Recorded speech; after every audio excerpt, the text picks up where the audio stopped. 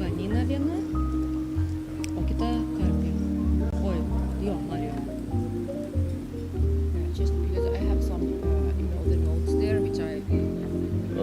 Which one are you? Nina. I'm Nina. Yeah. So as you can see, So yeah, it's a present interview. So basically it should be just like that. Padėsite prieš jo. That's nice. Even though I was talking about the AI, I can't use the technology. But I'm the rehabilitation person there. Šitą išimsiu paskui, nes kiti dar turės Gerai, susidėti. gerai. Geras. Bet čia dabar visiems bus su prezenter, ar gerai? Labai gerai. Gerai. Žiauriai gerai.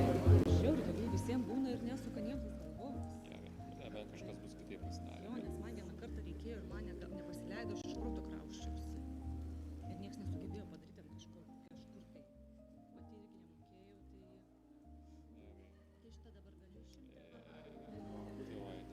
tai šitą dabar galiu Tai aš visus dėliosiu vat, Gerai. čia į viršų, Jo. o jie jau tada išlies. Gerai.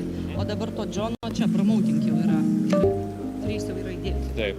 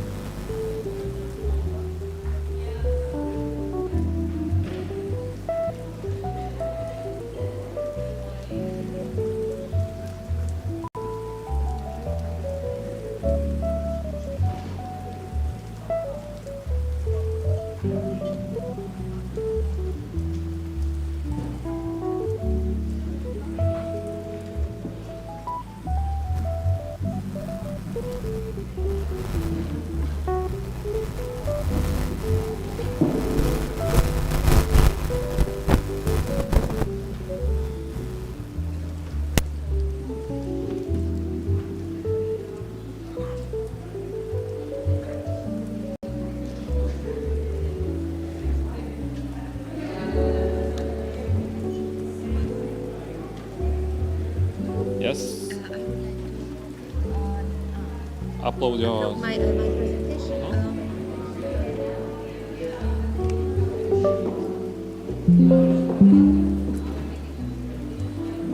If you take notified, it will be the Can you? It would be faster. And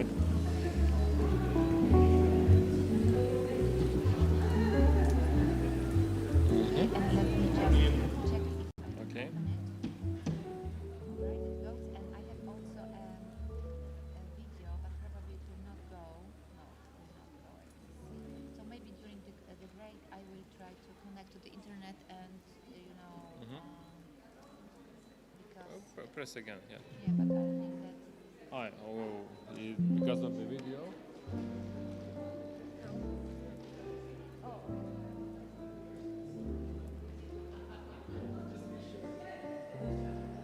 let's go here. No, but it's always when I, change the equipment. Oh, it goes. It goes. All right. All right. Yeah. Perfect. But it could be like that screen prompt up. You need to press. I will be here Okay. if something but goes it's not so wrong. important. If it will not go, we Okay. are not worried. Okay. So just let me take it. Mhm. Mhm. Thank you. Mhm.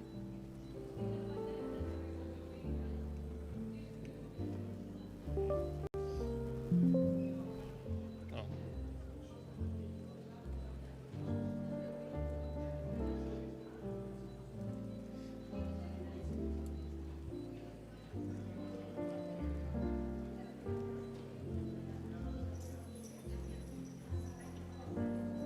Do you have any videos or? 20, number 20, but it's not necessary. I see it's integrated in the slides, so Yeah. it should be working. Okay, otherwise. Mm? So this is my position. I should speak here, Yeah. and I it's, can just pass. After everyone upload the slides, we will connect this presentation. You can press like right okay. for the next, left for the back. Okay, thank you. Mm? Yes, you can remove it.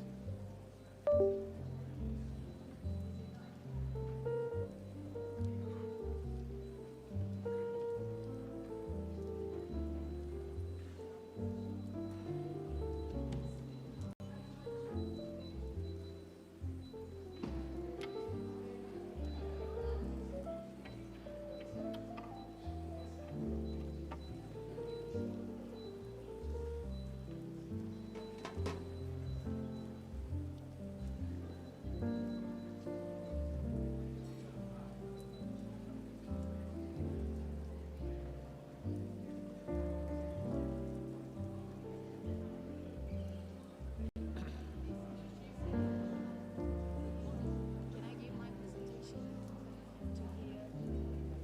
Do you have a slide?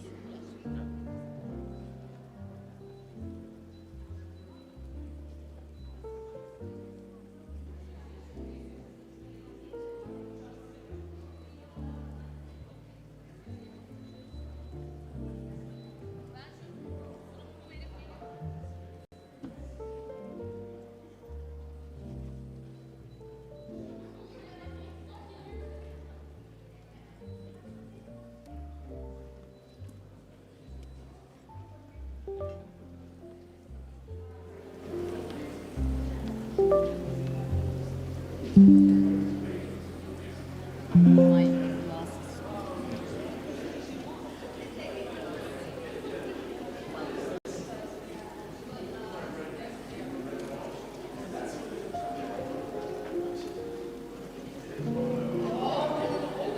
This one?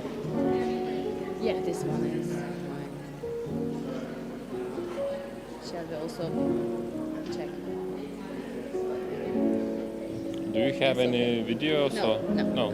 Okay. Thank you so much. So when I come here, I will just open it. Yeah, and I yeah. will go. I will be near. If you need any help, I will come. Yeah, to so help. this will be like Yeah. this, and it will be like this. Okay, thank you so much. Don't forget your flash. Oh yes.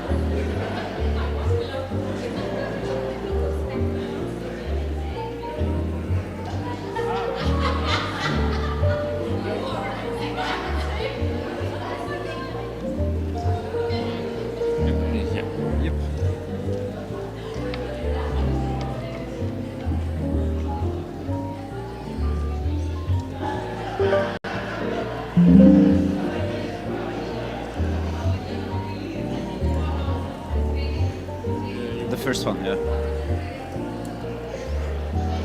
Oh no, if you cut it, Yeah, it's fine, it's fine.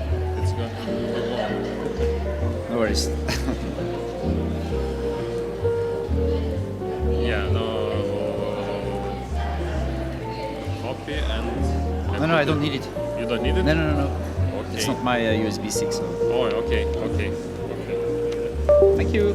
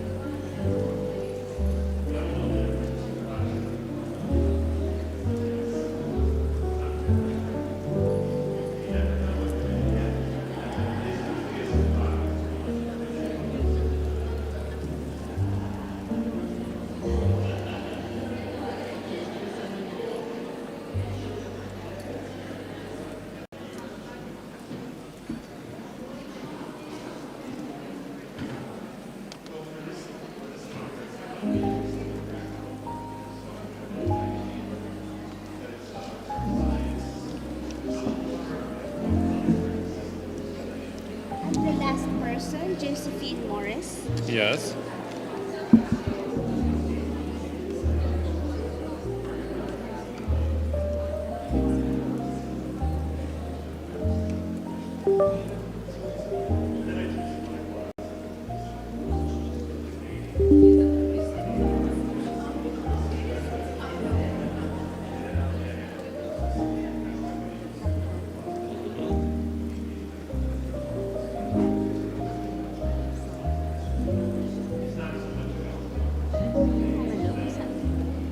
You wanna look? Yes, please. Uh, That's okay, that's no.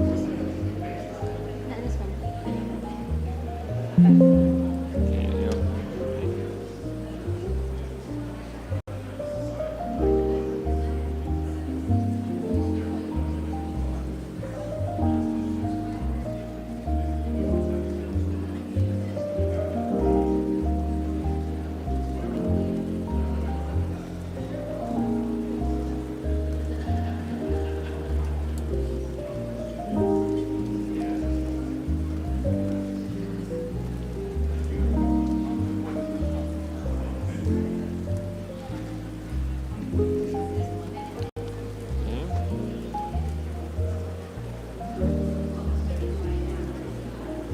Is that okay if just have a one and one just to make sure it's the right?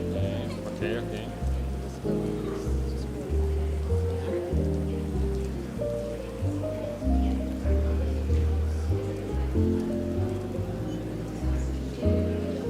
Perfect. Thank you so much. Wait a second.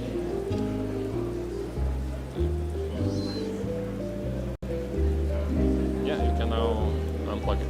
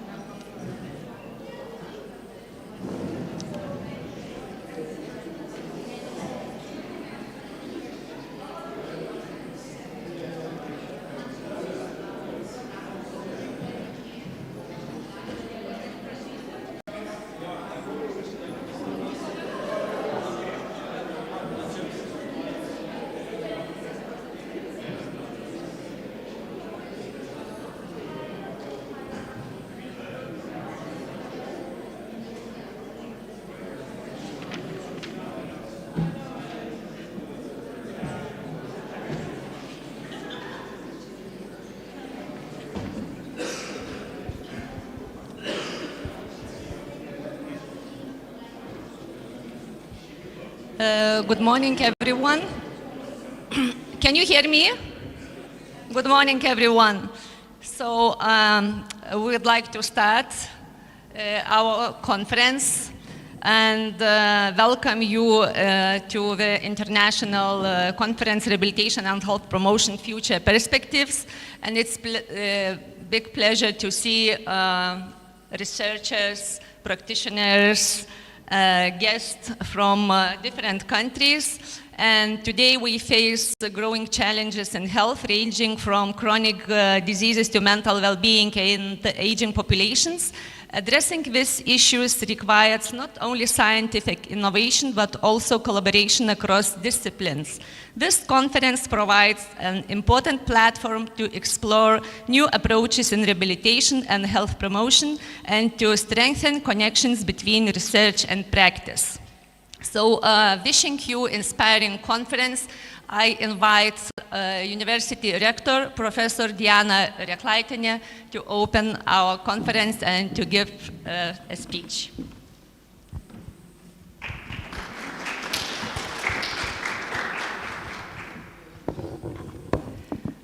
Dear distinguished guests, students, colleagues, friends, it's very nice to see you in our conference, which is organized already for the second time.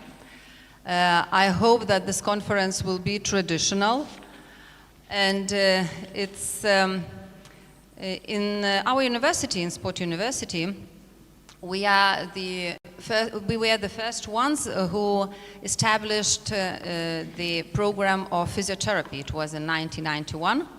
And before that, we also were the first to have and prepared as the specialist of remedial gymnastics. So we have really long traditions and experience in preparing specialists in rehabilitation and physiotherapy. And our alumnus during those years really doing a very good job, and a lot of them are working in sports clubs, not only in Lithuania, all around the world. Also, they're having their private practices and working in hospitals here in Lithuania and all over the Lithuania. So we're very proud of them, and this study program really has very, very successful in Lithuania, and we are proud of this. And I am also a graduate of this program. I'm also a physiotherapist. So this is especially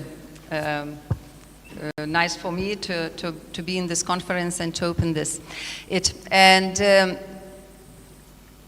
special thanks I want to say to our guests and speakers who will participate and who will give their presentations in our conference. Thank you all so much.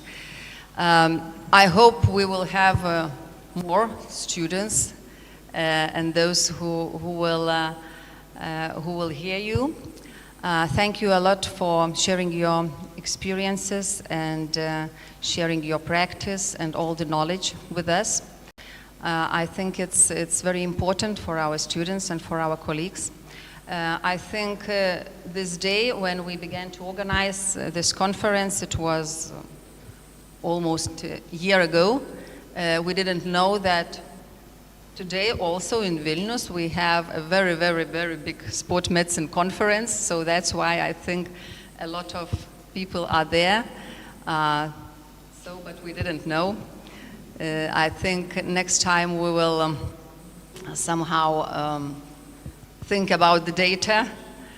But still, I'm very glad for those who are there, who are here, and I hope we will have a good experience, we will have good conference, and we'll get not only knowledge but also networking and inspiration for our practice and for our research.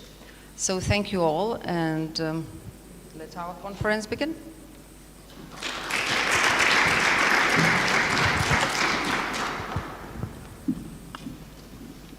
Professor, for your speech. And before we start our presentations, I would like to invite all the speakers, keynote speakers, to take picture all together for our media. Okay? Thank you.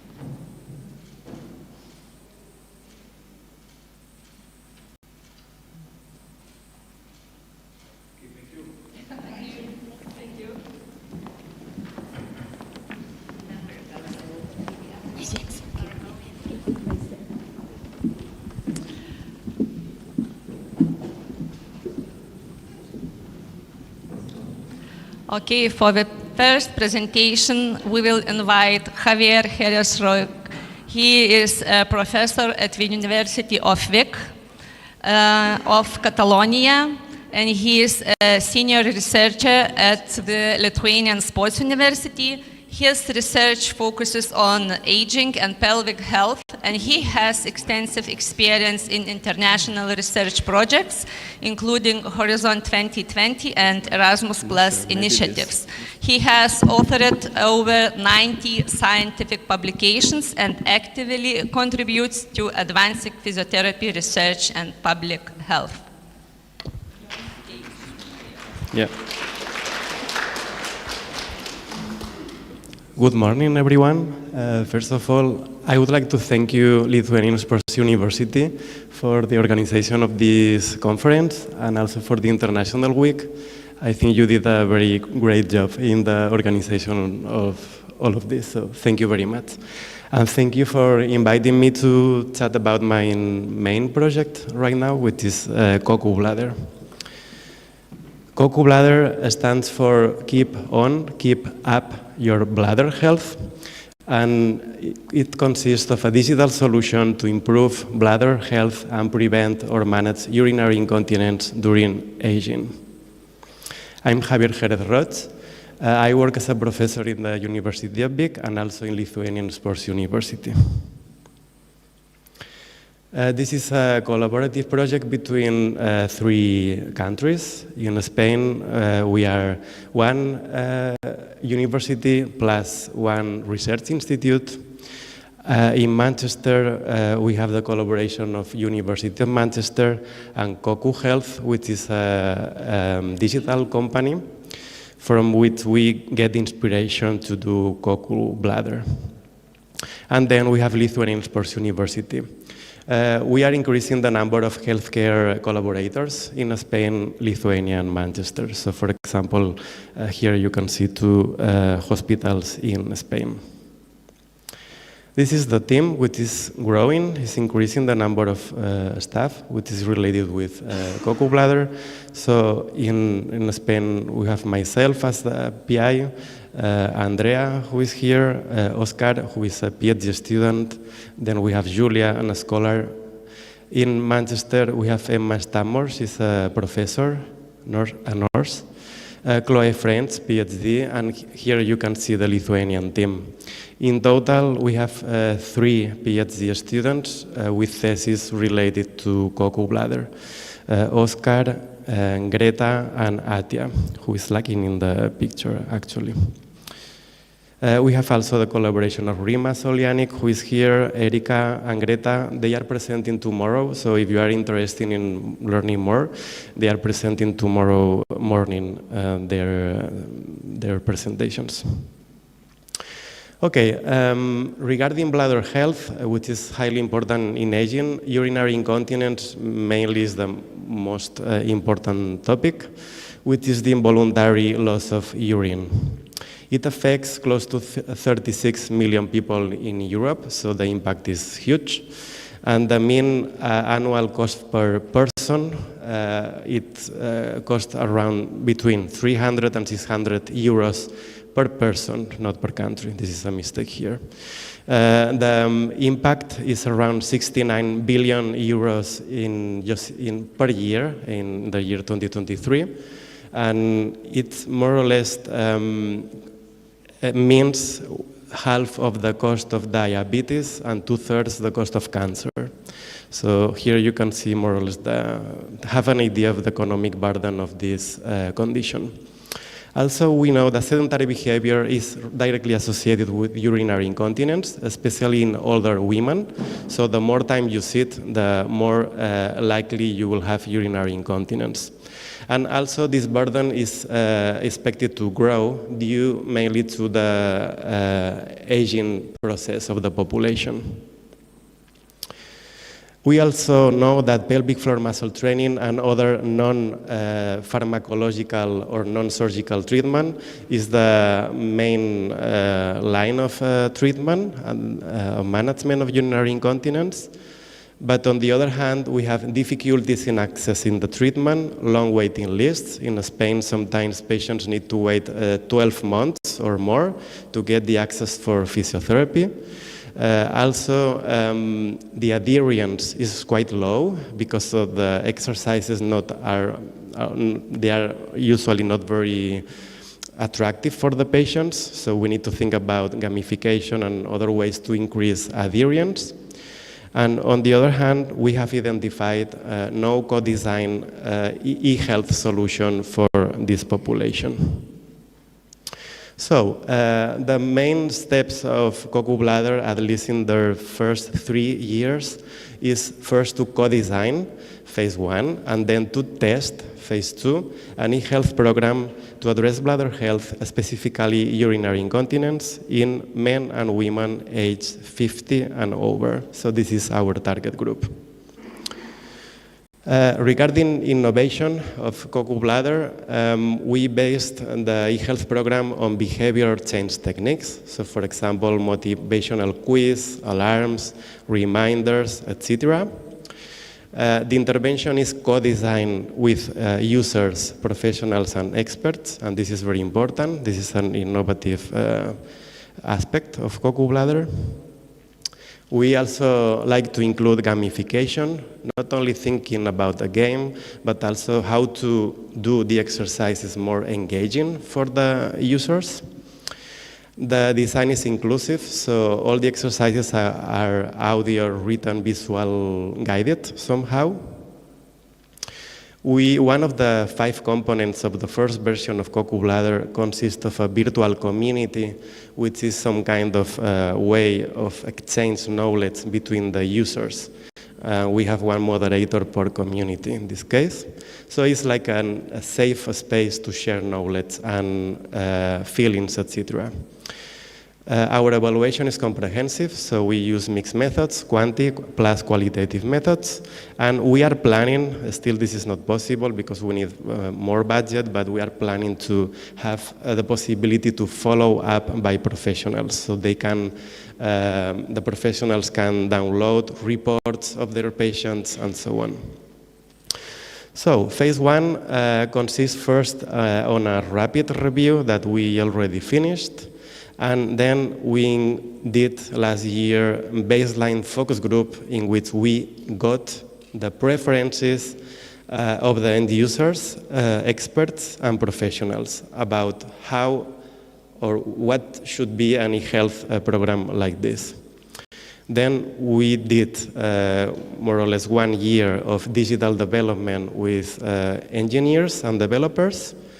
Right now, we are doing a piloting usability test in 75 users, and we are planning final focus groups in the month of May and June. These final focus groups are going to provide us insights about the program and how can we improve the program. And then, starting in June this year and until next year, we are going to have phase 2, which is mainly about a feasibility and acceptability study. So as I told you, the first stage was to conduct a rapid review. What solutions in Lithuania, the UK, and Spain we have available on Google Play and on Apple regarding e-health solutions which have included some older adult age 50 plus. We identified no digital solution in Lithuanian, which is evidence-based, so the criteria was evidence-based, including people age 50 plus. In Lithuania, there was nothing available, and in the UK and Spain, you can see in total four apps, 4 solutions. That app, which was created in Scandinavia, Bladder Boss, I think it was in Ireland, Urine Control and Urine for All in the Netherlands. And here you can have the number, you can see the number of behavioral change techniques and the MARS criteria. If you want further information, this is published open access. In brief, the results of these 4 apps are moderate, so they get moderate results with moderate reductions in urinary incontinence and generally good impression of improvement of the users. It's important to highlight that none of these apps were co-created or co-designed with users. Here you can see pictures of our focus group last year. So in big, on the left, you can see our first focus group with professionals and end users. Then in Lleida, we also conduct a second focus group. Then in Lithuania, they were very shy, so only 3 people appeared in the picture, including 2 staff members. But in total, we got 12 participants in a face-to-face focus group. And then in Manchester, I have no available pictures because of the rights, but in total, we conducted 2 face-to-face focus groups and then 1 online focus group. These are the main results. I'm not going into detail. We are close to send for publication this paper, but these are the 6 main topics that rise from the baseline focus group. Evidence-based, clinical legitimacy and professional endorsement. So end users want that the contents are evidence-based. The content should be individualized, and this is very challenging for us because this needs probably use of artificial intelligence and other modes of personalization that we need to do in the future. The importance of the use of behavior change techniques to improve the adherence. Then multimedia guidance for education, exercise precision and safety. Integrated professional communication and progress monitoring. So this is very important. This is why we have 1 moderator per community. And the plan is that the professional in the future other non-COCU bladder professional can enter the platform. And lastly, data security and digital ethics. Which are our main components? So far, our first prototype consists of these components. First, we have 20 education videos complemented by external resources. They are resources available for everyone that we have evaluated, and they are reliable. Then, this is probably our main strength. We have the exercises. In total, we have 21 exercise programs. Then we are finishing a game. This game is called the Bladder Challenge Wheel, and it's some kind of game in which the user can test his or her knowledge about what they have learned in the education and the exercises. And then we have 2 more components for communication. We have chat, user, and user professional. So the user can communicate with anyone in COCU Bladder program. And then a community to share knowledge. All of this in the community, we are waiting for more budget in this part, but in the meantime, we are using the VCTs in the community. So reminders, motivational messages, and so on. Here you can see the topics of the 20 educational videos. These topics were selected according to their preferences in the focus groups, so this is why we use co-design. Still, some topics are lacking because we needed to cut at some point that the budget is limited. We are planning more educational videos, but this is what we have actually. And then we have 21 programs that come from the combination of 34 exercise videos. And we have 5 levels. So the user starts with beginner 1, then moves to beginner 2, intermediate 1, 2, and then advanced. And he or she is recommended to use the best level according to the difficulty. And here you can see the types of exercises, mainly warm up, pelvic floor muscle training, using different duration and intensity of the contractions, functional pelvic floor muscle training, the neck I'm going to show you later, combined with the squats, etc. This is our roadmap. As I told you, this is a 3-year project which is finishing next year. We are halfway, but our plan is to continue because this is not only a research project but also an innovation project. That means that we need to build a better product. Actually, we are in the level of development 4, 5. We are piloting. And our plan, if possible, would be to do a spin-off company in 1, 2, or 3 years. This is our funding, so mainly from the Research Council of Lithuania. And then we have complemented this funding from Spain, from 2 sources, and with Koku Health, which is a digital company in the UK, which is providing all the support to do the game. Do I have time to run the video? Not sure. Yes?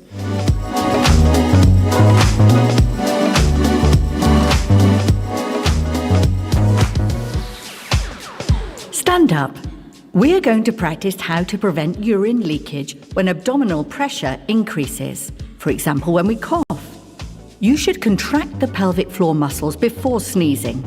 Let's get started. Contract. Cough, release. Contract, cough, release. Contract, cough, release. Contract, cough, release. Contract, cough, release. Contract, cough, and release.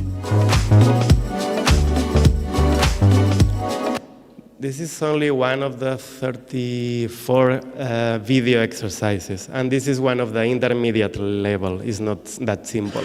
So before this, the user needs to know how to contract the pelvic floor correctly, and then he or she moves to this exercise. Okay, then in phase 2, starting from June, we are starting a feasibility experimental study with at least 120 participants recruited in the 3 sites, dividing the participants randomly into groups, the Koku Bladder program versus indirect health education. So in this control group, we are just saying, go to the website and see what is recommended in the general section. I'm not going into detail, don't worry, but if you want further information, you can reach me. I'm here all the day. But the criteria mainly would be people aged 50 plus with some urinary leakage that has not done any kind of pelvic floor muscle training for the last 6 months. And the intervention period is 3 months because the program lasts 12 weeks. We are also measuring physical activity, and this is also an innovation. We are using activity devices in the wrist to measure if there are changes in physical activity after the program. And also only in Lithuanian subsample, Greta, PhD student, is doing ultrasonography to see if there are changes also in the biological aspect. This is our award last year in the ICDS Congress. Our rapid review was awarded by the best e-health category abstract. We are quite active in dissemination. We are starting to go to the fairs to promote Cuckoo Bladder, and we started walking this innovation path, which is very, very exciting and very challenging at the same time. This is our plan for papers. The first one is publish open access, so you can all access it. Rapid review is on the review. I think it's very close to publication.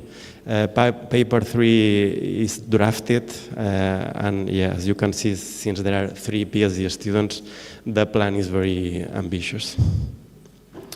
This is our protocol paper, published in BMJ Open. And this is the website. So if you feel curiosity, you can take a look here.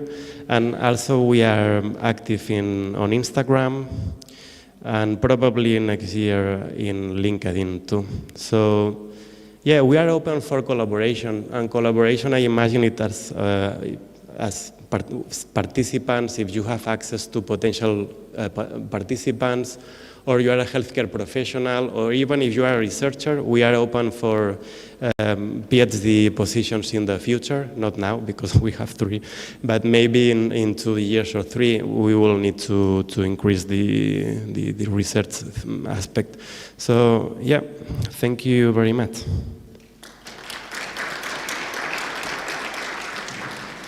Thank you, Javier, for your presentation. Do we have questions from the audience? Or we push our discussion for later time? Okay, no questions? Okay, thank you, Javier. And next, our presenter will be Nina Katayapu. She is principal lecturer at the Turku University of Applied Sciences Master's School from Finland, and she leads the research group Functioning and Activity from Infancy to Adolescence. Her work focuses on integrating digital solutions and artificial intelligence into physical activity and rehabilitation. She is currently the principal investigator in an implementation study on digital delivered physical activity interventions for children with cancer. Your stage.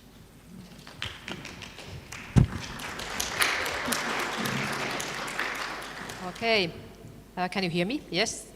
Thank you for inviting me to speak here today. It's very interesting to visit this university because I have known Vilma a very long time but never visited here before. So thank you for this opportunity to come here. And Javier, thank you for your speech, what you told us in your last presentation, because now I'm also going a little bit deeper in kind of co-design, or the importance of co-design or co-creation when we are developing something new. So it's very important to hear the users and the end users' voice when we are developing something new.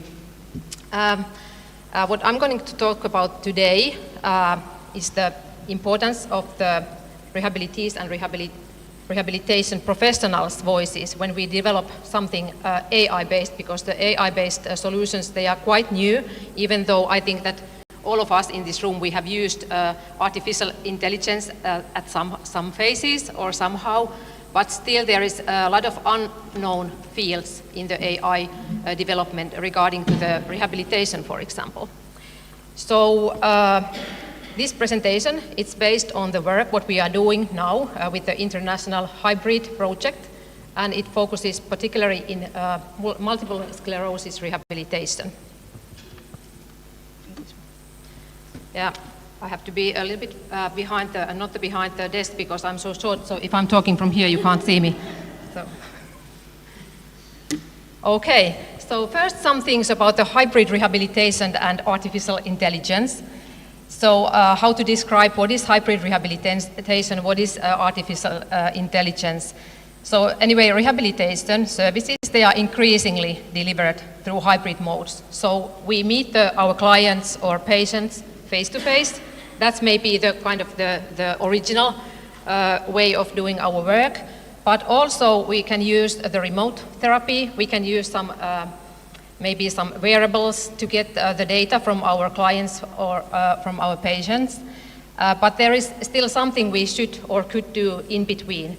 So now we are developing the virtual assistant, which could be maybe not the help, but the support the rehabilitation process between the sessions, between when the physios or other rehabilitation professionals are meeting the patients and when the patients or clients are working on their own at home.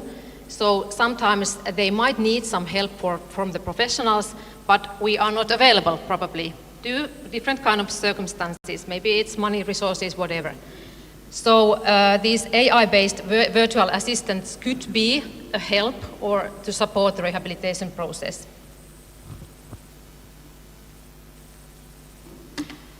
But why it's a bit challenging?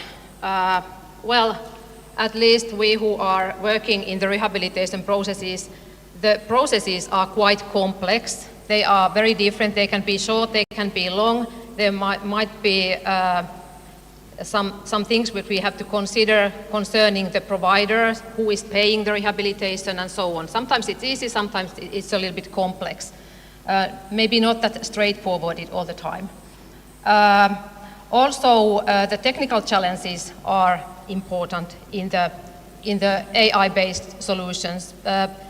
Our professionals and our rehabilitees, maybe they don't have the trust in all where the data is going, where is it coming, what happens to the data between the sessions. So there are these ethical and social considerations, what also Javier mentioned in their project.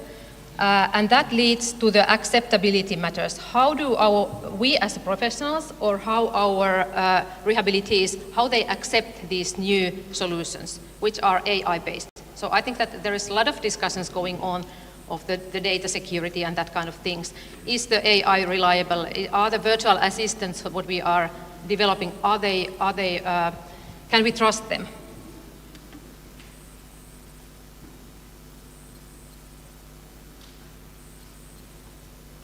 Okay, so something about this knowledge gap. So we know that the AI solutions, they are growing rapidly. There has been done huge amount of research and research papers which are concerning the AI-based solutions.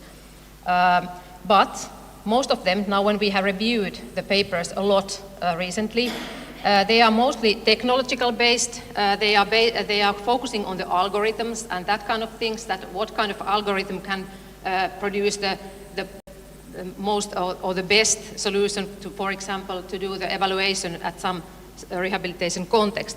But there is limited experiential evidence that how do our clients, how do they accept, how do they feel, what do they want? So this is the gap what we want to show or what we want to study in this project.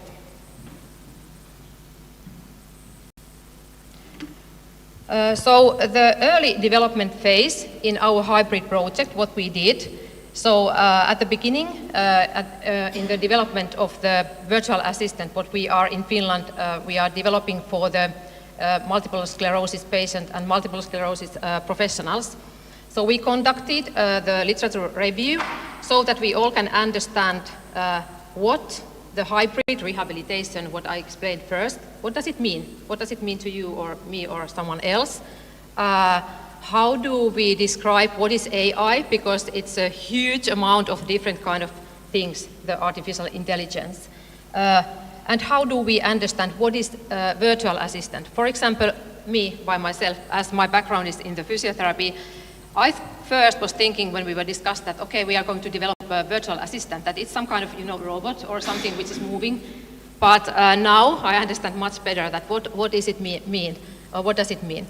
So that was the first thing what we wanted to do, to get a common understanding of what is hybrid rehabilitation, what is AI, what are the virtual assistants. So that was based on the literature review. Then we were thinking, because the rehabilitation, like I said, it is a very complex process. It's not only the professional, not only the physio, not only the client, but also who is providing the physiotherapy, for example. Who is paying for it? Is it the insurance company? Is it the municipality? Is it the hospital? What is it? So we needed to know from the perspective of the multiple sclerosis rehabilitation process. that how the managers who decide that what kind of equipments, what kind of technology we take, that what do they think, how it can help their work.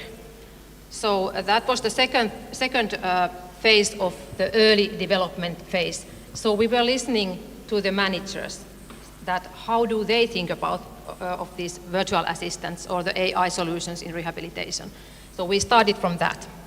And to be able to do the like a coherent interview, of course, we as a researchers, we had to understand this phenomena a little bit better than those who we were interviewing.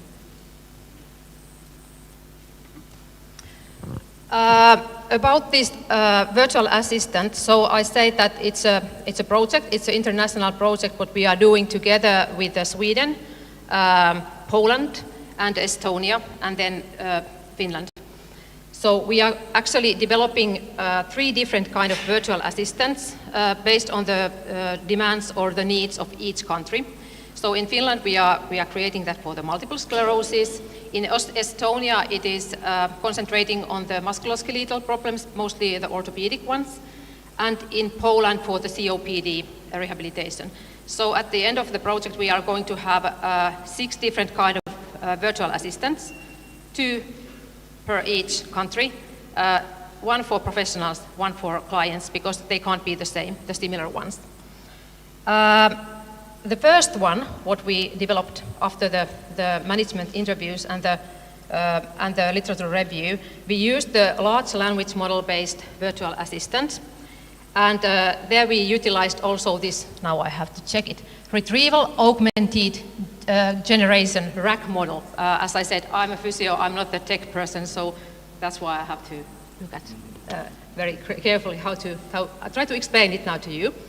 So as rehabilitation professionals, we collected the information, the data, what is freely available in the internet concerning, in Finnish case, the multiple sclerosis. That kind of papers, publications, leaflets, patient guides, what is really available in the internet, because this is something what our clients, they are actually looking.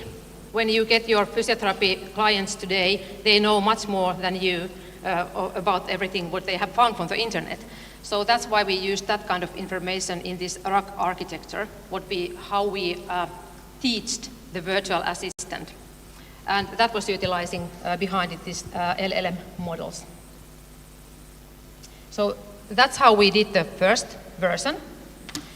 And when the first versions of these assistants were ready, for the other for the professionals, the other for the clients, then we needed to do the user-centered evaluation. So we had a couple of focus groups, one for rehabilitation professionals, and there were not only physios, but also neuropsychologists, nurses, doctors, who were involved in this focus group session. And for the patient session, they were people who were quite newly diagnosed to have the MS disease, and 2 separate focus groups.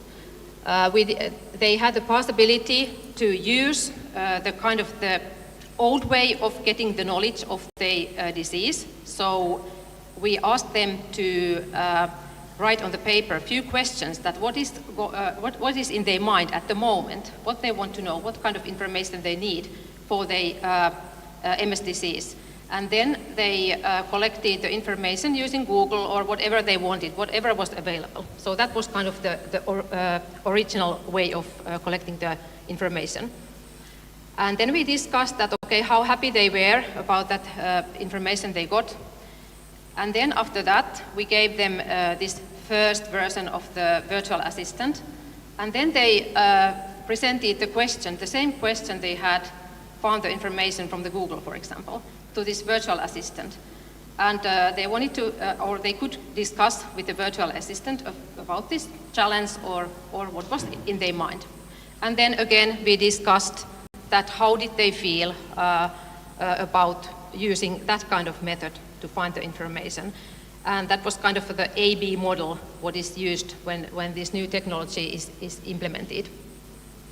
And because we are writing a paper out of the results, so I can't go into deep into these results of these focus groups, But anyway, we got very good and important information for the next development round. So there are these two bubbles, the one in the right, which says that she's between Google and doctor, not between the guard and the doctor, like we physios are very muchly described.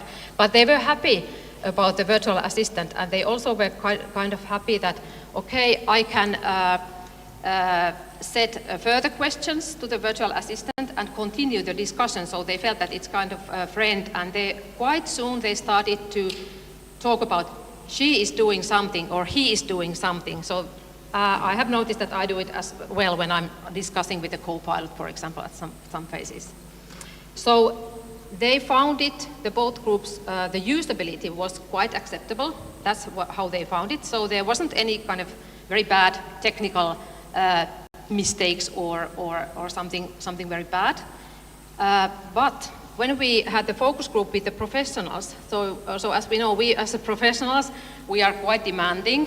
So we are not too happy if we get something which is a little bit like this or a little bit like that. So they found that, okay, the information was a bit old. They were expecting to have more innovative answers to their questions. And then the both groups, they said that, where does this information come from? Because there were no references. The virtual assistant didn't give the references that what is the information based on. Of course, we could, and we did, tell to those people who were attending to focus groups that where the information comes from. So we could tell them that it was this and this paper or article or leaflet. But of course, we found that very important thing that, okay, there has to be some kind of references to be found when you are developing something for the healthcare system. People don't trust that if the information is right or wrong. And this comes also, or gets us to think about the health literacy in overall. There are also people who believe everything what comes from the internet. And that's also one ethical thing what has to be considered. So, after the focus groups and the information we got led to the redesign. So the second step to make a little bit some technical improvements for the MS patients, for example, they were asking that can we use the virtual assistants by speech recognition, because it might be difficulties to use the fingers to type in the small app. So for example, that kind of things. But the content validation. So next thing we did was the fine-tuning method, what is used also when we develop the virtual assistants. And I try to explain what is fine-tuning. So we gathered much more information based on the peer-reviewed articles and much more information where we based our questions and prompts to the co-pilot and the chat GPT. We wanted AI to create hundreds of questions and answer pairs based on the information we gave to the AI. And so we got hundreds of questions and answers pairs. And then we gave these questions and answers pairs to our final stage physiotherapy students to see, and also the articles where the questions and answers were based on, to see that are they happy with this answer, what the AI has given. And they used this like a traffic light system. So if the answer was totally poor, it got red. It was so poor that we didn't even want to make it better. And then if the answer was somewhere between, the students had to find from the information and to make the answer better, so that they, as a physios, could say that, okay, I could have this, give this answer to my patient, and I would be happy and confident about it. And if the answer was perfect, then it was marked with a green. After the students had done it, even though of course we trust our students, but then we have the experts who were randomly checking the students' answers, students' validation. So it was like double validated these questions and answer pairs. And when that was finished, that material was again given to our virtual assistant development team in Estonia, and now they have worked on the second phase of virtual assistants so that also the professionals and our clients could be more satisfied. So that was the fine-tuning phase. What is happening next? We are going to have the pilot study. It's going to start quite soon, and in each 3 countries it's a bit different, but in Finland we are going to have the 2 months period pilot study, and there we are going to concentrate on this technology acceptance model and the acceptability framework, which is delivered from the Hayden et al. And the basic things what we are focusing there are the affective attitude. What are the feelings? How do the clients and professionals, what is the effect of that virtual assistant? Of course, we want to find what is the perceived benefit. So, for example, if they try to find some answers within the virtual assistant based or concerning the multiple sclerosis, their fatigue, whatever it is, did they find any benefit during this 2 months period of that? And then workload and ability. But the conclusions. So what we have been thinking from the beginning is that the user voice is essential when you are developing something which is related to the new technology, which is maybe not that trustworthy yet, or at least the people think that can I trust it or not. So we really need the user's voice. If it's accepted, of course it enables the feasibility of that system, of that technology, of that whatever we do.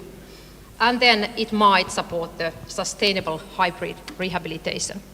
And in this bubble there are some sentences what our professionals and what our clients have said in the focus groups or different situations.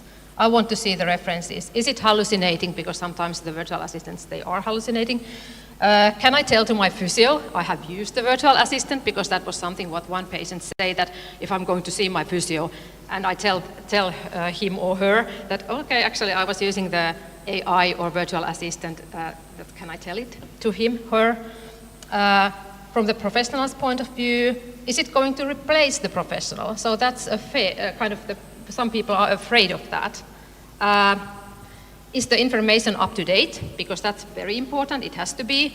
And where is my data going? When you are typing something, when you are speaking to that virtual assistant, where is it going? For example, we are using the bot press, it's going to the United States. So people have to really understand that are they identifiable later on and so on. So these kind of conclusions at the moment from this project.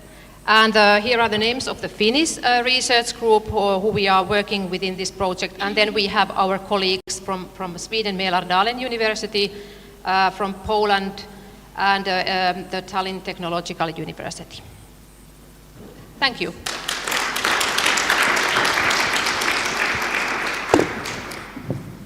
Thank you, Nina, for your speech.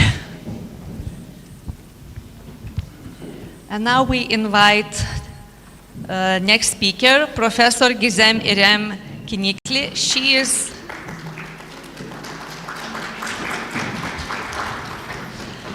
is a leading expert in musculoskeletal physiotherapy and rehabilitation at Hacettepe University in Turkey. Her research focuses on post-operative outcomes and the biopsychosocial aspects of recovery, particularly kinesiophobia.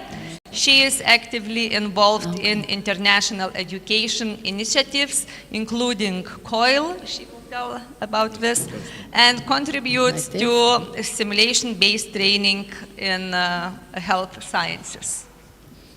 Thank you. Okay, and for Lazar, is this? This one. Okay, thank you. Good morning to everyone.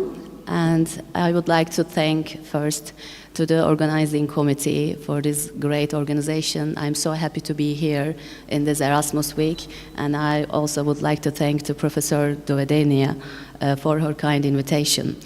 Today, I see some students there, so I think they will interest the topic that I will talk about. And I see some lecturers and teachers here also, and my colleagues.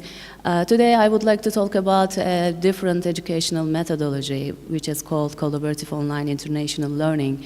And I'm using it for now more than 4 years, and my students are very happy to use this technique in our lectures, and that's why I wanted to talk about this with you. All we know that is we cannot teach swimming without water. So if we want our students to gain the knowledge and skills of global citizenship, so we should give them some opportunities to work on shared challenges together. So global learning in health and rehabilitation cannot be simulated in a vacuum, and it requires contact. Of course, we use technologies, but we need to come together in maybe in networks, in online, and we should use these communities around the world and online.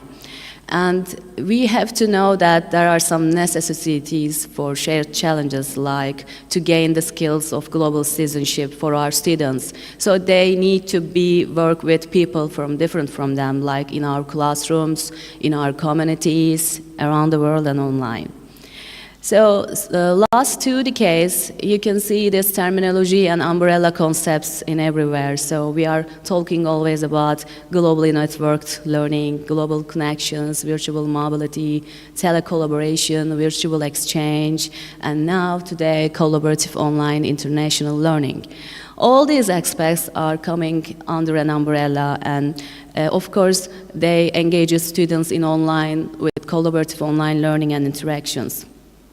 And if we look with a global context, why COIL now? Because everyone has experienced COVID-19 here, and it was a turning point in our lives. So in worldwide, the education become online, communication become online, and we should rapidly adapt to the digital collaboration tools.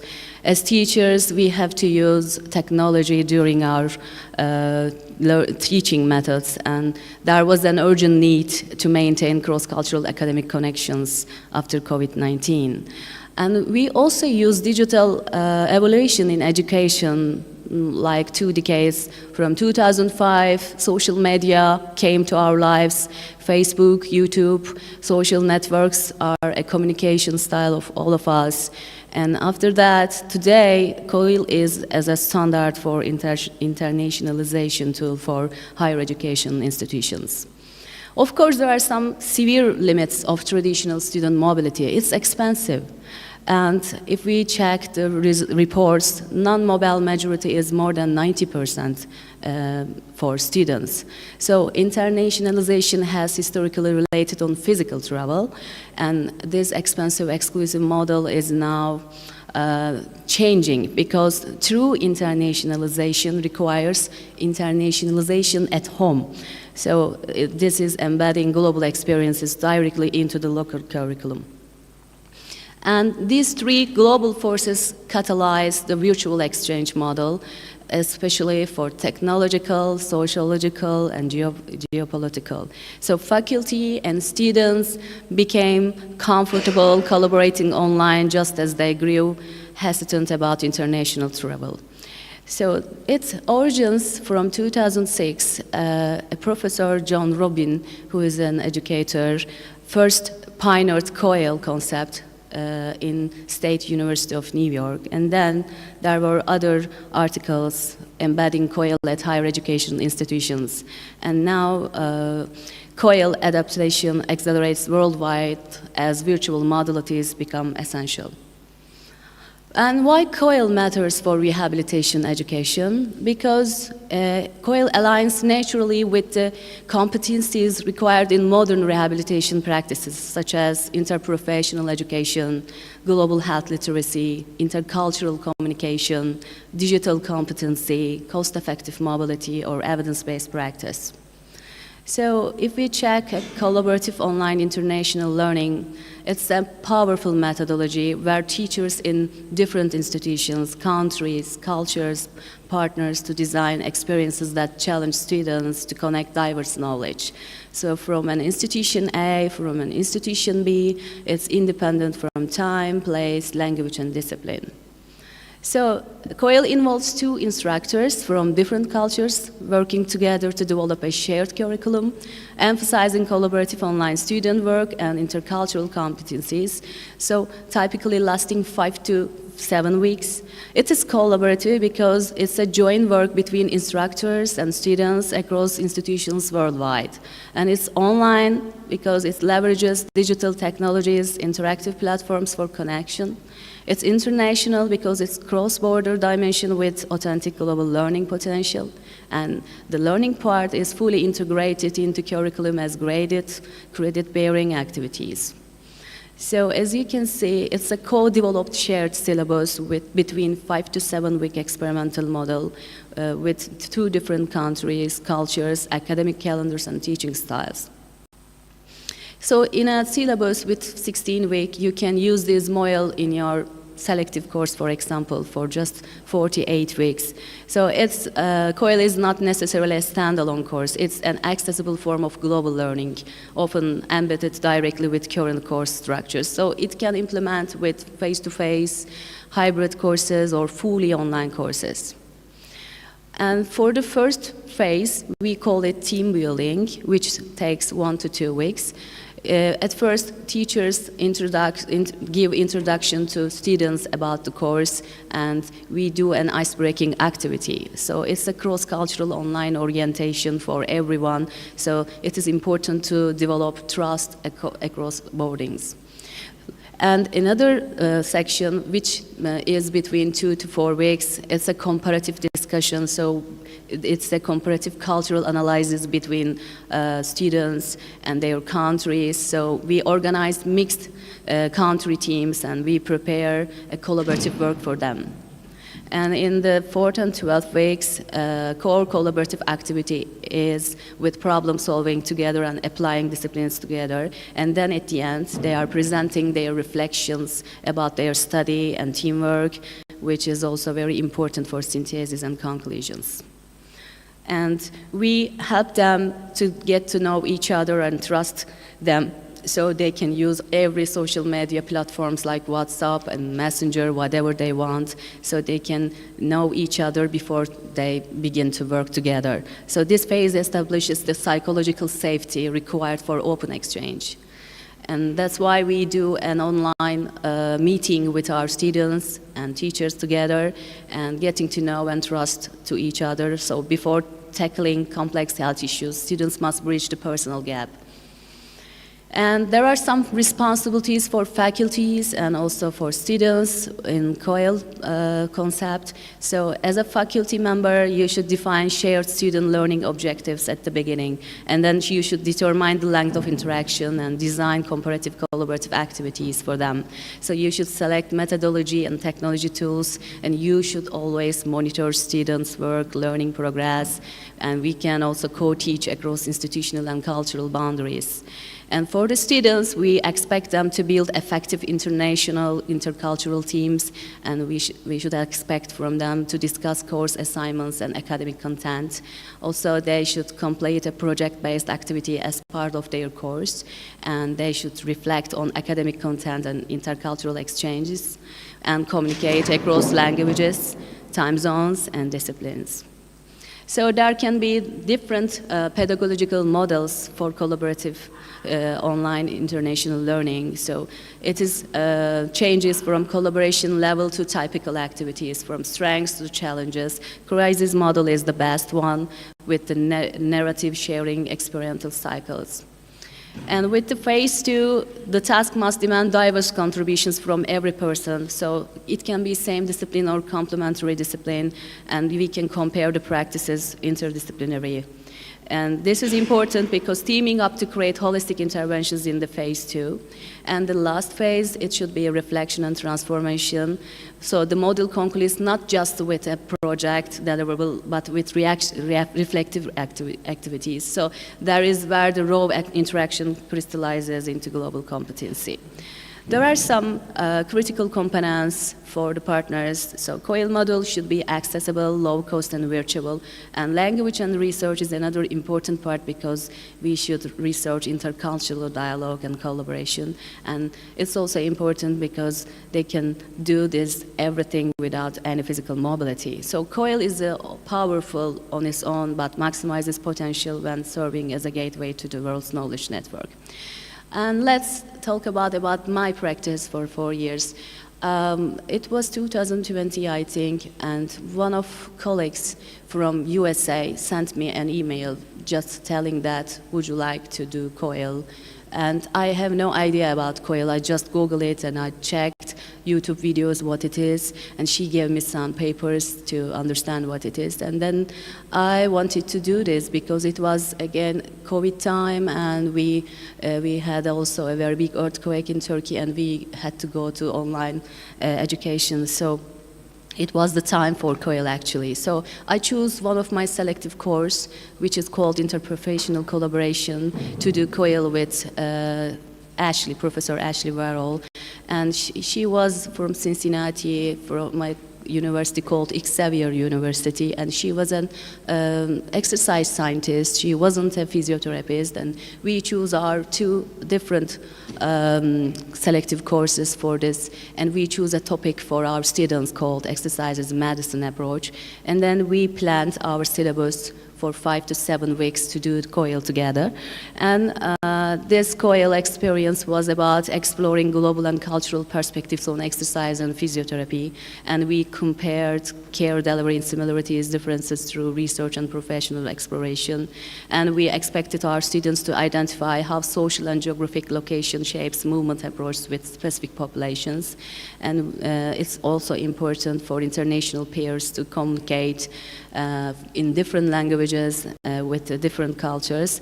So that at the end, we ask them to reflect their intercultural competence and digital literacy gained through the project. So I changed my syllabus according to COIL for 9 weeks. And in the project timeline, we did pre-work at first, common learning, and we sent all students a press survey, and we gave some COIL intro videos and cross-cultural readings and submit 3-sentence reflection. And then the first week, we connect with via email or Zoom and shared about ourselves, universities, and exercise culture in our countries. And then they began to work together, students began to work together, and we followed them, we monitored them, and they compare healthcare systems, and they begin to explore more deeply for rehab timelines, access and barriers, and exercise roles for chosen conditions. At the end, they did SWOT analysis, and they did some reflection activities, and they did also post-surveys after the activity. This is a sample of our syllabus with COIL project. And these are our teams, and they were from USA, and Turkish students come together, and we advise them to use technology tools like WhatsApp, Zoom, email, Moodle, Google Documents, video, whatever they want. And they prepared some infographics, and they all gave these presentations during online meetings to us and to all students. And this is an important part maybe because we asked them before COIL activity, during COIL activity, and post-COIL activity assessments. So these are open-ended questions for students, so we just send it during activity and we ask their opinions about the COIL activity. And there is also one another scale for this activity, which you can measure cultural intelligence scale, because this is an intercultural activity. And what was produced, COIL project, this was a comprehensive weekly reflections comparing Turkish and US healthcare systems, exercise, culture, and treatment approaches. So with the group presentations, they could gain intercultural competency and they could gain professional networks, and they did evidence-based analysis for healthcare strengths. So it was an enjoyable and very productive activity for them. So which is important here is enabling global learning for all. So by embedding international collaboration into accessible 48-week modules, we can remove the barriers of cost and travel. So it's important for our students and for our teachers too. Of course, there are some considerations and challenges like language. But you know, you can use all technology for language barriers, so I try to poke my students to use these technologies. And time zone is a different problem because there was 8 hours between countries, so sometimes they were in the morning very early on the screen, and sometimes we were on the monitor very late. So academic calendars can be challenging because coordinating semester days, student numbers, public holidays, and exam periods across both institutions are completely different. So it's another challenging for faculty members also. And technology access, they can only use their smartphone or tablets or mobile, whatever they want. And grading alignment is up to the teachers, so I, for example, grade this activity for my students as a midterm grade. So, and institutional support is the most important one, because if we want to use it, there should be some institutional support requires buy-in from faculty, dean, and internationalization office maybe. As a faculty, maybe next steps for faculty building your bridge, please identify clinical learning goals for your students. And for it, of course, international perspective, maybe you can find a global partner. This is the best part because you can align with your academic calendar and equity goals before this project begins. And choosing your pedagogical model, which you will use digital literacy and time constraints. So democratize access, build the borders with the clinical classrooms is important. We are still going on this project actually. Now this is the 4th year, we still do it with our new students. And from this presentation, maybe you can take some takeaways like COIL is a proven scalable methodology for embedding intercultural learning into existing courses without requiring student travel, and also for teachers. Faculty co-design is central, shared learning objectives and collaborative activities and agreed assessment methods are foundational to COIL. And also rehabilitation education, COIL really built critical competencies, intercultural communication, global health literacy, and digital collaboration. So it's accessible learning available to all students, regardless of financial background. So thank you, at you.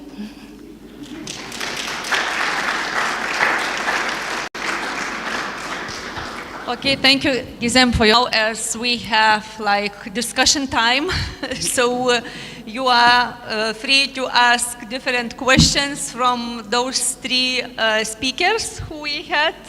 And actually, I would like to ask Gizem, because she had on her presentation like it is impossible to teach swimming without water, something like that.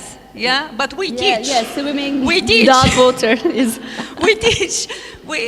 I think everyone know that we have a swimming pool here at university, and myself, I teach aquatherapy, and we face with some students who has allergy. To chlor? What? Water. I call water allergy, not chlorine. Yeah, water. I call this water allergy because without any like base proof, they say I cannot go into the pool. So as teachers, we are pushed to teach them. Yeah. Without water. Do you have this problem, and how do you solve this? Maybe Baris can explain this.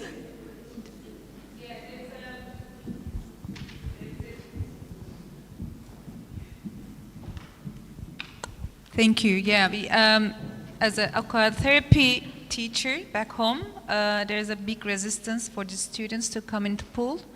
They have allergies, they have their private days and whatever they call as an excuse. But I understand that to break this resistance to learn, these could be marvelous toys with us, either the international AI or the gaming or intercorporational stuff.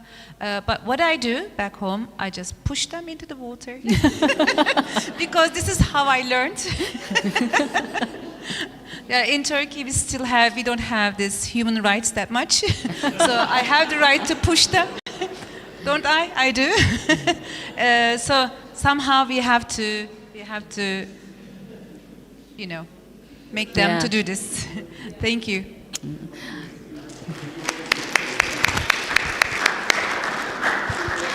Excuse me, can I ask, Professor Wilma, can I ask to our students here, after listening this, would you like to try it for a lecture, this kind of COIL activity in your lectures?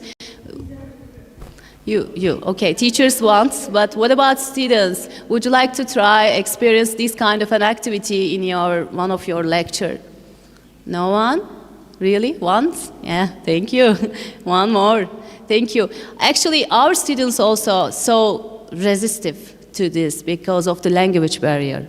They always say to me that I can't do it, I can't talk English, I can't understand them, I can't prepare this, and I always try to convince them to do this activity because it's important. You should try. There are lots of technology in your hand, and I will help you. What will you use?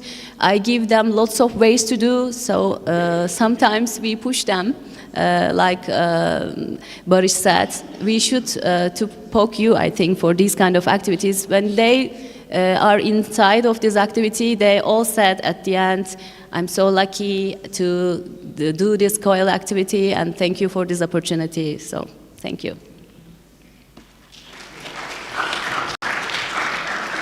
My question's for Nina. I have a question for you. Thank you for your presentation. My question is, in the United States, we have trouble with patient adherence, and AI models assume to some degree that people are actually, you know, the outcomes assume they're following the advice. And I'm wondering if you have trouble with patient adherence to guidelines or recommendations, and the other is, are you seeing that perhaps patients are more truthful with a virtual assistant than they might be with a physician or another provider? Is this open? Yeah. For your, what was the first question? Well, Can you repeat so that I understand? So like if you're training an AI model, you're kind of assuming that the patient is following advice. Like the outcome that you're training it against, you know, is assuming the patient is doing what they've been advised to do. And in our country, patients will tell the doctor, oh yeah, I'm taking the med, I'm doing all the things that you've told me to do, but they're not. And I'm wondering if you have the same problem in Finland. And I'm also wondering if maybe patients would be more truthful with a virtual assistant because there's no like judgment kind of thing. So I don't know, just a thought. I would say that the people are the same around the globe when it comes to the exercise adherence. So there are those who are really doing what they are told to do, maybe because of their home situation or whatever they have learned in their life. Or then there are the people who don't do what is recommended. But what comes to the second question about to being more truthful with the virtual assistant, this is something actually we discussed in our focus groups. That maybe not regarding to the exercise adherence, but discussing with the AI or the virtual assistant, they were thinking that they can, for example, ask more like private questions or discuss about more private things with the virtual assistant. and maybe also to be more truthful. If the virtual assistant would ask that, okay, have you done your exercises? They probably would say that, actually, no, I haven't. Yeah. So that's what we discussed. So Yeah. I don't know if I answered the question. No, I think but it's right, maybe and I it's an think open- it's a real important question. Yeah. And maybe it's a benefit to AI is maybe we'll get higher fidelity of the information if patients are truthful. Because it's a problem in the US with people not taking medicine the way or saving money, they cut medicine in half, those kinds of things. Yeah. Yeah, and maybe when we talk about the hybrid rehabilitation where the virtual assistant could be a part, but then when we can add, for example, the wearables, so then we can prop a patient which is going to somewhere and then you can't kind of fly, except you put your accelerometer to the washing machine or to your dog's collar and put the dog out to do the exercises. But anyway, that's maybe not a... Yeah. Thank you. I think in Lithuania a lot of people buy medicine but we don't use. Just keep at home to be sure in case. Okay, do we have more questions?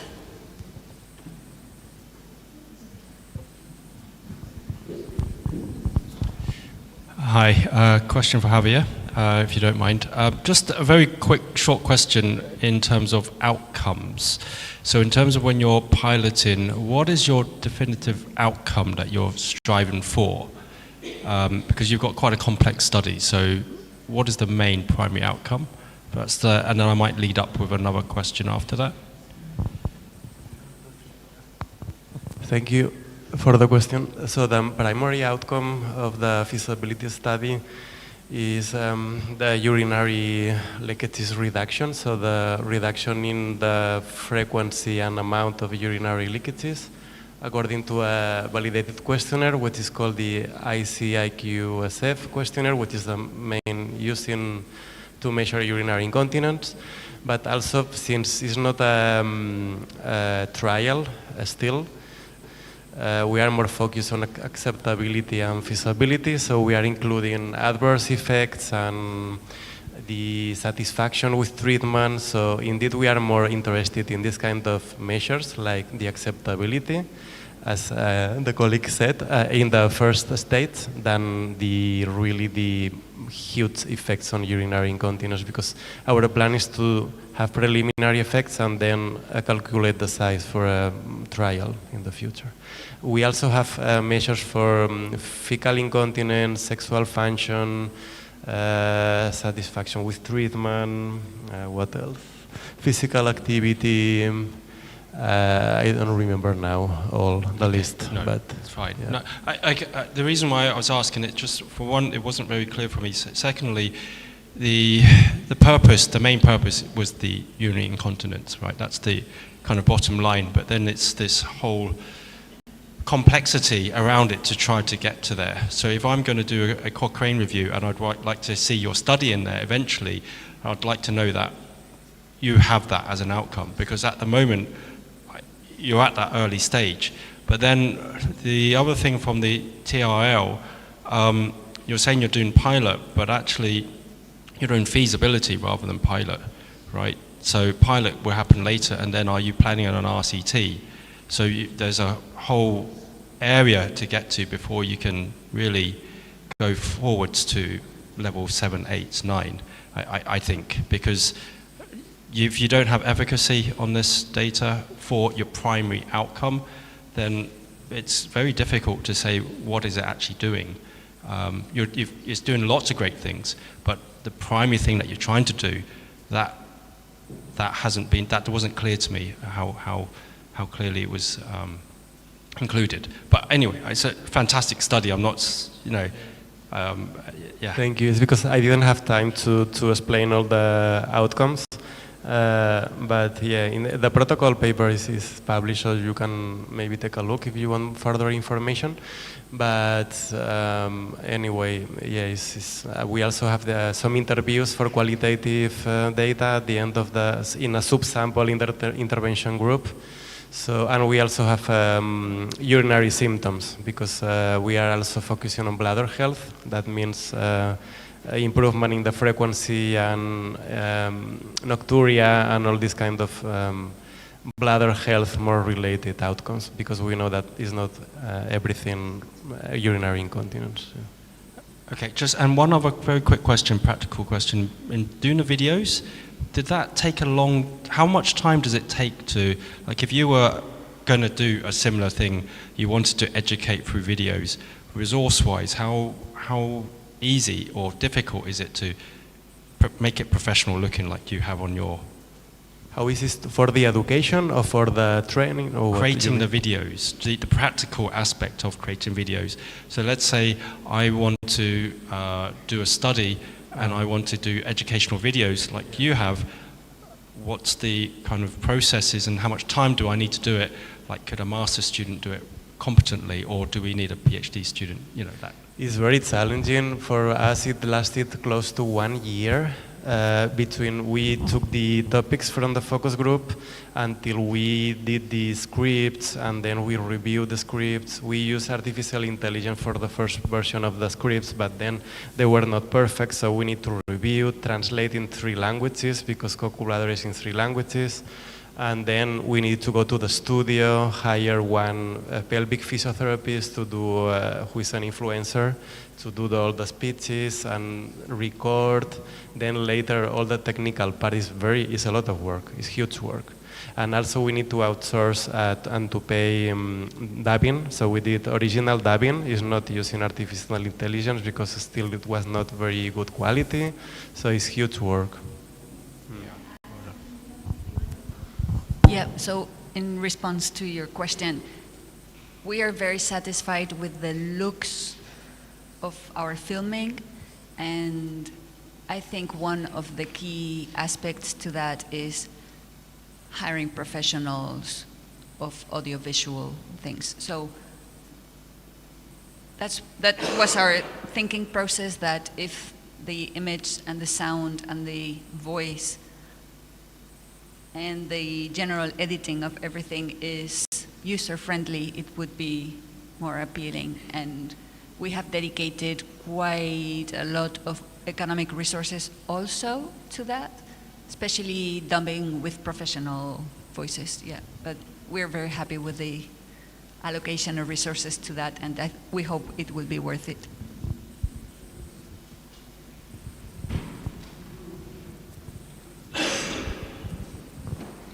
Okay, one more question for Javier. So how does the program address the differences between the men and women in incontinence? Thank you for the question.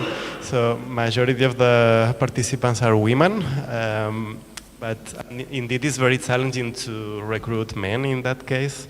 We needed to do 2 extra to increase the sample size of the men, because in the beginning, indeed here in Lithuania, there were only women participating, no men. So it's very challenging to recruit men. I think it was something like 20%. But this is according to the state of the art. The evidence says the same, so it's very difficult to engage men. Once they are engaged, it seems that they are quite, that the range is quite good, but it's very challenging to get them from the results. I don't know if I answered your question. One more question. At what age we should start to use this program for prevention? When? Yeah. As soon as recommendations. Our target group is 50 plus, because we needed to cut at some point. But I always say that in the future, once this is proved and it works and is commercialized, the plan is that every person can do it. It's true that it's very age focused, so we have some videos that chat about the menopause and the prostate symptoms for men. But the exercises, as the one that you saw, like the NAC, this is for every age, so it's exactly the same. The exercises are exactly the same, only the education is adapted to this 50 plus group. But you can start whenever. Indeed, in women it's very important to start, especially before the birth, they get pregnant. but especially for men after 50, 60, when we get these prostate problems, is quite important. Also for sexual function, I would say. Yeah.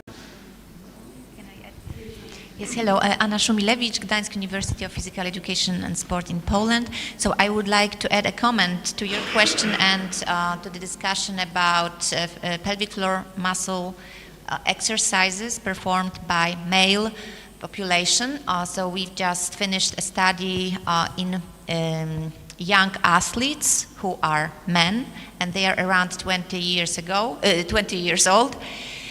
So it was a very difficult first to include them to the study because they were a little bit ashamed, and we were doing the assessment with the anal probes. So it was very difficult to convince them that it's important for you for the prevention because you are heavyweight lifters, so you must protect your pelvic floor. And okay, so at the first moment they were ashamed, but later on they said that the assessment was very beneficial for them. So they felt how the muscles can work, and they knew how to exercise and how to do the neck during all the lifting and throughout the training. And what we achieved an improvement in neuromuscular activity of pelvic floor muscles, so in young male population without any symptoms. So it was a prevention approach. So no people who suffer from urinary incontinence or fecal incontinence or any sexual dysfunctions. So it was healthy population, and I think that everyone here as physiotherapists we should promote and say that okay guys, also men, you have pelvic floor and you should start exercising very early, because usually, as you said, so women usually started when they are pregnant, when they suffer urine leakage. But it's too late. We think that every exercise professional should know how to conduct simple exercises. And even nowadays we publish the new standards for instructors, fitness instructors and group fitness instructors, and it includes learning outcomes related to basic knowledge, what pelvic floor muscles are, where they are located, and how to instruct simple exercises. So we are trying to change the approach. Okay, thank you very much. Did you use only questionnaires or also objective measures for that study? For the study, we used objective measurement using electromyography. Okay, so it was, of course, questionnaires. It was a modified Australian pelvic floor muscle questionnaire. I don't remember the name exactly, because it was directed to men. And also we assessed the sexual function with erectile questionnaire. I don't remember the English name as well. But also the neuromuscular assessment with electromyography was done before and after 6 weeks of training. So it was a very objective one. So we measured how the EMG high is before and after, and also the timing of contracting. So for example, we wanted them to contract pelvic floor first, and then the abdominals and buttocks if any contraction was necessary. With this population that you studied specifically, this group of athletes, did you find that their need was strengthening in general, or did you find any cases where increasing tone or strength was not the therapeutic approach? You said like everybody gained strength, right? Electromyography, yeah. Activity, yeah. Yeah.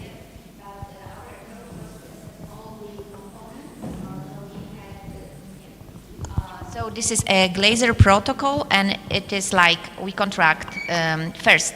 Contract, relax, contract, relax. So the 5 quick flicks which reflect the reactivity of the muscles, the speed of the muscles, and also the power of the muscles, but they reflect only, so this is not exactly the power or anything, just reactivity. And then we had the strength for 10 seconds, so contract and hold for 10 seconds and relax. And then it was the muscle endurance, so 60 seconds static hold. So muscle endurance, so contract and hold for 60 seconds. And again, the baseline, not baseline, post-exercise relaxation. So So we also wanted to check if they are able to relax these muscles after these difficult exercises. No. So all of these, even if they were athletes, weightlifters, they didn't have the hypertonic, problems. So they didn't have any specific problems with urinary incontinence. So maybe because they were very young, around 20, 25, and they were doing the relaxation exercises very well. Yeah, but we don't know what will happen in the future. Yes, when the problem appears. Okay, thank you for discussions, and now it's coffee time. So we will have our coffee just in front of this auditorium in 301, and I expect everyone to come back at 12. Okay? Thank you.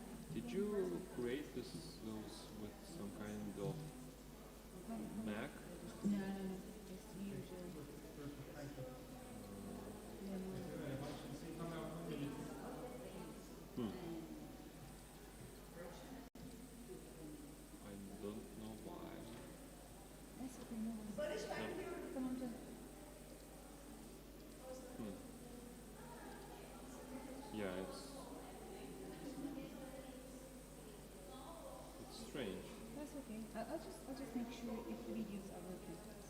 Oh, okay. So now, yeah, so you can use, presenting. It's better, fine.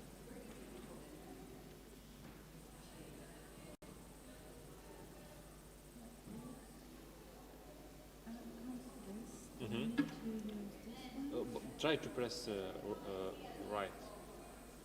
Yeah. Oh no. It's probably because.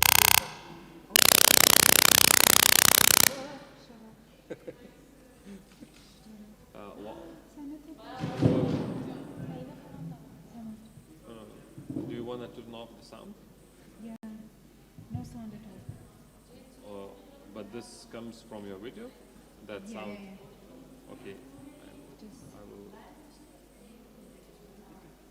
no sound. I can use. But why? Okay. Yeah. Cannot play, please don't do that. Can I try?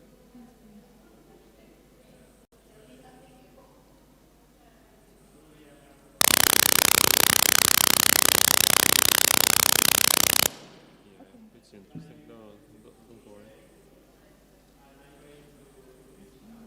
But why this is not playing? Oh, this is not playing. Cannot play music. Is there more videos in your sliders? Can you check them? This one cannot play. Where are those videos? Do you have it on your flash drive? No. So that's why I have what I have to do, right? I need to make a new folder and put the folder. Looks like. Oh, do you have it here? No. I don't think so. Can you check it?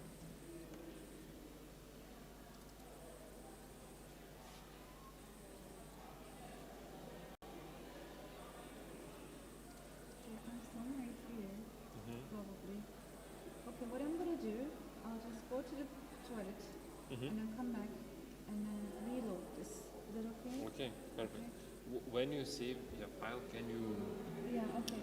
invite me? I want to check something. Can I take this off? Yeah. Maybe So I'm gonna delete this. Yes. Okay?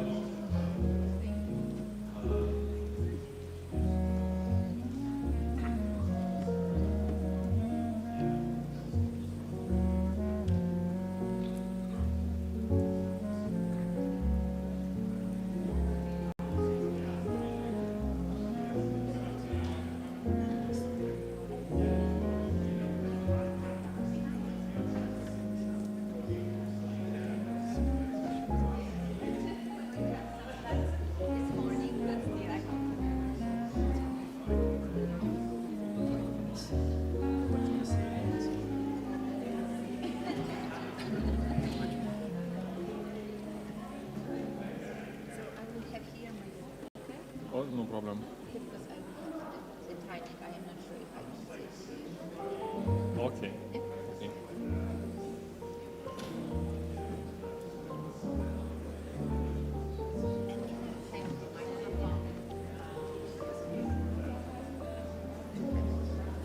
You want to like.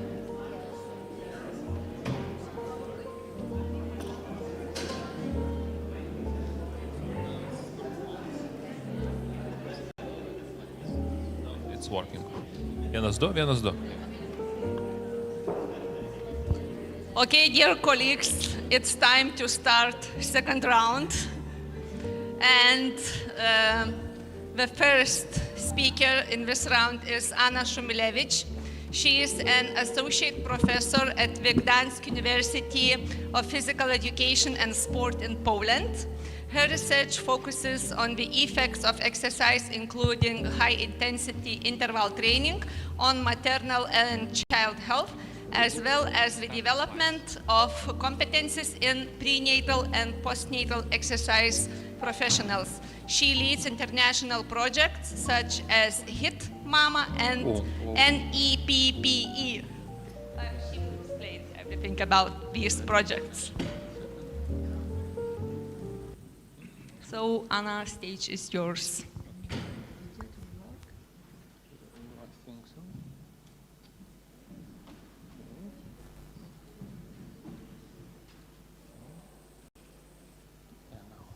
It's on, and you can use this.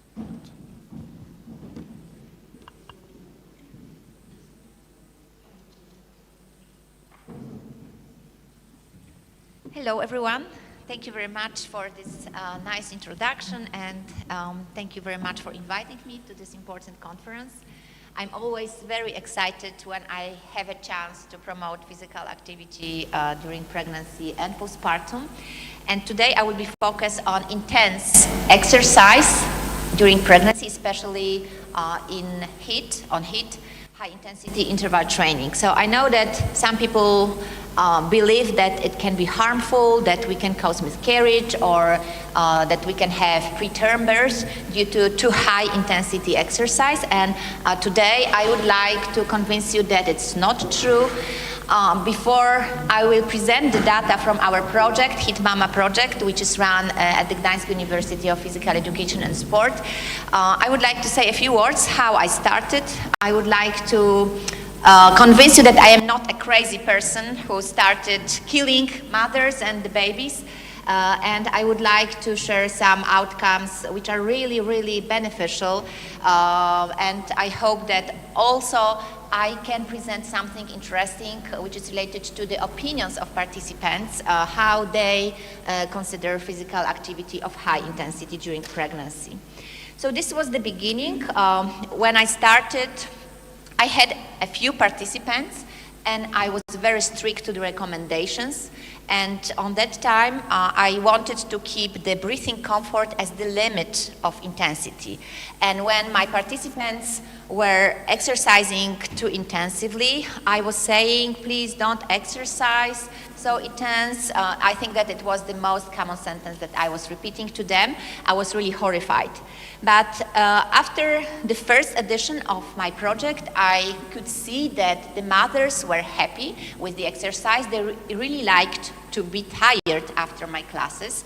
And first of all, they gave birth to healthy and happy babies. So it was the best proof that actually more intense exercise is not dangerous for them.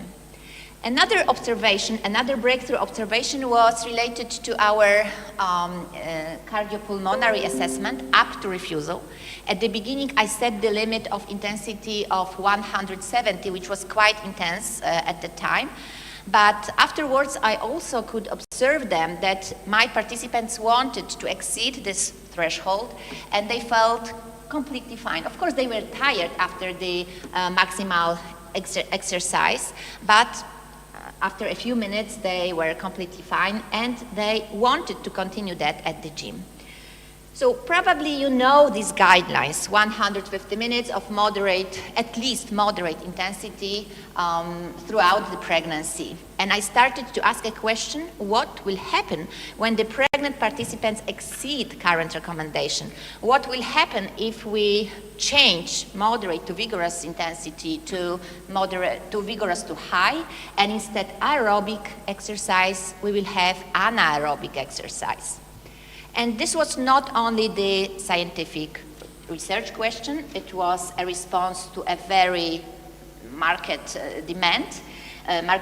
So high intensity interval training is very popular, I think, in many countries, and many people enjoy this kind of activity.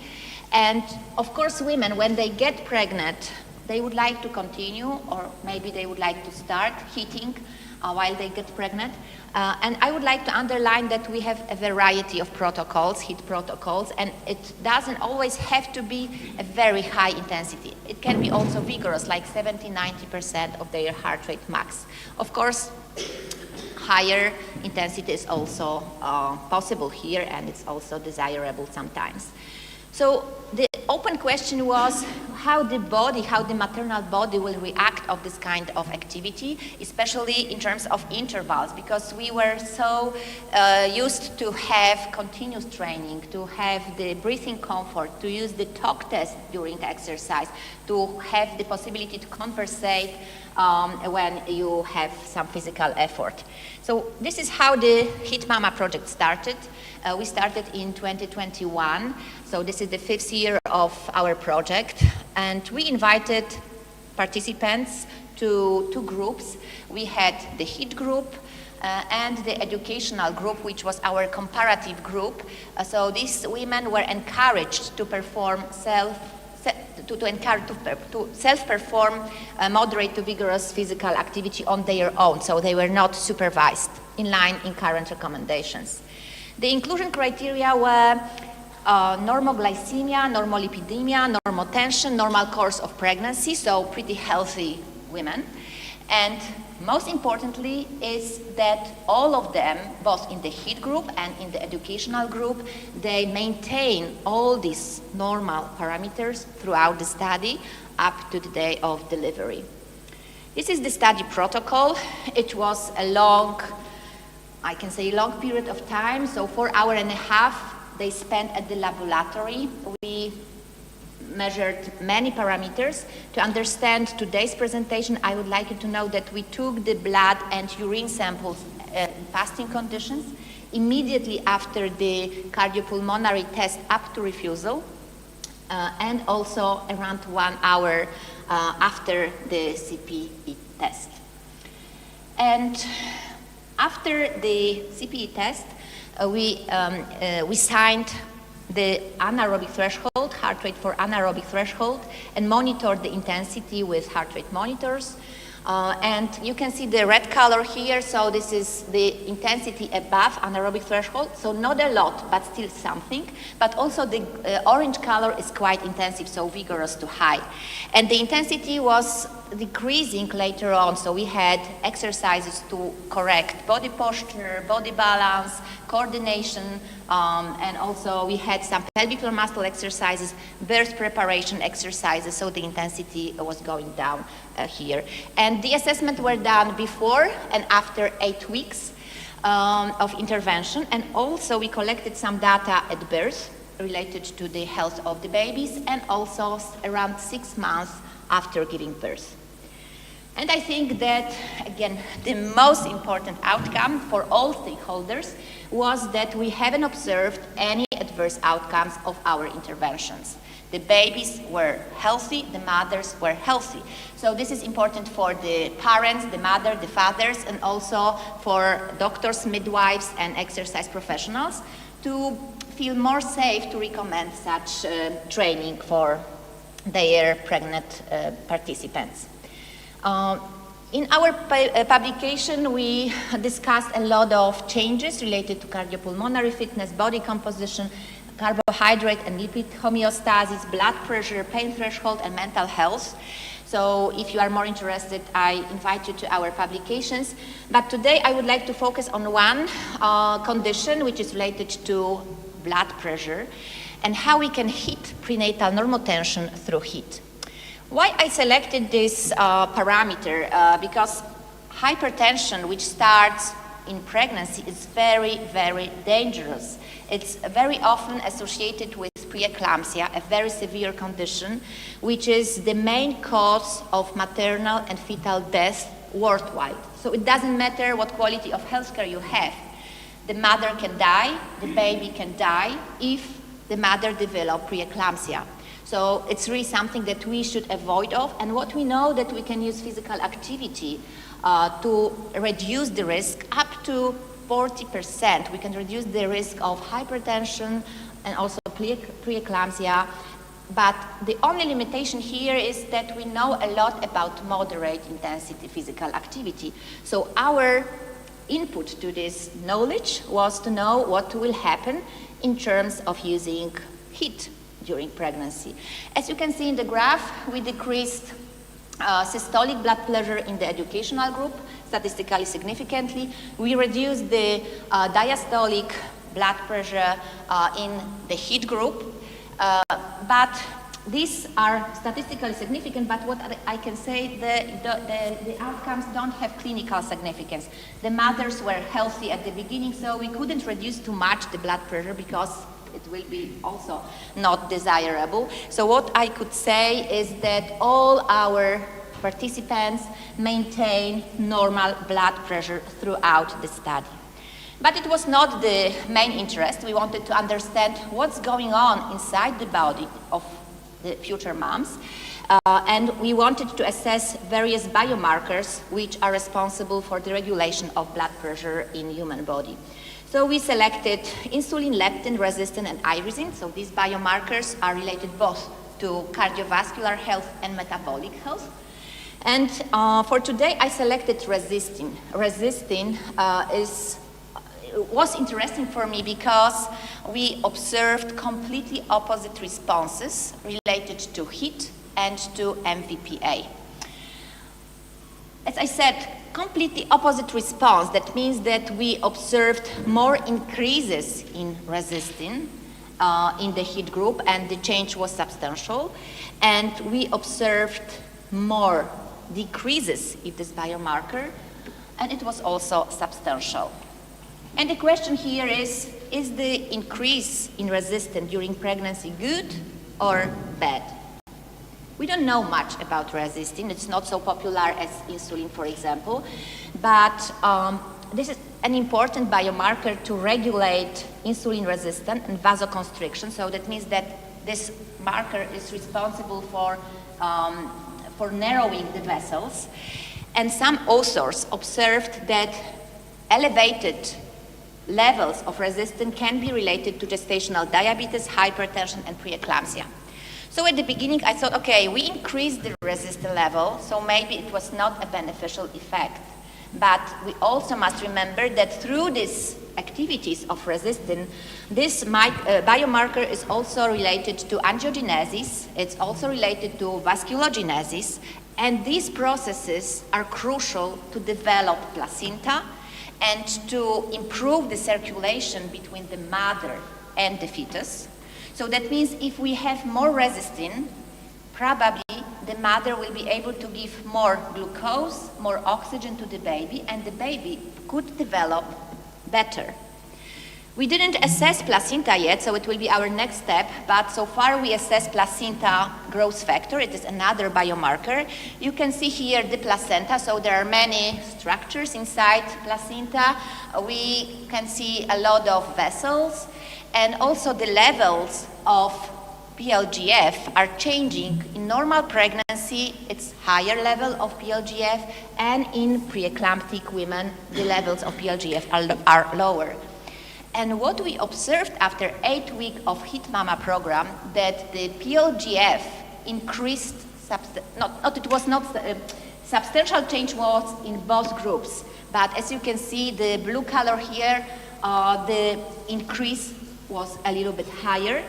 So we had a small group here. We didn't got the statistical significance here, but as you can see, there is something inside that we actually empowered the production of PLGF in the maternal body through higher intensity exercise. So coming back to resistin, We didn't observe any cases of gestational diabetes, hypertension, preeclampsia, so probably we enhanced these processes. We enhanced what was going on inside the maternal body, the placenta, and the babies were properly developed after the program. So these were the outcomes of blood, and now I would like very shortly to go to the urine samples.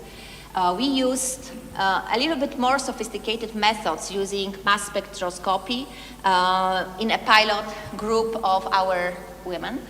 And we observed a lot of changes, and I'm not going to overload you with the outcomes. We observed more than 300 up or down regulated proteins after very intensive exercise. So here I would like to show you just one protein, which is uromodulin, and uromodulin was changing again a little bit differently before our intervention, so at baseline, and after the very intensive exercise in our laboratory, the uromodulin substantially increased, and after 8 weeks of heating, it was substantially decreased. So we could observe an adaptation of this protein, and I would like to underline also that if we observed too high levels of uromodulin, the risk of hypertension can be a little bit elevated. So maybe we have the answer how the body regulates the blood pressure through various intensity of exercise. So let's quickly go to psychology, because we also wanted to assess the mental well-being. And based on our outcomes, I can say that the heating mother provides the baby with a safe psychological environment. We truly believe, and it is also well grounded in the literature, that maternal stress can have transgenerational consequences. Therefore, during our exercise sessions, we implement a lot of exercises that should reduce the level of stress, like relaxation, like breathing exercises, visualization. So we want them to feel relaxed and to change the hormonal balance after very intensive exercising. So to assess the level of stress, we used cortisol in hair, which is a stable marker of stress. And this biomarker is a very multi-directional, I can say. So it is higher level of cortisol was observed also in people who had high blood pressure elevated, high blood sugar, and also the nervous system problems. So it is usually considered as a marker of stress. And it was a very, I can say, scary situation when we saw the first outcomes of the hair cortisol, because what we observed that in the heating group, it was a substantial increase, and the cortisol level decreased in the educational group. So again, the question was, oh, come on, we did the harm to the mothers. And then we came back to the clinical outcomes. As I said, we didn't observe any gestational diabetes. We didn't observe any gestational hypertension. So what we said, that stress, it's not so bad. We must differentiate some different kinds of stress. We have distress, which is not desirable, and we have eustress, which mobilizes the body to function, and maybe the mother can better support the baby to develop. And we also confirm this theory based on the analysis of symptoms of depression, of the anxiety, and we observed lower level of depression symptoms, of anxiety symptoms in the heating group as well. And this is just the example how both groups, because it was both physical activity interventions were beneficial. I must underline it a lot. That I'm not saying that heat it is the only way how we can improve maternal health. Both interventions were beneficial. So here you can also see that the mental health self-assessment was improved in both groups, but again, in the heat group, the statistical significance appear. And also, we have one paper related to long-term effects. After 6 months, we assessed this depression. using Edinburgh postnatal depression scale. The blue color means that both groups were in quite good mental health with low levels of depressive symptoms, which is very unusual because probably you know that women in the perinatal period, they are more likely to develop depression.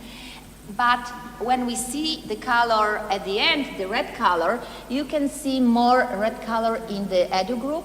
It was just a difference of a few people, but still we can say, okay, it can be protective measure to keep mental health for our participants. And here we have some opinions of our participants.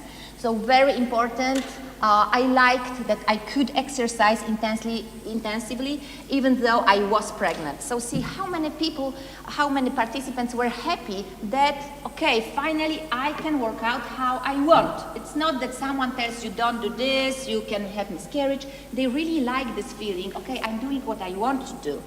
And also they were using jumps and running because some of these exercises are included in our HIT Mama program.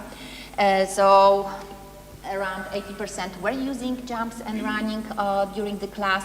And also an interesting thing is that they were mostly relying on their own intuition. They had heart rate monitors, they knew their heart rate zones, they knew how to use the RPE scale and everything, but their intuition was that the way how they assessed what I can do during particular class. So the conclusions are, but this is not the last slide, but the conclusions are, and take home messages, that HIT and MVPA in pregnancy optimizes psychological, biochemical, and physiological responses. And this can lead to maternal homeostasis, and this can lead to proper development of the fetus. But based on our outcomes, HIT seems to support these processes more effectively. And we have to spread the information all over the world because, as I mentioned at the beginning, there are too many controversies about that. So one of our promotional activities is Global Educational Week for Active Pregnancy and Postpartum. It was the last year edition, so thank you very much, Vilma and other colleagues from your university. You provided a very nice webinar when we discussed different issues related to pregnancy and postpartum. And we have a Global Active Mother Day, so it is a very short video. So everyone can do something. You can see that we try to educate, we try to show what to do, how to do. We have different countries involved: Poland, Portugal, Lithuania, Canada, United Kingdom. So it was webinaries, it was recordings, events at different places. And also we have this at our university, so Mama class, it was here, we had a lot of partners, so 23 events from different countries all over the world. And here I would like to invite you to join our edition this year. If you would like to do something, just something, it can be even class for the students related to maternal health, it will be great. You can send me an email or you can have this QR code. And we do this not just because we don't have anything better to do. I truly believe that it's our mission to share all this research that we do because we would like to have stronger mothers, we would like to have stronger babies, and we would like to have stronger and healthier society. So this is our mission. So thank you very much for today. Thank you, Anna, for such inspiring presentation. Will we ask questions now or move after all round, the second round? Do you have? Okay. Right now. Don't forget. How were the people in the control group and the intervention group similar or different in general? Especially in regards to their previous experience with exercise. So you want to see the control group, yes? Yes, so these were, let me show you the slide here for the comparison. All right, so it was one of the most interesting outcomes for me. So the women were invited in the same way, all right? So it was a random selection, so they could join the program. And we had 35 women in the beginning and in the HIT group, and 34 women in the beginning in the educational group. But the problem was that from the educational group, we observed a lot of dropout because they were not so happy to be in the educational group, which is always a problem for us because they come to the experimental study and they don't receive what they wanted to do. So what I can say that probably those women who were very interested in HIT, they dropped out and they started to do something on their own. As you can see here, the baseline outcomes like the glucose level, lipid profiles, it's the same for both groups, but when we were a little bit deeper inside the body and when we were analyzing insulin, leptin, and so on, it appeared that the processes are different, okay? So that the educational group had different levels of these biomarkers, so probably these women who stay in the educational group, they were less likely to intensively work out. So it was quite interesting, and I had the paper about that, if you are more interested, because even the discussion about these two groups was quite amazing for me to understand how the maternal body can react and how can regulate the glucose level and blood pressure. So the problem is also that even though we had a huge dropout in the educational group, we also had some control group from the hospitals, which were not completely involved in the study. They were not invited to the project, so we could assess the birth outcomes and also some questionnaire measurements, but we don't have the measurements of blood and all these things because they were not invited intentionally. We wanted to have a general population. What are the outcomes of birth or other things related to general health of the mothers. Yeah. But it's difficult to have the control group for this study. I have another question, maybe related to the same question, that was the physical activity level before they participated? Yes, so it was different. Somehow measure that what was the kind of relation to the physical activity overall? Yeah, so yes, so it was similar. So we used this international questionnaire, physical activity questionnaire. So we measured MET, and most of the women had moderate level of physical activity. So again, it is not as, I can say, general population, because what we know, a lot of women are completely inactive or the level of physical activity is very low, but these are not the people who would come to our experiment to have high intensity exercise, all right? So they need another intervention. Which will have lower intensity, at least at the beginning. Yeah, but the groups were the same. Okay, so based on MET only, we can say that they were similar, and we were monitored also the EPAC outcomes throughout the study. So of course, in both groups, it substantially increased, but in the same way, because the educational group, as I said, was encouraged to have at least 150 minutes of moderate to vigorous physical activity on their own, and they were quite, I can say, motivated to do that. So it was not hitting, but it was going for a walk, having some swimming classes or something like that. And we didn't use any accelerometers. We didn't have money for that. So these are very subjective data, but still it's something that we know that this group is like that. It's very interesting what you do, and I can see how much effort you put in. It must be really difficult to follow, especially pregnant ladies. What kind of exercises did they do? In the video you show different places, they did different exercises. Some was doing the arm bicycle ergometry, and some of the others are doing the calisthenic exercises. Are there any differences between the HIT exercise type? No, so the video was from the Global Active Mother Day. So all the, I can say, our supporters could develop something. So it was not the experimental study. It was just the promotion that we would like to sell, to promote physical activity, and they could do anything. anything they wanted, walking, cycling, exercising. We were doing Hit Mama. But this is the typical session, and we repeated it 3 times a week. So it was always the same structure, as you can see here. So we had warm-up 7 minutes, so everything like body correction, breathing exercises, gait pattern, so warm-up. And then it was 16 exercises, intervals. 4 exercises repeated for 4 times, so 16 exercises with the rest between them.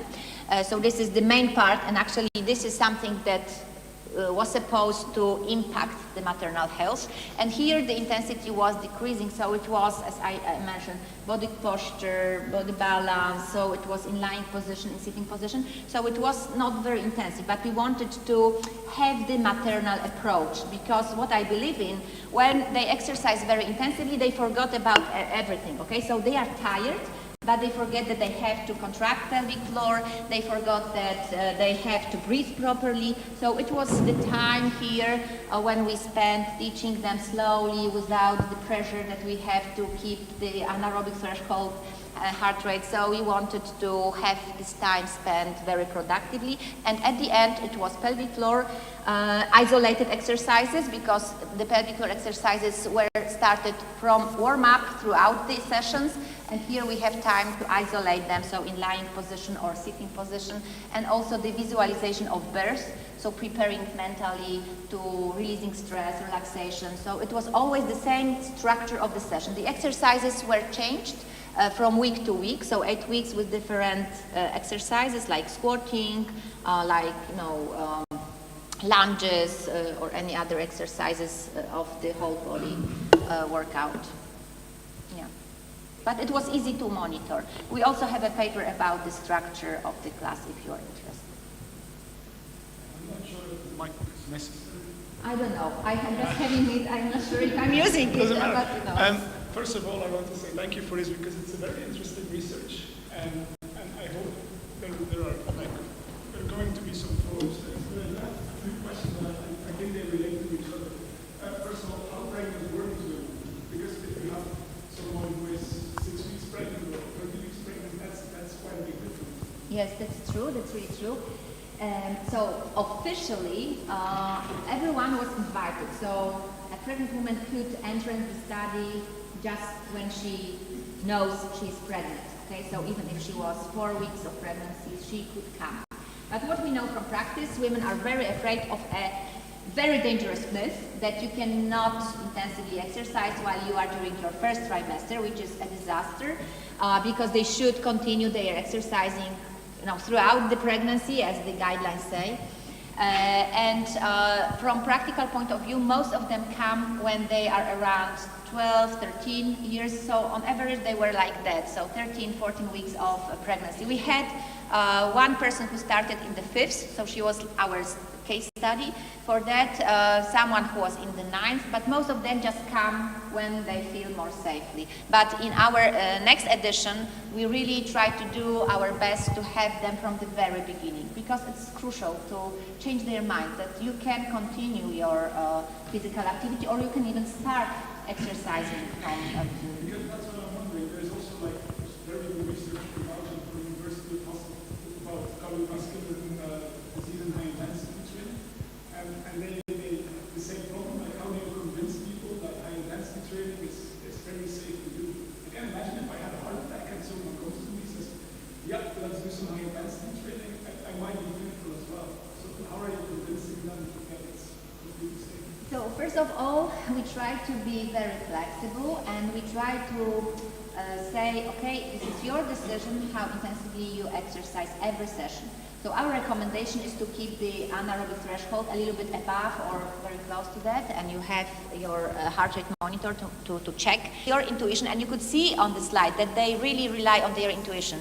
Sometimes you have a bad day because you didn't sleep at night. So if you don't feel like, please do something at least. And we always have 3 options of exercises, which are high impact activities or low impact activities, and high intensity and low activity. And they choose. They can choose depending on how they feel.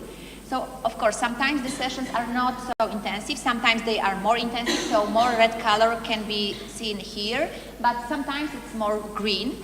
But still, we assess all the program. We are not assessing just one session. So what we know that when we encourage them to exercise more intensively, the general outcome will be much stronger. And this is our goal, to observe how they react generally, right? Because we want to see the whole pregnancy and we want to see the progress of their health outcomes also after pregnancy in the postpartum period. I didn't present the outcomes here. So I know it's very difficult for people to trust us, but we want them to trust themselves. And we say that, okay, this is your decision. Even during the cardiopulmonary test, we try them to have a great effort, and we encourage them to do their so-called maximal exertion. But what we do, we are saying, okay, it's your time, your decision, you will stop whenever you feel that it's your maximal capacity, all right? So it's our approach, and they start to trust us. Are you planning to do a comparative study to, for example, moderate exercise? Once again? Are you planning to do a comparative study to, for example, moderate exercise? Moderate. So this was the self-performed moderate to vigorous intensity. Yes, we had the previous project which was complete moderate intensity exercise.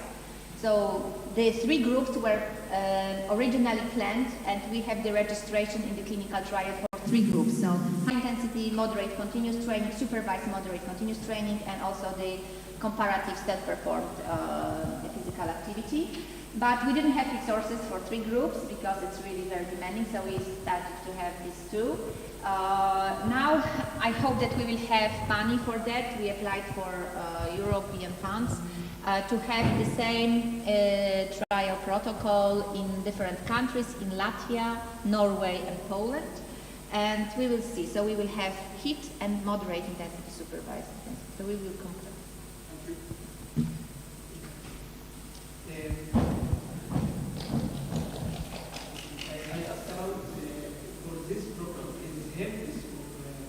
Help for pregnant woman for the delivered child, normal labor or cesarean, not interfere with this, and effectiveness for the fetus. For the fetus health is progress for the good nutrition for the fetus. Yes. So I deleted 2 slides, and these were the slides that were related to week of gestation. And what we observed that the week of gestation was very homogeneous in the HIIT group, around 40 weeks of gestation, which was very good. In the educational group, we have also the median of 40 weeks of gestation, but we had 1 preterm birth and the outcomes. But it was not related to the intervention, it was some genetic problem, so we can say that they were very similar. But also what we observed afterwards, BMI of the babies. So BMI was also more beneficial in the HIIT months. And these are not our study, but there are many studies related to metabolism of the infants later on, even on the omics level. Like we have also one study with the UN group about the proteome of placenta and also the cord blood. And the metabolic outcomes are very beneficial after exercising. So it's safe for the Okay, thank you, Anna, very much. And yes, we can continue our discussion when we have lunch at lunchtime, almost 1 hour. So the second presenter in the second section is John Heredecaro.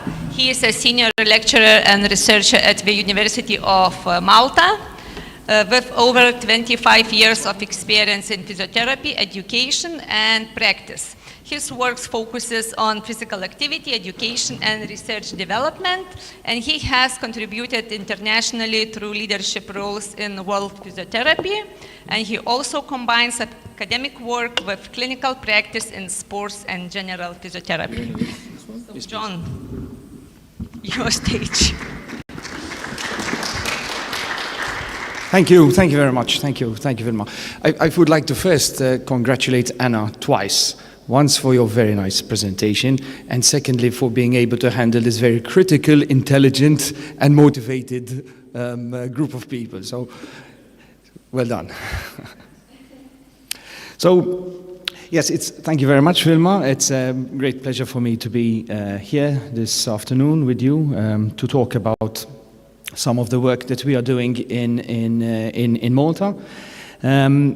It's very interesting to see that the topics of this on the program today are very encouraging, because they are all topics that are bringing colleagues who are interested in not only in rehabilitation as a response, but also to health promotion as a vision. And that's great, because when we look at health promotion as a vision, we are also talking about how we are thinking ahead, how we are designing ahead, and how we are acting ahead together. And I think that is something that is very commendable as well, because it goes beyond only objective approaches in research. Today I'd like to speak to you about a very particular life transition that is not often discussed, or at least it's often discussed in a social context, or an economic context, or an administrative context, and perhaps not so sufficiently understood from the perspective of health, behavior, and well-being. And this is the transition of retirement.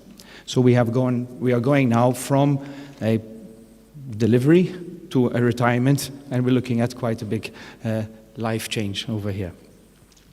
I need to acknowledge a couple of people. They are obviously not here in the room, but I need to acknowledge them. They are my collaborators in this project, Dr. Carl Spiteri from the University of Malta and from St. Vincent de Paul, Professor Dawn Skelton from Glasgow Caledonian University, and Professor David Broom from Coventry University.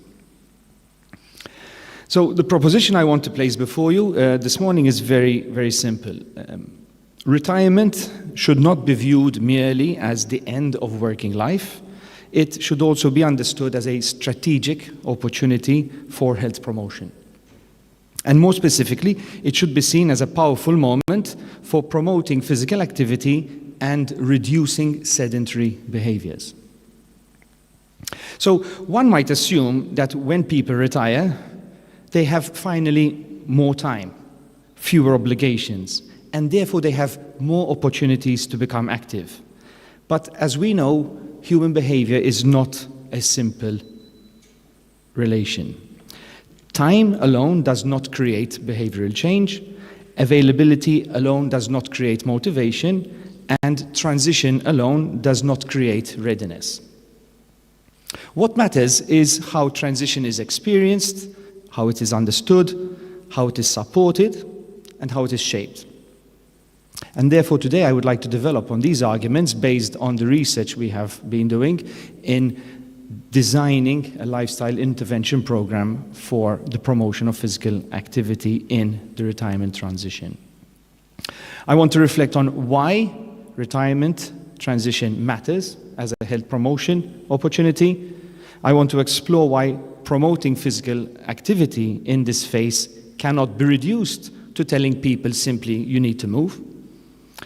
Third, I will present some of the core dimensions that emerged as essential when thinking about designing a lifestyle intervention program. Fourth, I will discuss the need for a conceptual model. Thank you. I'll talk about a conceptual model that integrates physical activity. And finally, I will close on some reflections. And because Vilma has asked me to go to the next slide, I will go to the next slide. Let us look at a bigger picture. So we are now living in aging societies. That is a statement that we hear it all the time, where societies are growing older, etc., etc. But the real question is not simply whether the populations are aging. The real question is, how are we aging? Are people entering later life with confidence? Are they connected? Do they have purpose? Are they still able to function? Or are they entering with uncertainty, sedentary patterns, diminished support, or reduced opportunities?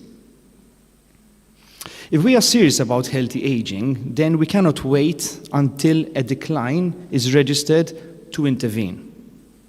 As physiotherapists, most often, we are interventionists. But we must start to think earlier. We must think upstream. And we must think in terms of these life transitions. Retirement is one of these transitions. It is not only an administrative event, it is not simply a date at which employment stops. It is a social, emotional, behavioral, and existential shift. It changes routines, it changes identity, it changes social contact, it changes structure, it changes how we experience time. It changes how we purpose our daily life. And for many people, it also changes the balance between movement and inactivity.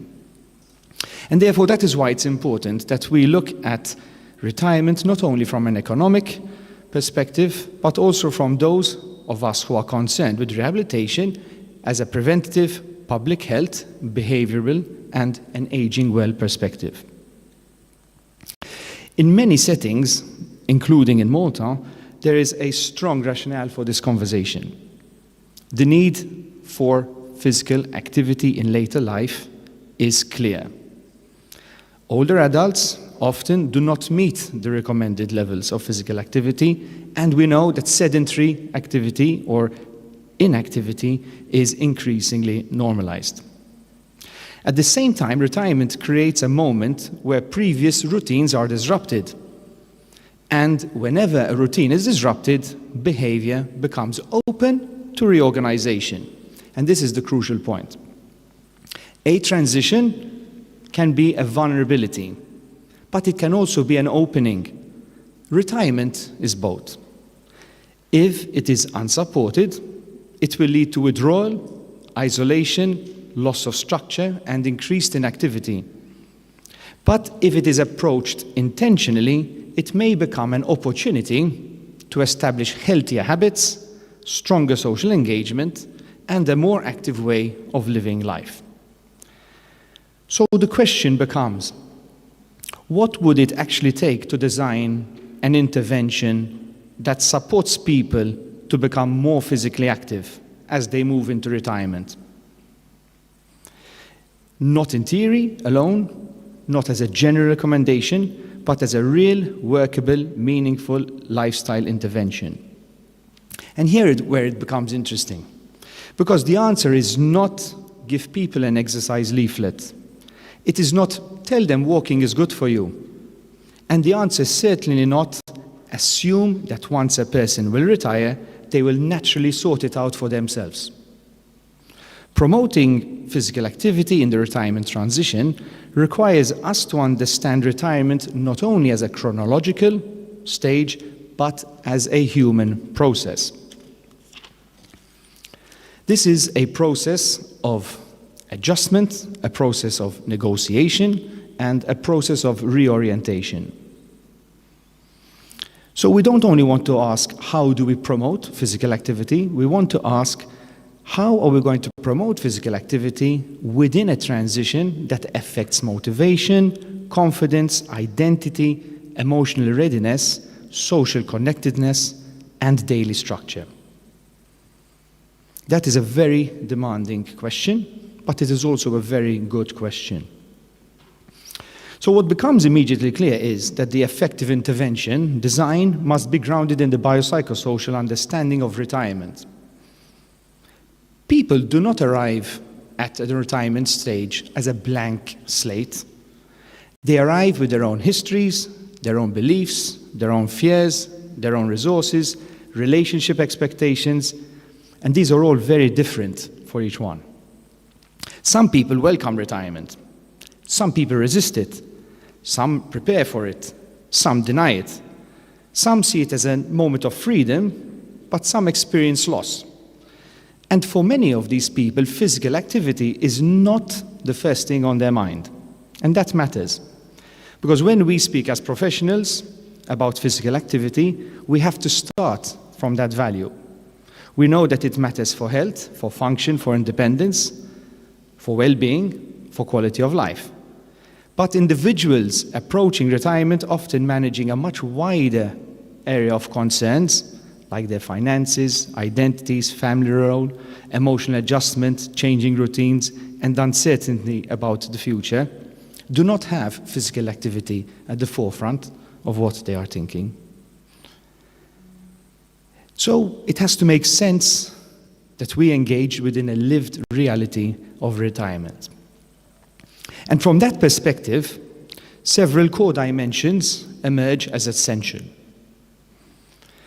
The first one is preparation. One of the strongest messages we found through our research is that retirement should not be approached as a sudden event for which people receive practical information only at the very end.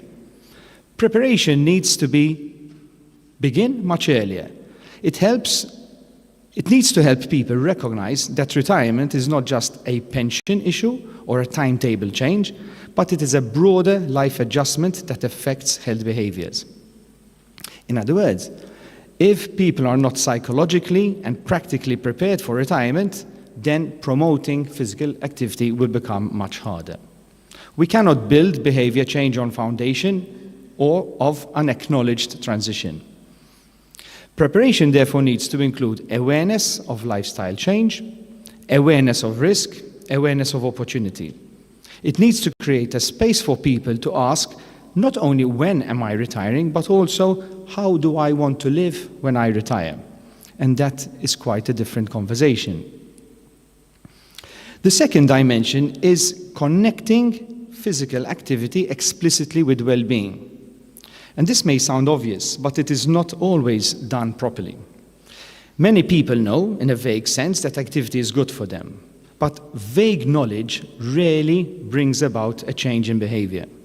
What is needed is a clear and more meaningful connection between physical activity and the outcomes that matter to people in later life: their independence, their energy, their mood, social participation, confidence, resilience, and quality of life. People need to understand not only that physical activity is beneficial, but also why inactivity is harmful, and why this phase of life is especially important. The third dimension is social support and connection, and this is absolutely central.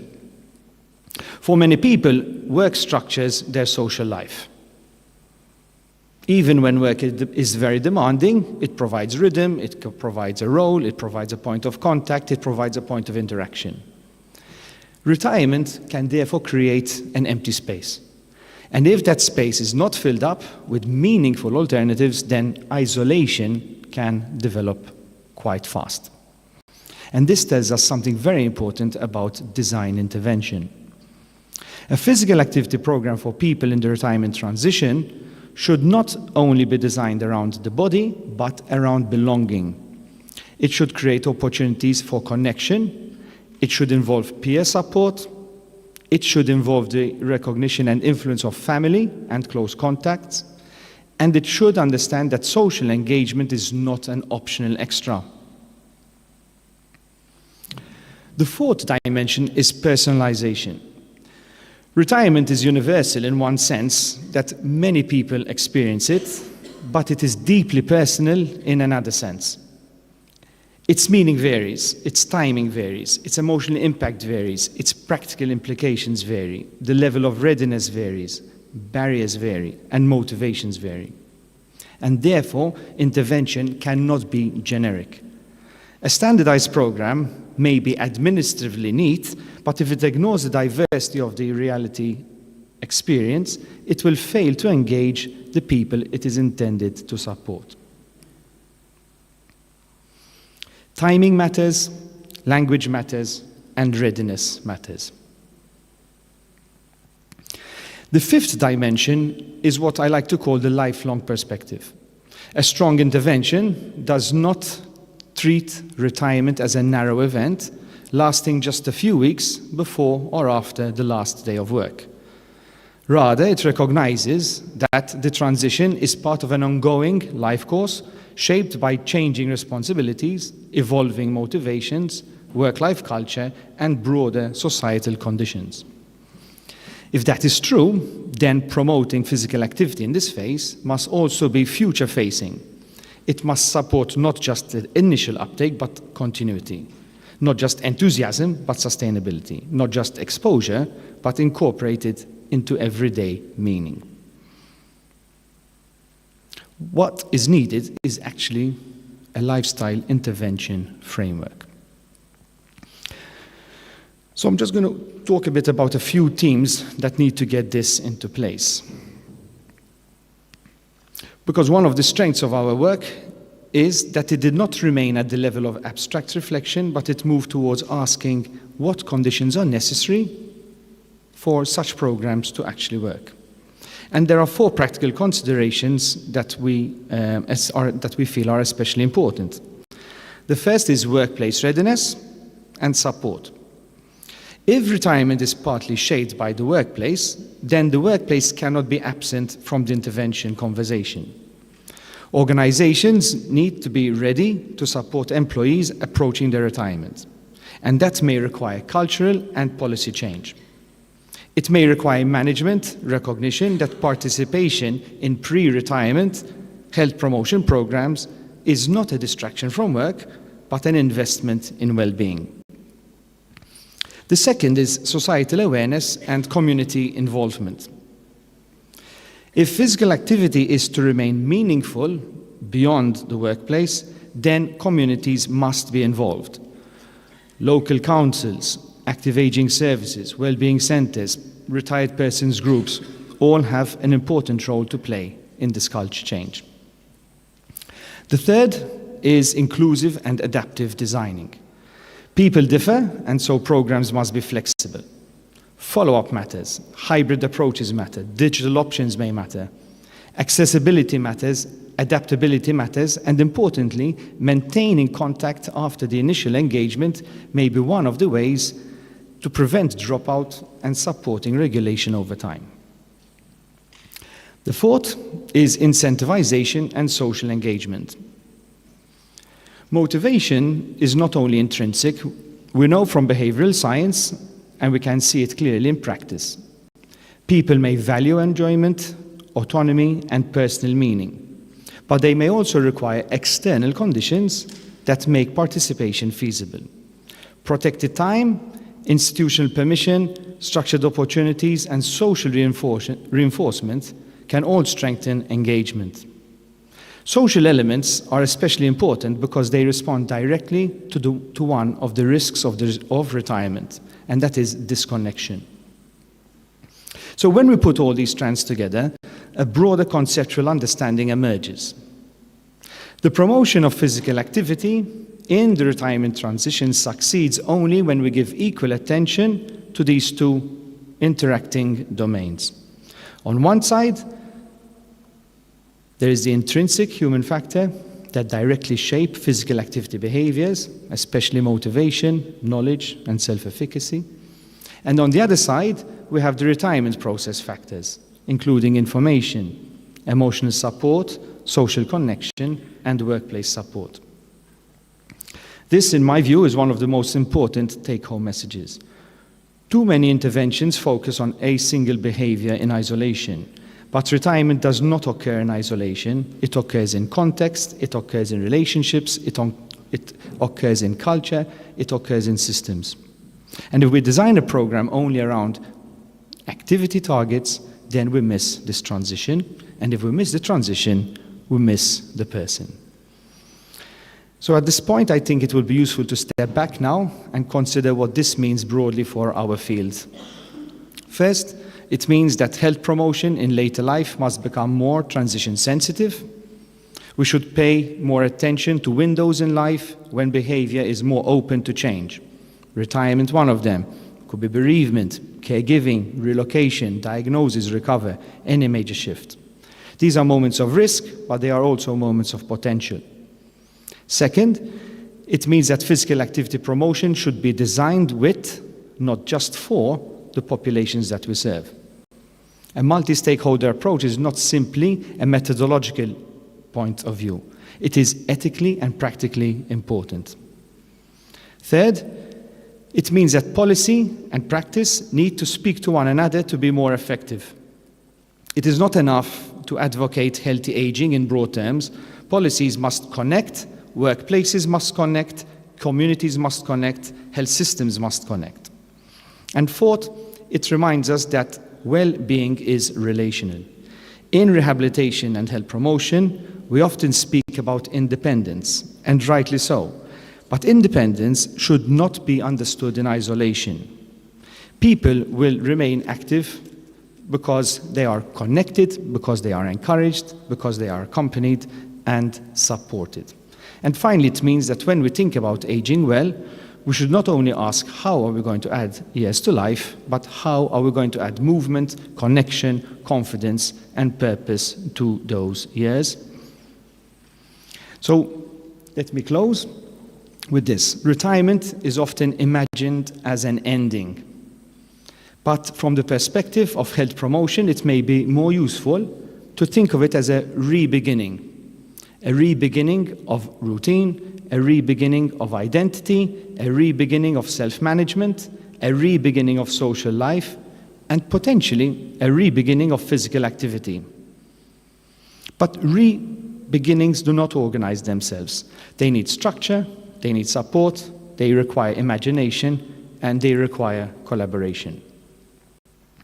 If we want people to move more in later life, we must do more than encourage movement. We must design environments, programs, and systems that make movement meaningful, possible, and sustainable during one of life's most important transitions. That means preparing people before retirement, not after the problems emerge. It means linking physical activity to well-being in ways that are concrete and personal.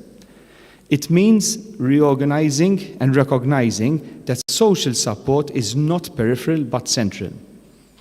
It means designing interventions that are personalized, adaptable, and responsive to the lived experiences. And it means ensuring that workplaces, policymakers, communities, and health professionals all have a role in this shared agenda. Ultimately, promoting physical activity in the retirement transition is not only about exercise, but is about how we help people enter later life with greater agency, greater connection, and a greater opportunity for health. And that surely is a future perspective worth pursuing. Thank you. Thank you, John, for your presentation, and sorry, no questions at this moment, okay, because we have to hurry, and maybe during lunchtime you will have possibility to ask. And Parish,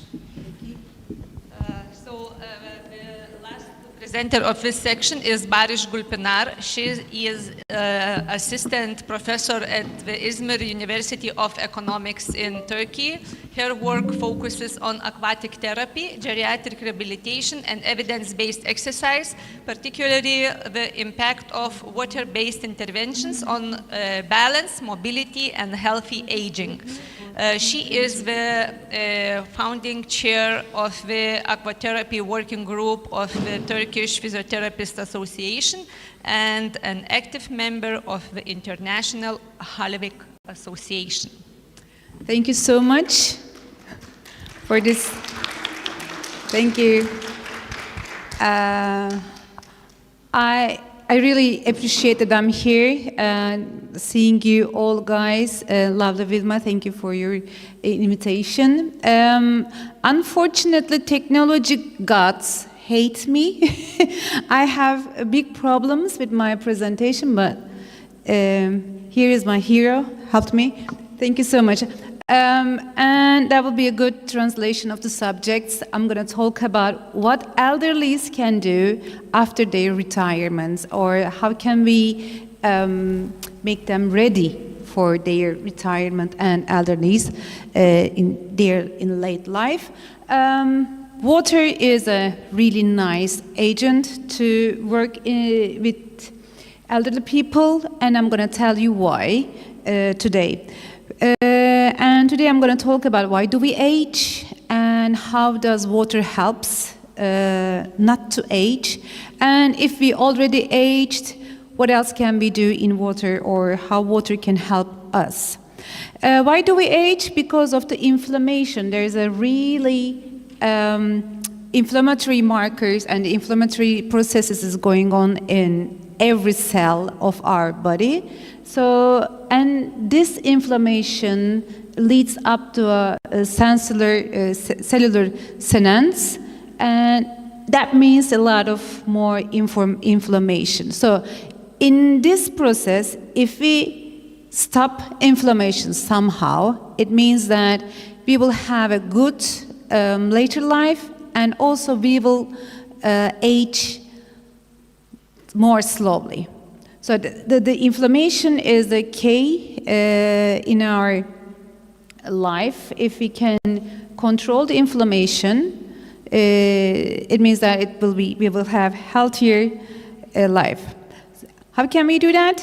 There's a study with the Parkinson's people, with the people with Parkinson's, and when they do 6 minutes combined exercise for a month, twice in a week, they say that the inflammatory markers are dropped dramatically. So this could be even enough for even if you have the Parkinson's disease. It's never too late.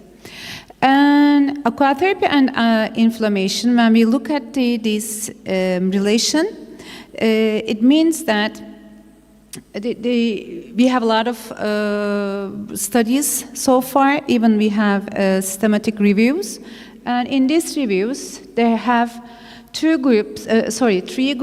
One of them is doing exercises on land.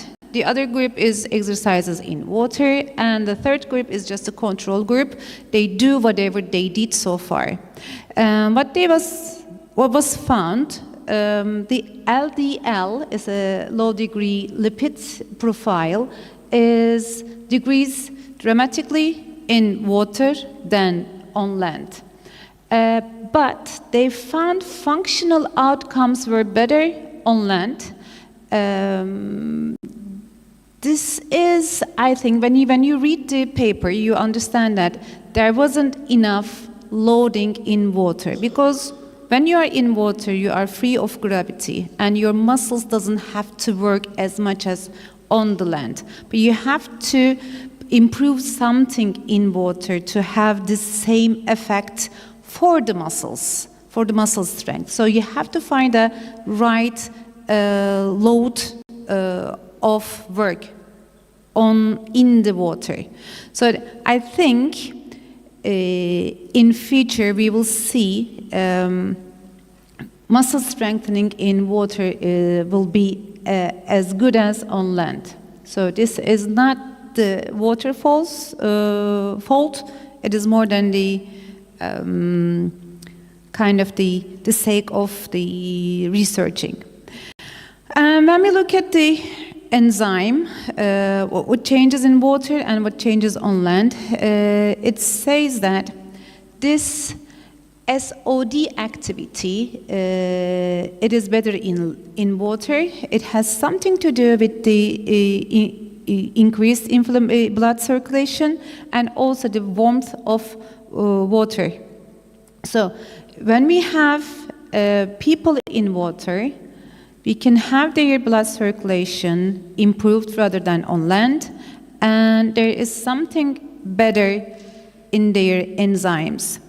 And each study tells that water has a great opportunity for those who cannot work, who cannot move on land. When I say they are disadvantaged mobility people, I am talking about this. So this is an ICU unit. This is an ICU in Holland, and that person cannot move out of his bed. And it's very difficult for the physios who work in ICU. People are so weak that they cannot stand up by their bedsides. But what happens when you have them in water? Even they have this pulmonary machine. So they can stand up, they can stretch their legs, they can move around easily. So this brings movement to their lives.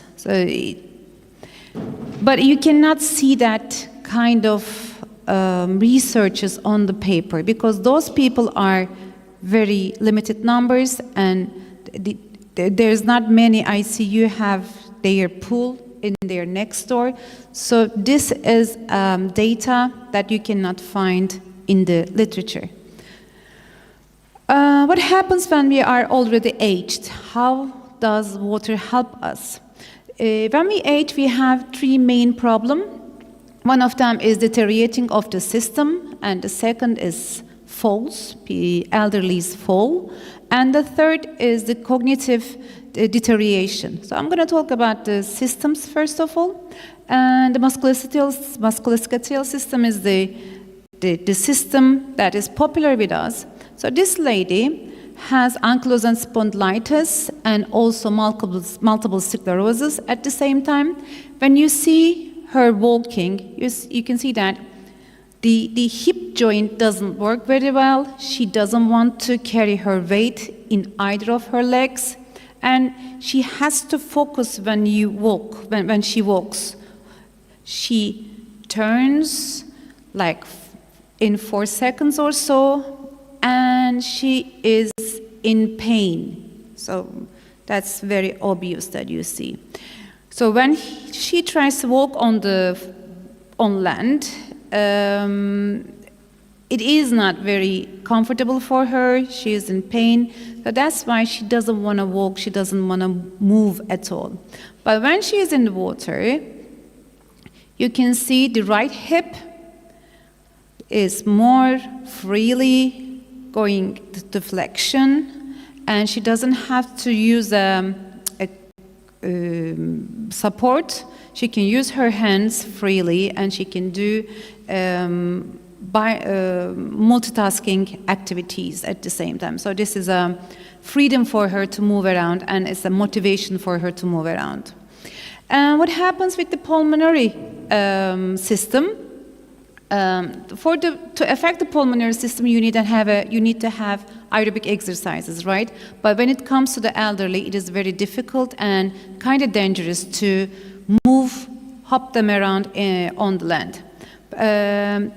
The studies shows that when you do exercises in water, it is more effective than on land, and this is why, because they can move bigger movements, which is the maintain of the idea of aerobic exercises. So they can move the whole body, the bigger muscles of the body, and they have no fear of falling, they have no pain. It is very freedom for them to move around. For that, they have more aerobic capacity after these big movements in water. And falls. We know elderlies fall. They fall when they move around mainly, when they want to sit down, when they just do their walks with their assistive devices, when they turn, or even they think they are not in danger, but the danger is there for them to fall at any time in any activity. In water, as I told before, the water gives you a wonderfully safe environment. You can tackle and you can use your whole corrective strategies. And you know that even you fall, you wouldn't get hurt. So that gives them the idea of safety. And the studies already showed that as well. People feel more secure in water, and aquatic therapy is better in the functional outcomes. But as I told before, you have to have the perfect amount of loading in water to have the land effects as well. So here you can see that person can change her limits of stabilities, and she can do her correction strategies without any fear of falling.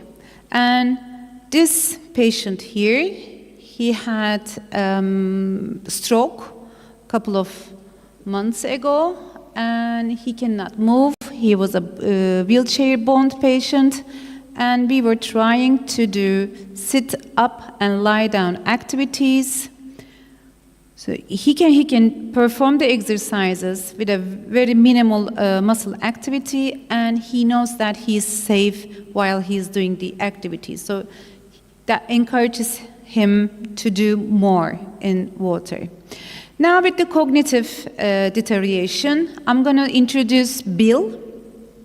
I'm just going to skip all these slides. We can talk about them later because of the time limitation. I'm going to talk about Bill. Bill is my favorite patient.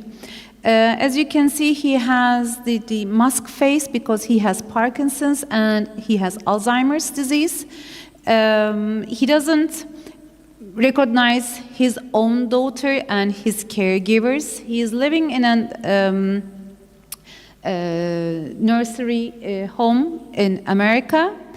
And what happened there, there was a pool. And there was this nice physiotherapist asked him to participate to the pool sessions.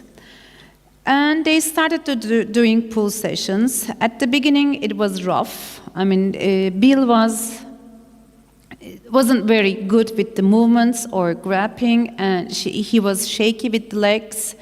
And they start doing really basic movements, just walking, talking, and doing multitasking exercises in the pool. I'm not quite sure about the intensity, but the frequency was nice. It was 2 or 3 times they were in the pool. As you can see, there was improvement already. His grip was better. His face and his expressions are better. And it was said that he started to recognize his own daughter and caregivers right after the pool sessions for up to 4 hours. And you know, the cognition is understanding and processing it in the mind and just giving out some outcomes. So here is one of the most complicated tasks that he has to do. He has to go down in the water, wait for 15 seconds, and come up right after the 15 seconds. That was his job was given by the physio. And right after 15 seconds, he comes out, and you can see the expression in his face that he was really happy with himself. He did the task, and that's the wow effect of aquatherapy. And there's a hell of a big neurophysiology behind this, but I don't want to, bore you with all the heavy data. If you are interested at all, I am more happy than to share it with you. Thank you. Thank you much, Baris, for your presentation. And we have now lunch break. So I would invite all speakers here to stay with us, to go together for lunch. And we will meet 2:30 here. Okay? After lunch. Anna, do you know who is Monica? Okay, perfect. And Maria Luis. Maria Luis, so also come to us, okay? And Grzegorz. Grzegorz, I saw him yesterday, but not today. He left, I think. And Nuria. Nuria is with us. Okay. So you still can grab some coffee in the room 302 and some snacks as well.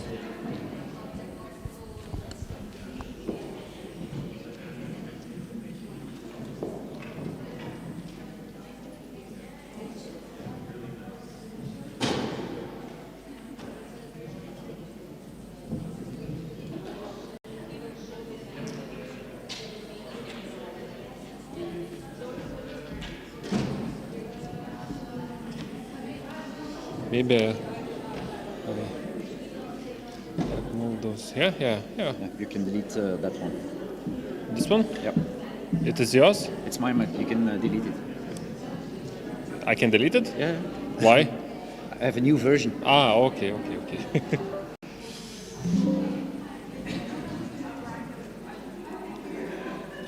This one? Yep.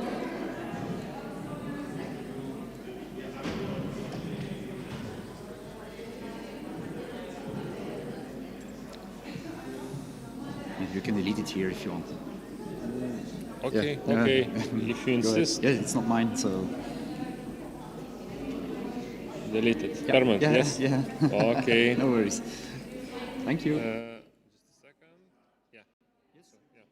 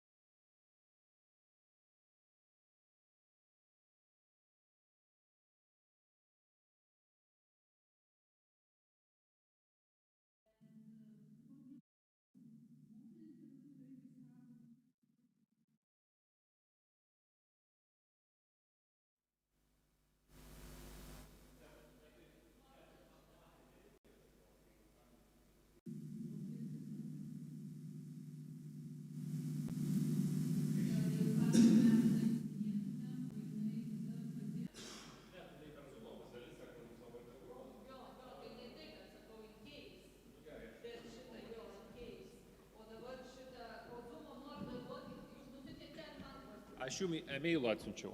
Pas jūs paštet darbinę, jo. Gerai, tai aš to jau nukopinu ir kur dabar mano tas e-mailas čia.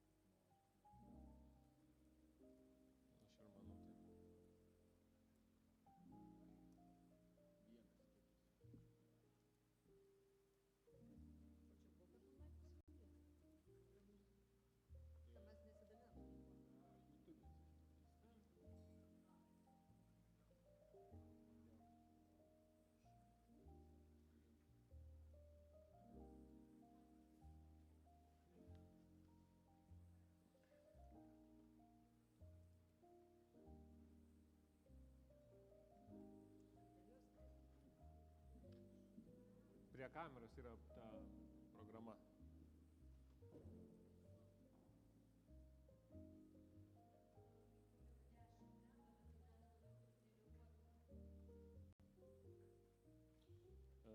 Ateičiai, jeigu kažkada pamiršti, geriausia turbūt zoomą arba į patį priekį dėti, arba į galą. Tos tokius nuotolinius. Labai atsiprašau, aš žinojau, čia yra Nu. nepatyrimas, mano nepatyrimas, nes aš dėliojau pagal topikus, o kadangi jinai yra šitam dabar vyksta tas mitingas Danijoje, nėra jinai Portugalijoje, negalėjo atvažiuoti dėl to, tai dabar dar pagal ją derinam.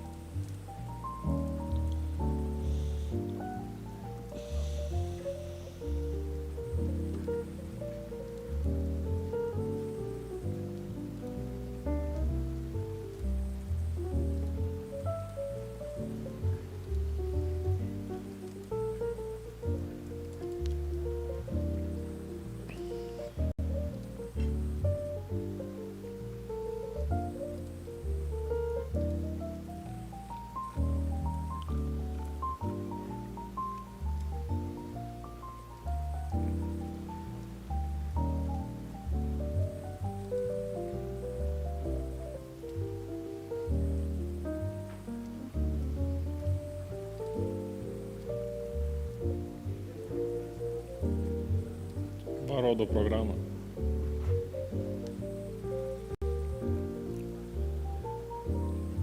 Taip. Čia pazuminė. Sporto.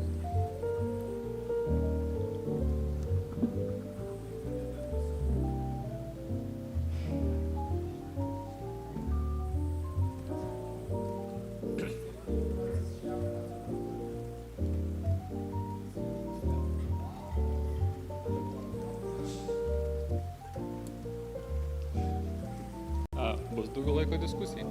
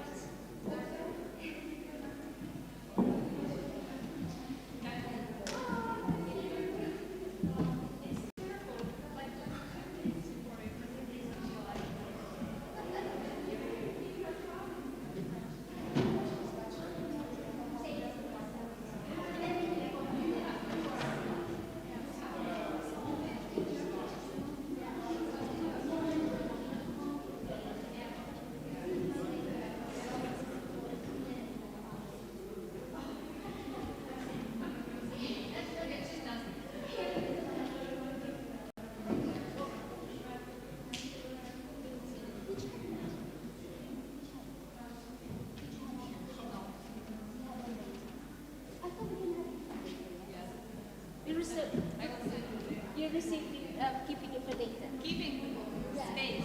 Exactly.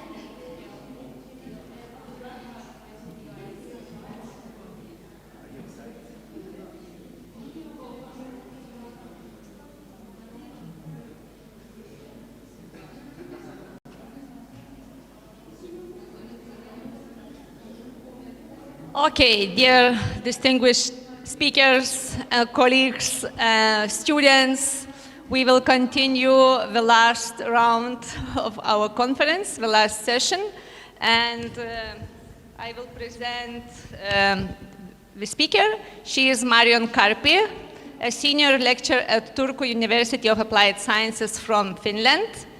And she leads the research group New Ways of Promoting Performance, focusing on innovative work practices, leadership, and workplace well-being.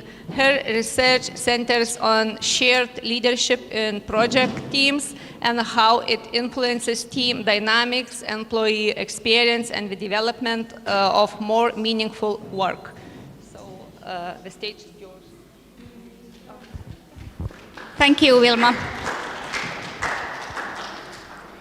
Hello, nice to see you, and I'm happy that you arrived here to listen to my presentation.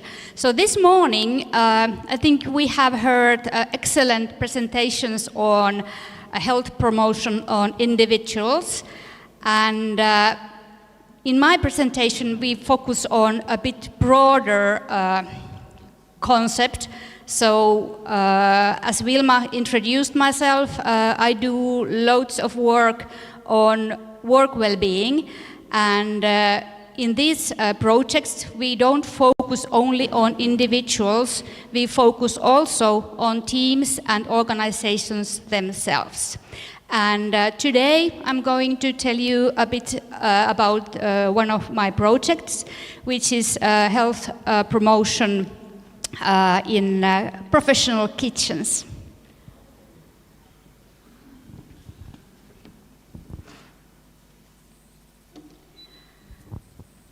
Okay, I will start my presentation with a question. What is well-being at work? I think if I were to ask you, how do you perceive well-being at work, there would be a plenty of different definitions or perceptions. My background is in physiotherapy, so I look well-being at work from physiotherapy goggles. I see physical ergonomics, I see environment in which the work is done, and I want to improve these dimensions. But work well-being, it's much more. Quite often when I enter small and middle-sized enterprises, meaning the employees are like, the number of employees is 10, 15, those are small enterprises, and when I enter them, I ask, what is well-being at work in this enterprise? And quite often I get very interesting answers. They say, it is a sailing trip with my colleagues in the summer. They say, well-being at work, it is these exercise vouchers, which is funded by the enterprise. Some say Christmas parties, they are the ones that, you know, really ground our well-being at work. Some say it is instructions on how to lift obstacles, and some say, well, it is these healthy snacks during the breaks. But well-being at work, it is a much broader and deeply rooted phenomenon. Every time when I'm recruiting these enterprises into my projects, I don't go and say that, hey, I'm coming here to improve your work well-being. I enter the enterprises by saying, hello, I would like to improve your work processes, work conditions. And once you are doing that, you kind of like create better workplaces, better environments, and it's kind of like the side effect, this well-being at work for individuals. So in my research group, we consider well-being at work. It includes the meaningful work and clear goals and clear roles at workplaces. Well-being at work, it derives from supportive leadership and fair management practices. It is about reasonable workload and autonomy. It is about healthy work environment and safe practices. It is about the work community, belonging, and shared values. As you see, it is loads of things, right? And there's no one physiotherapist or one psychologist who can really do effective workplace interventions. So we a multi-professional groups in which the different professionals kind of like improve the work conditions from their own perspectives to really achieve sustainable results. Okay, then about professional kitchens.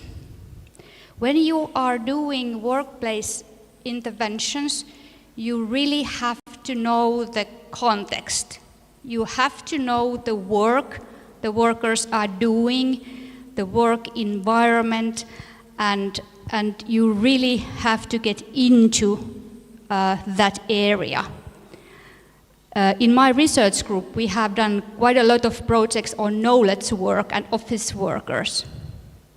Now, these projects, they are in professional kitchens, and as you can imagine, these two different contexts, they are totally different. The work demands are different, the work resources are different, and in order to really make things better, you have to know these demands and resources. And to give you a perspective on this project context that we are now working with, whereas many fields of industry, there's loads of automation and the productivity has increased. That is not the case in professional kitchens in Finland. The thing is that the work is still very physically loading. There is constant interruptions. The employees need to do rapid decision-making choices every day. There's like strict quality requirements because the food safety, it is very important. The work pace is very rapid. You really have to have the lunch ready at 11 in Finland. If I was in Spain, it would be something else. But you have to be punctual. There's loads of shortages of staff and often very hierarchical leadership culture. So many things seem to be a bit challenging. The project, it is about improving the productivity and through that enhancing the employee well-being. We have the perspective of improving the organizational, cognitive and physical ergonomics in this project. And we have a multidisciplinary team. I'm the only one who has the health sciences background, but we have engineers, like process engineers. We have professional kitchen workers who have previously been developing the work processes in kitchens. So it really requires a multidisciplinary team. So, what do? We have this participatory approach, so we really want to include all the employees into this development process. First, when we enter the enterprise, we make this basic screening with managerial level. So the bosses talk with us and they tell us general information on the enterprise. How much employees there are, how many meals they make per day, etc. And then they point out their perspective on the developmental needs. After that, we will collect a bit more data on the context, including, for example, sales volumes and data from well-being surveys, so that we really know what is happening there. After that, we will organize another workshop. It is called Lappi workshop, and the employees come there and we discuss with them what are the work processes that are needed to be improved. We explore how the materials are flowing within that process. We explore how the information is flowing within these processes, and we can identify what are the problems and contradictions in these processes. After these workshops, again, we come together with employees and managers and we agree a maximum of 3 development goals. They can be related to physical ergonomics, they can be related to leadership practices, they can be related to scheduling the shifts within the organization. So it is always about the firm, what are the things that they want to develop. What we can also do, we can go deeper into individual level workload assessments if it's necessary. We can, for example, do ergonomic evaluations on specific workstations. We can evaluate their heart rate variability during the work days. And through these assessments, we can specify the development needs. And after these assessments, they start to practice or change their work processes as planned. And after 3 months, we will evaluate again how this intervention has functioned. And this is a picture of the process again. And in this picture, you can see all the data that we gather within this intervention. So there is actually quite a lot of qualitative data that we collect.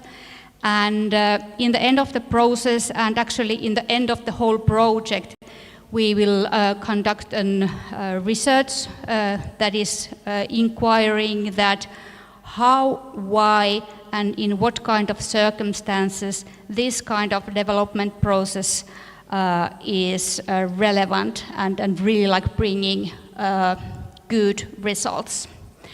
At the moment, we are about in the middle of the project, and we have recruited about 20 enterprises. So we are somewhere in the middle. So there will be loads of things happening in the future. Then I just wanted to collect some general observations that we have done so far. As anticipated, the physical loading, it remains very, very high. these professional restaurants, they are usually in these very, very nice places, let's say in old castles or in old buildings, and we cannot do loads of changes in the physical environment. So if the tables are and the working stations are high, they are high. If there are loads of like stairs, we cannot do anything. The stairs are there and the restaurant is there. So we have to focus on the job resources. How do we enhance them in order to make better workplaces? Cognitive and organizational load, it strongly influences the physical stress. So if the leadership practices are very, very hierarchical and they don't listen to voices of the staff, they don't feel very well. We have found out that development motivation, it is quite high when the management and frontline staff collaborate. So we have very, very nice results from small enterprises where very motivated chefs and waitresses, they really feel empowered when their voice is heard and their development ideas are taken into practice.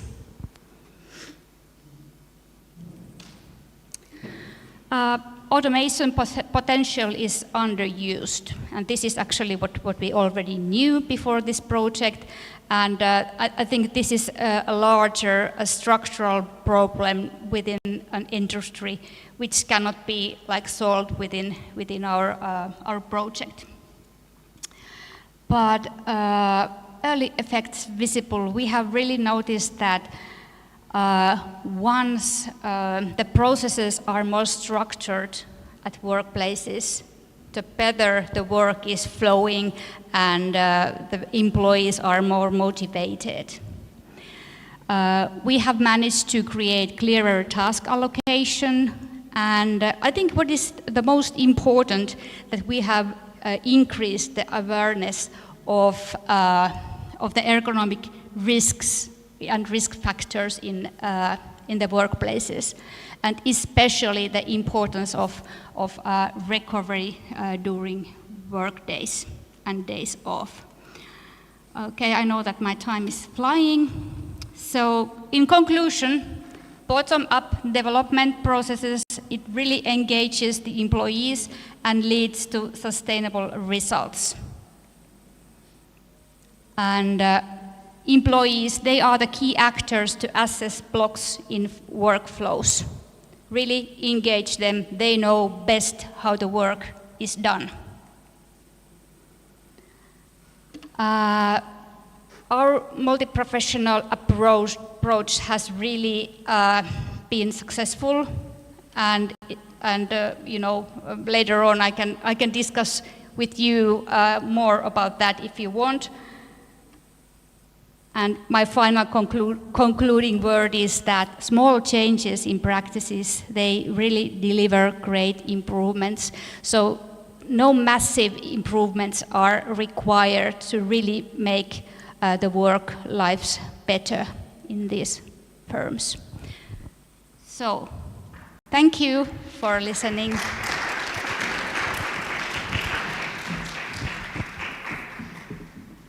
Thank you, Marion, for your presentation, and no more than 2 questions, okay? If you have.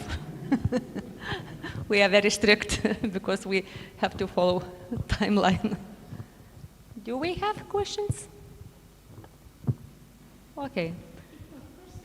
You can always contact me and we can continue the discussion in Teams or later today. Thank you. Okay, thank you, Marion. The next presenter is Bart Royland.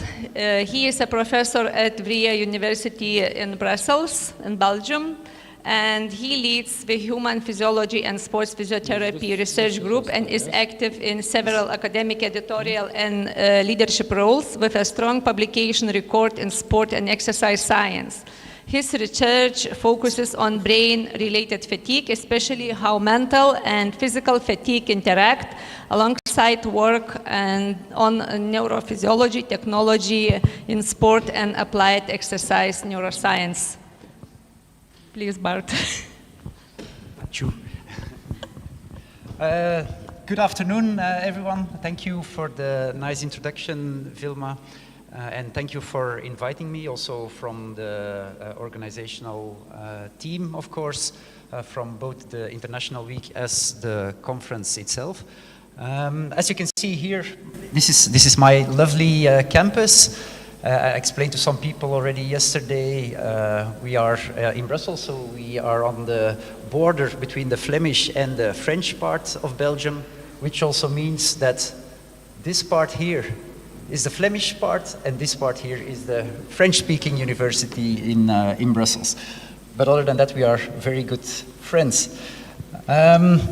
So I'm actually also very happy about the order of the speakers, because I can nicely pick up on Marian's second general observation, or I don't remember what the exact title was, but where she indicated that the cognitive load and cognitive stress will affect your performance capacity. So that's what I will be talking about today, mental fatigue and its impact on our performance capacity.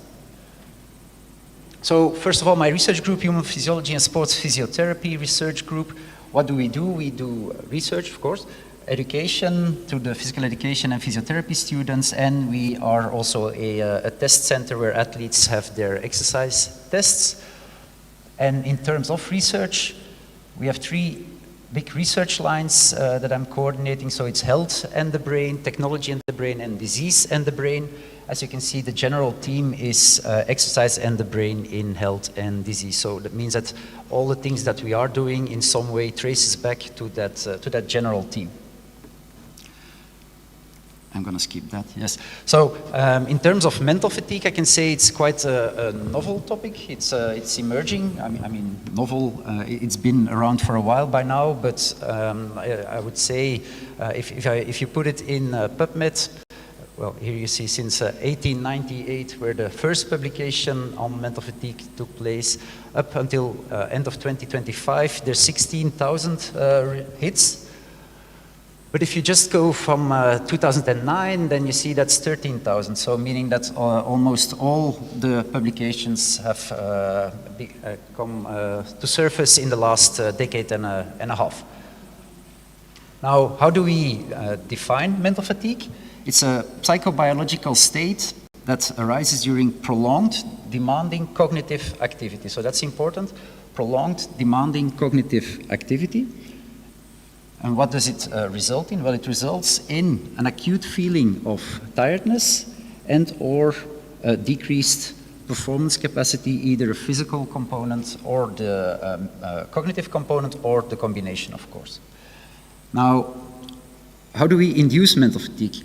And that's also quite a nice one. And for me, being a sports scientist, it's even nicer actually to see this, the awareness of the presence of mental fatigue also in a sports context is increasing very rapidly, which means that individual athletes, but also teams, are taking this more and more into account and also try to monitor it at least, and also try to manage it, which is extremely important. So I'm happy that I can also add an athlete, although I know for some soccer or football is not really a sport, but let's not go into that discussion now.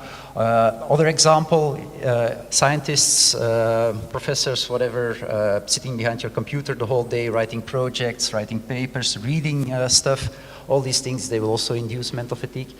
And I also often use this example for those of you who have small kids and who go to the indoor playground. Yeah? So if you're sitting there just on a chair for 2 hours, but you have to watch your kids, see what they are doing, all the other kids are screaming, it's very warm there and so on, and then you decide to go home. So the moment you step outside and you close that door, there's this silence. That's when you know that you had quite some triggers that induced mental fatigue as well. Okay, now there's also, well, maybe I asked ChatGPT to give one example of a manifestation of mental fatigue. So this is a fictive person who is. It's I don't know. It's so here you are in the morning, very fresh, and this is later during the day. It's been a tough work day, let's say. Okay, so manifestation. What do we look at? 3 levels. We have subjective level, the behavioral level, and physiological or neurophysiological level.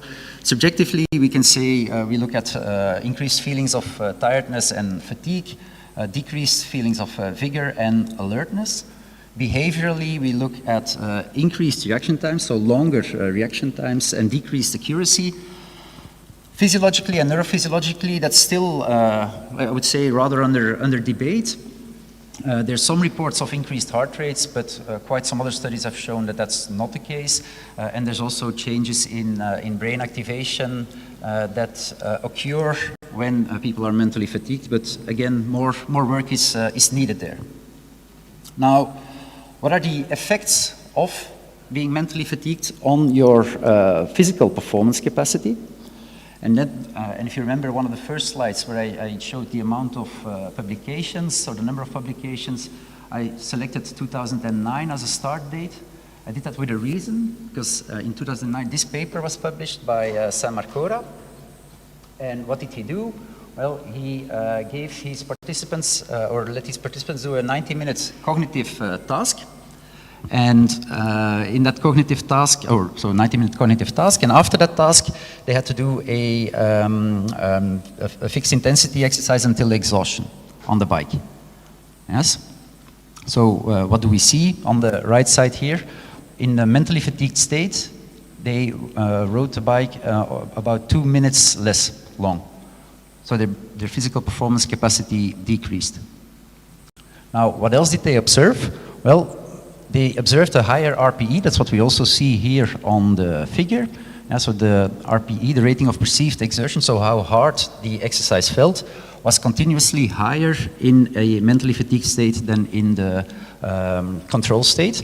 Control session, by the way, was an emotionally neutral documentary for the same amount of time, so also for 90 minutes. Yeah? And what else? And it was a bit surprising, there were no metabolic or cardiorespiratory effects, so there were no other effects that could explain why performance capacity dropped. So that was a bit the start, let's say, of the modern age research into mental fatigue. And a few years later, we started collaborating with some. This is Jeroen van Kutsum, was the first PhD student working on this topic in our lab. He wrote this systematic review, so the effects of mental fatigue on physical performance, which is quite well cited. I think we're well over 1,000 citations by now. And what are the main conclusions of this review? Well, there's quite a lot on this. I got the notification that you should try Notebook LM, so I did it yesterday for the very first time. So now I have to check because it's different than what I normally see. But the general conclusion is that performance capacity, endurance performance capacity decreases, whether it's in a more cycling or running or whichever sport, that doesn't really matter. Your performance capacity decreases, but it does not decrease in terms of strength or power. So meaning very short, very brief bouts of intense exercise are not affected. So I'm talking about a few seconds exercises. They are not affected by that feeling of mental fatigue. And again, the marker that stands out the most to explain this is the ratings of perceived exertion and not any other physiological parameter. Now, this is Jelle Habet, another PhD student from the lab, who also wrote a review on mental fatigue, a bit continuing on Jeroen's one. Here we look at sport-specific psychomotor performance. This was during COVID, where we could not do any experiments anyway. So what was here the main message? Well, first of all, it was a bit Well, surprising, and I'm sure that if we would do this study or this search strategy again right now, we would have a very much higher number of papers, but back then it were 21 studies that we could include, of which in the end 2 were even excluded because they failed to induce mental fatigue. In terms of the outcomes, well, we see that most of the sport-specific performances also decrease, meaning decision-making, reaction time, and accuracy. And again, RPE stood out as the most prominent marker to explain this. Now, because we are here in a physiotherapy context, there's obviously also links to injuries. Yeah, so I highlight, and I must say there's not that much research at the moment that is available. You see an editorial that we wrote last year, I think, or 2 years ago, where we indicate that evidence does suggest that subsequent disturbances in balance, motor skills, decision-making processes could increase the vulnerability to injury. But more studies are required. We have done some other work as well. This is with Pier Paolo Sansone in Italy, where we look at injury occurrences and over the time period of a couple of weeks, where there's not really a direct link that we found with mental fatigue. But there's shortcomings in the study, I would say. So there's an absolute need to take this further. Now, how does that work? What are the mechanisms behind this? That's also important, of course. It's nice to know what it does. It's nice to know how we induce it. But what are the exact mechanisms? Well, we don't know. But we are looking into it. So one example of a methodology or a scheme that is quite often shown. This is in a soccer or a football context, by the way. So we have a stimulus, meaning there's a cognitive demand, and yeah, there's no doubt, for example, in a soccer game or football game, there's quite a high cognitive load as well. So again, a very good evolution, I would say. It's the goals you concede in the last minutes. It's not purely due to a physical fatigue. There's also a mental fatigue. There's also a mental component that influences this. Yeah, so what happens? Cognitive demand, and then we have this anterior cingulate cortex, one brain region, where there would be an increase in the adenosine concentration and a decrease in the dopamine concentration. An increase in adenosine concentration would induce the feeling of, or the increase in the rating of perceived exertion. A decrease in dopamine would also decrease your motivation. That would induce mental fatigue, and as we have already seen, the increase in perception of effort, which leads to a drop in your endurance performance. At the same time, it also impairs executive functioning. Not going to go into detail, but this impairment makes that also your tactical performance capacity, your technical performance capacity, and your decision making will drop, will decrease. Yes, if you put all those pieces of the puzzle together, it makes sense that your game performance will also drop. Now, if you go further into those mechanisms, nowadays we have more and more the imaging technologies available. This is a study we did for Jeroen's PhD, where we had our participants in the scanner, then took them out for a 90-minute Stroop task, and then put them back in the scanner, to the MRI scanner, to see which changes occurred. And as you can see here, there's increased MVAS. MVAS is the mental fatigue visual analog scale. So in our participants indicating that they feel more mentally fatigued. And that coincided with decreased response inhibition related brain activity. I'm not going to go into further details here. And then there's this nice study by Wheeler and his team, where they simulated a hard work day and a soft work day. And they put their participants in the spectroscopy scanner before and after that work day. And where they also saw, and they checked for glutamate, and saw that glutamate levels really peaked in the hard work day, which also caused that their decision making on certain economical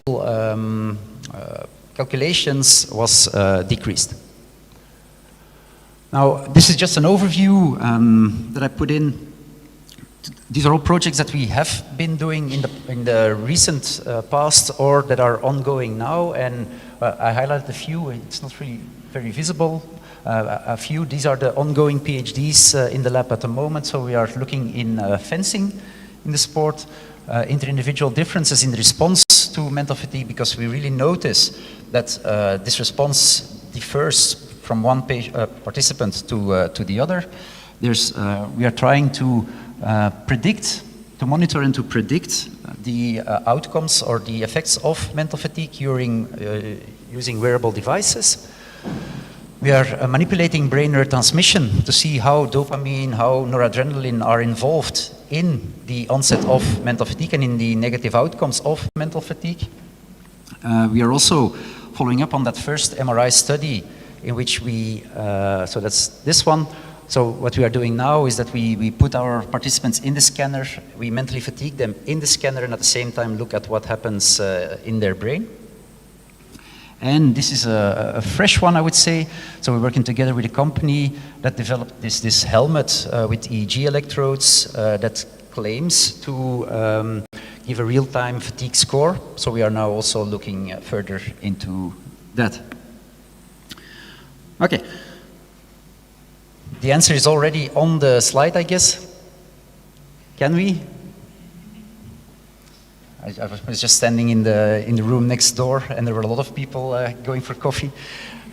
So yeah, again, COVID, so we couldn't do anything else, so we wrote another review on the countermeasures that had been used and how they were working.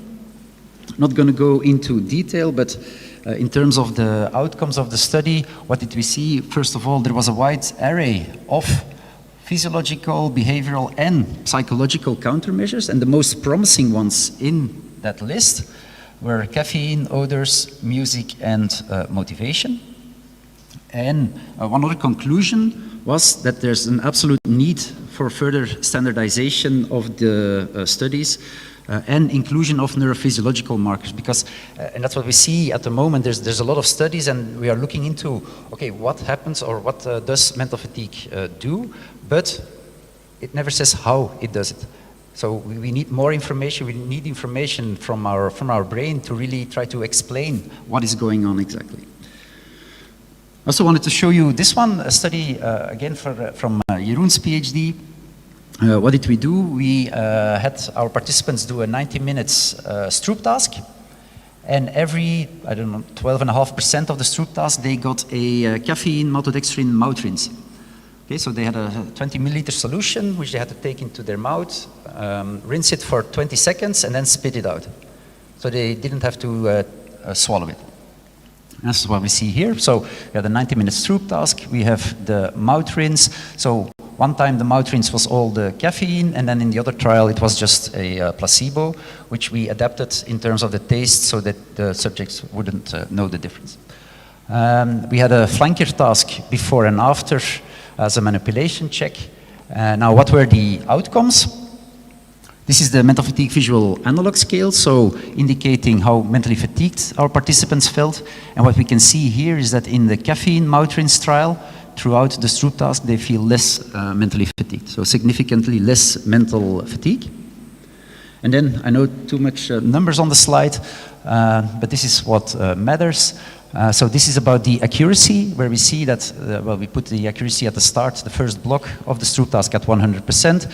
At the end of the 90-minute Stroop task, the participants were able to maintain their accuracy level, so they maintained their performance capacity, only in the caffeine trial, not in the placebo trial. And also the flanker task, so the pre-post task, we see the same, so there was no difference pre, but post there was a significant difference. Only in the placebo task, the performance capacity dropped. So again, the caffeine was able to uphold their performance. Do you know this guy? How much time do I have? 1 minute, okay. Well, This is Victor Kampenaerts, a Belgian cyclist going for the world hour record a few years back. That's Red Bull.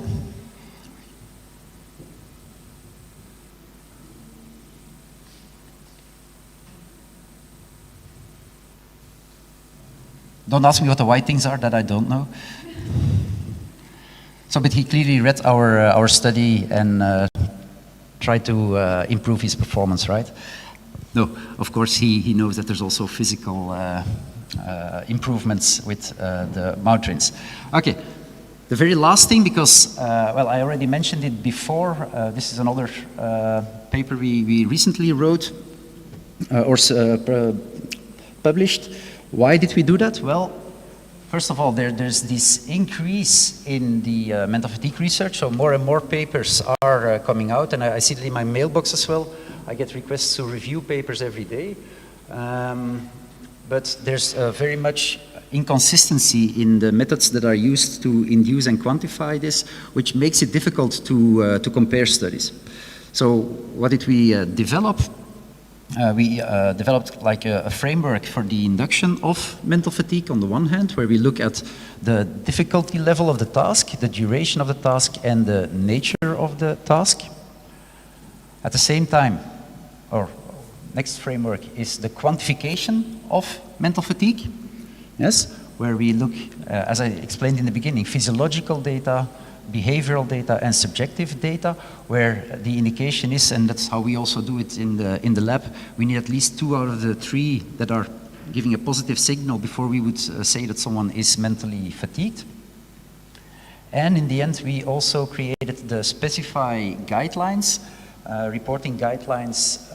Just show you, this is like a checklist, let's say, of things that you should include in your methodology to indicate or to make the findings more homogeneous and the studies more homogeneous. So, of course, not everything fits in every paper. That also makes sense.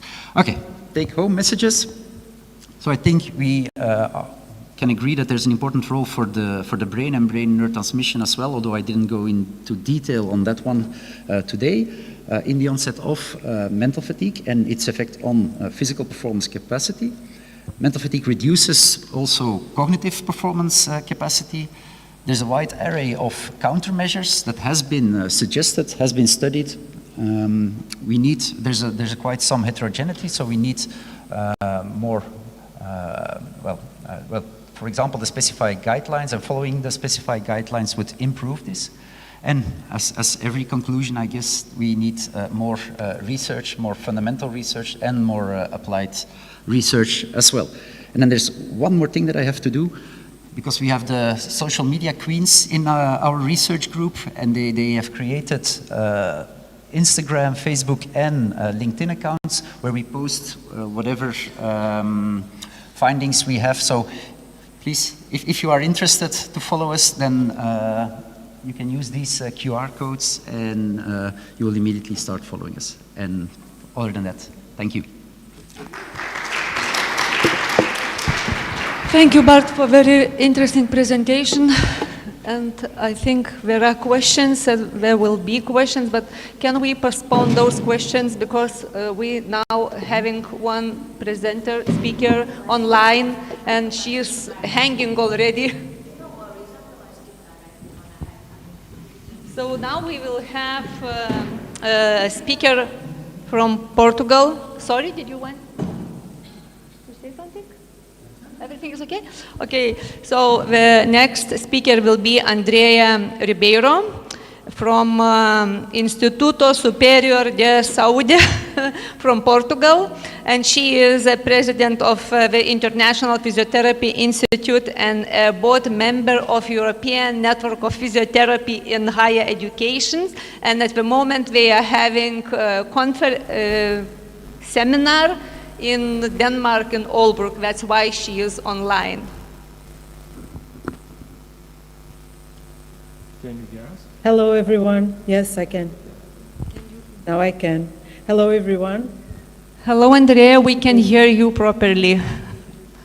Hello, Vilma. Okay, it's really nice to see you and to engage with you. Can I start my presentation? Yes. Okay, thank you for that. Okay, I will talk a little bit about building a sustainable future throughout physiotherapy and environment health. As Vilma said, sorry for not being there, but I'm at EMFI. So what I would like to discuss with you is the urgency of planetary health. Definitely, our healthcare systems are changing and are getting a lot of troubles due to the climate changes, and we are assisting a lot of climate disasters also due to this climate changes. So it is important for physiotherapy to be prepared for this kind of issues, and we definitely know that we'll have an increased need for post-viral and neurological physical rehabilitation.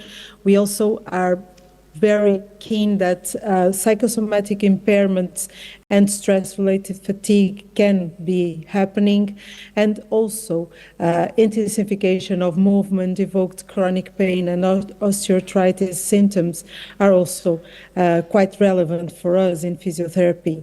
So I can define a kind of vulnerability loop, and this vulnerability loop is concerning habitat destruction and climate change, also animal stress, human pandemics, and we had it just a few years ago, and chronic disease that is being spread out, and healthcare system strain for ecological footprint. So definitely we have to define a new standard of care, and physiotherapy has to be engaged with this. We have human health, animal health, and environment health, and all of these, they have to be in one health equilibrium. This definitely has to be our main way of thinking. So our footprint concerning healthcare environment, physiotherapy is non-pharmacological issue, so we can work and we can improve healthcare, and we can improve also healthcare systems, because we don't have a huge footprint like other interventions may have. So our primary focus has to be an holistic physical, mental, and environmental well-being, also a nature interactive and eco-efficient clinics, and we cannot forget that movement, education, and biophysical approaches are important, together with a sustainable, low-carbon, and active mobility. So physiotherapy has a natural alliance with the environment, and you can see that while you look at ICF components, and you have already environment in it. So physiotherapy we can tell that it is the clean therapy cycle. It has zero environmental toxicity. We are keen to functional recovery. We can do prescription of this physiotherapy, and we have movement, manual therapy, and education. So we can move straight forward to a way of treating without having more NSAIDs or more musculoskeletal issues for pain. So the most important is to understand that there are some key points like air quality, heat, climate, and built environment that can be points to be aware and points to remember while treating our patients. So we can avoid this high carbon rehabilitation and move straight forward for a green rehabilitation or blue rehabilitation, wherever we think it's better for our patients. And when I talk about blue rehabilitation, I'm thinking about water, and I know that Vilma and Baris, they love this, and also Javi. I miss you all, indeed. So we have also also to understand that we can promote low-carbon models with active mobility, with a community-based rehab, with outdoor therapy and resource efficiency that can reduce waste, reuse equipment, and be more energy conscientious concerning clinic environments where we act. So indeed, we are a low-carbon intervention. This is quite important for us. We use a lot of reusable equipment. We have preventive mechanics and all those things. Active mobility has to be an issue, has to be done. We have a lot of clinical benefits concerning active mobility. So we will improve cardiovascular and metabolic function, reduced mortality, enhance mental well-being, decrease dependence on pharmacological interventions. So definitely, while prescribing active mobility, we are improving our patients. So this exercise-based natural interactive rehabilitation is indeed really important. We also have our indoor, no nature, standard dream rehabilitation, but we can go outside, we can interact outside, and we'll have more improvements also concerning mental health, for example. This community-based rehabilitation is quite important. We need to make our elderly together, we need to make our kids together and avoid computers or mobile phones. They need to work together. We need this definitely in this world that is changing so badly. So we need this community-based rehabilitation and this outdoor and nature-based therapeutic interventions. For me, they are crucial and they can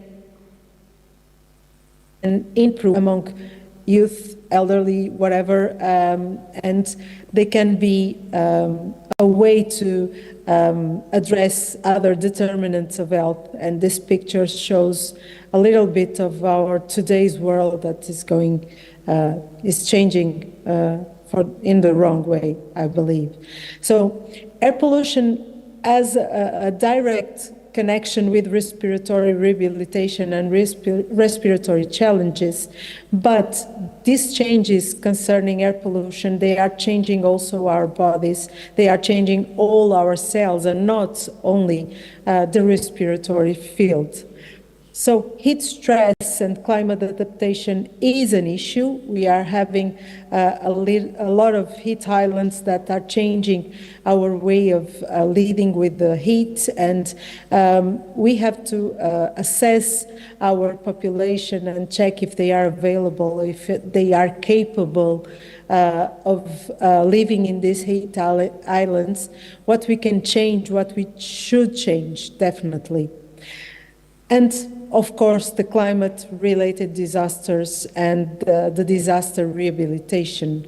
We have several phases of intervention. In the acute phase, in emergency trauma rehabilitation, dealing with pain, prevention, secondary complications. We have the process of recovery phase, and we can look at Spain, we can look at Portugal. We had a lot of floods and we had a lot of changes in our countries due to these climate-related disasters. We have earthquakes in Turkey. We need to know how to change this and how to intervene during acute phase, recovery phase, and definitely we'll have resilience in building. So we need those community-based programs to help people to strengthen physical capacity and reduce definitely vulnerability. So we have also non-communicable diseases related to the environment, and of course cardiovascular disease. We have a lot of papers that research is proving that air pollution, heat, and sedentary urban environments, they compound a serious cardiovascular risk. Also type 2 diabetes. People are getting more and more sedentary and they are avoiding exercise. And of course, musculoskeletal disorders due to occupation and environmental exposures that are going to contribute and are already contributing to musculoskeletal disorders. So physiotherapy has this embed concerning ICF, but we must integrate this in physiotherapy education. Our physiotherapy teachers have to be aware of what we can do, how we can change this process. So the educational mandate is really, really important. We need to make our curriculums more actual, more related to these environmental changes, and we need to change also the way of seeing this and the way of seeing physiotherapists. We are no longer the guys that are going to do a massage. We are the guys that can, of course, intervene in several areas. So we have some research priorities concerning sustainable physiotherapy. We have to have an assessment of life cycle. We have to implement science and prove that science is showing us that sustainable physiotherapy is really important. We need outcome measures, and for that we need a lot more research. And also health equity is really, really important. Just look outside your window and our world is not an equity world, so we need to change a lot. Definitely we have to adapt in our intervention design. We need to evaluate dual outcomes. We need to continue cycle review, and we need definitely assess environmental context. We cannot lose the environmental context.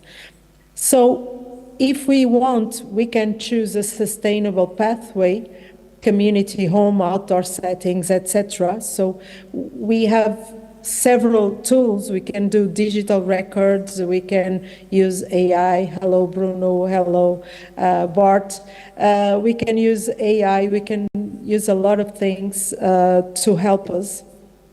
And these digital technologies and telerehabilitation, we have wearables, so we can remote monitoring people. We have a lot of apps that we can also use. So definitely we can be a resource efficient profession, and our clinics definitely can be better. So we have to focus. We have several sustainable development goals that we can achieve. We have the process of One Health, but we have to look as a planetary health procedure. So these are the sustainable goals that physiotherapy has a direct connection: good health and well-being, sustainable cities and communities, climate action.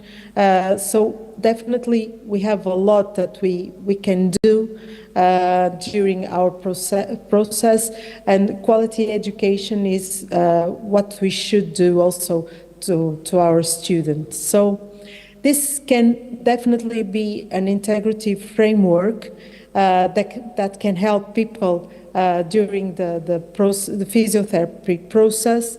And human health cannot thrive on a damaged planet. Definitely we need to think that we need to protect our planet, because if we are so worried about our own health, we have to be worried about our planet, don't we, Gizem? So this interdisciplinary collaboration for sustainable health, medical and physiotherapy teams, environmental scientists, urban planners, patient communities, and for that you have there Josephine that works a lot of community, and she does a really, really good work. And we have also the policymakers all in this process. So our professional associations, our academic institutions, our individual clinicians associations, we have to change physiotherapy, and we have to show that physiotherapy has a main goal in this process. So we have to build evidence-based models for sustainable rehabilitation. We are right now in a great position to develop this. We already have a lot of studies that can embrace this. Why don't we as teachers, we change this and turn our physiotherapy more resilient and more sustainable in the future? Okay, we can change our clinics, we can maximize sustainability in clinics, but we in fact need that our students and our teachers are really aware of this and what they can effectively change and what we can effectively add to our curriculum. So as main key takeaways, physiotherapy and planetary health are natural allies. Environmental determinants are clinical variables that we cannot take away from our patients, like air quality, heat, built environment, etc. Low carbon care is definitely high quality care. Education, research and policy have to be aligned to the process, and global frameworks, they already provide the mandate for this. So this is a call to the profession. This is a call for the clinicians, for the researchers, for educators and policymakers. We have definitely to embrace this role in environmental health, and physiotherapy definitely can contribute not only to improved patient outcomes, but also concerning resilience and sustainability of health systems and communities. So thank you very much for this opportunity. Thank you very much for allowing me to present this theme. I love it a lot. If you are interested, just send me an email and we can try to develop some projects together. I'm always available for that. And I will finish my presentation not only saying thank you, but sending a big, big hug to my friends that are there, Gizem, Barish, Bart, Bruno, Vilma, Nuri. So thank you very much for everything. And I mean, well, Josephine, yes, I talked about her. Thank you. Bye-bye. Thank you for your speech. Do we have questions to Andrea? How's the weather in Denmark? Awful. It's raining. It's cold and raining. You are much better there than we are. It was rainy this morning, but not anymore. Okay. And we expect tomorrow no rain. Please. Okay, enjoy for me, please. Okay, thank you and good luck. Thank you. Bye-bye. Miss you all. Bye-bye.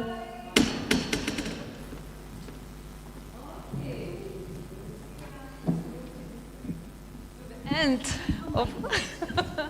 we have the last speaker, but not the least important, Josephine Morris. She is a senior lecturer in physiotherapy at the University of Winchester, UK, and with over 27 years of experience, she is actively involved in physiotherapy education, curriculum development, and quality assurance at national and international levels. Her work focuses on practice education, student engagement, and transformative learning in higher education. Stage is yours. You can. All right, first of all, we're going to do some jumping jacks. Because I know you must be very tired. No, I'm just kidding. Because this is the good thing about being the last person to talk. The last person to talk, I won't be offended if you all fall asleep. With that lovely diffuser with limoncello and lemongrass, please have a stretch. I won't be offended. Right, first of all, thank you very much, Professor Vilma Duardine, for inviting me. You know, when you are an educator, you feel you have this imposter syndrome. Should I be part of those more than 30 elite researchers and academics? I feel like I don't belong here. But let me tell you that my role as the last speaker is to share with you my critical, personal journey and reflection. I'm not going to be talking about massive research because you have been bombarded with loads of data and high-level research outcomes for the whole week. So hopefully what I'm going to say today will have a little impact on how we see our future as physiotherapists, as healthcare professionals, as clinical scientists. We have loads of amazing professionals that we have here today. When I arrived last Sunday, I was picked up by the taxi because I don't know. This is my first time to be in Lithuania. I don't want to get lost. My frontal brain is not very good with directions, so I thought having a taxi will be safe. And I had the first time lecture with the taxi driver to teach me 2 words. I said, how do you say good day and how do you say thank you? Because if I forget what I'm going to say today, at least I'm going to say labadiena and then achu, and then I could just go back to my chair. Right, so I'm not going to be talking all about me, but there is something about this that will be aligned to what I will talk about in a second. So I belong to this wonderful team in the University of Winchester. This is in the southwest of England. It's just an hour and a half away from London, but it's much prettier than London. It's quintessentially English, it's beautiful, you have lovely cathedral, it's nice and green, and our university is known for being very supportive, having a very warm community of practice. We love having our students. And the team that I have, they are amazing. And if you ask me one good reason why I stayed with them is because of the joy of working with these wonderful people. And that is part of the things that I'm going to be talking today. But also I just wanted to point that it's really nice that Vilma put me on after Professor Andrea Ribeiro that you just heard because of sustainability. That building, the round building, it's 0 carbon footprint. You'll be happy, or Vilma, if Andrea is still listening, she'll be happy that we collect bubble gums in our university. There's some pouches where you put your bubble gum and they turn it into a coffee mug. Yes, you wouldn't think it's made of bubble gum, but it is made of bubble gum. So yes, we are pro-sustainability. Right. There is a reason why I put my list of jobs. I have 5 paid jobs. I am a very sad person. I do nothing but work. But I have 3 dogs, no kids, and a husband who look after the dogs, spaniels, 3. Anyway, so my full-time job, Monday to Friday, I am a senior lecturer, and I've been a lecturer since 2019. But I have been a physiotherapist since 1998. So some of you probably haven't been born yet. So it's not over 27, it's over 28 years that I have been a physiotherapist. Yes, I was only 5 years old when I qualified. No, I'm actually 50 now. So that's my job, that's my full-time job. So that's my education hat on, yeah, as an educator. I love it. And then I'm also an external examiner where we look at quality assurance from 2 different, very good, very nice universities in the UK. And that's London South Bank University and the Buckinghamshire New University, again, somewhere close to London.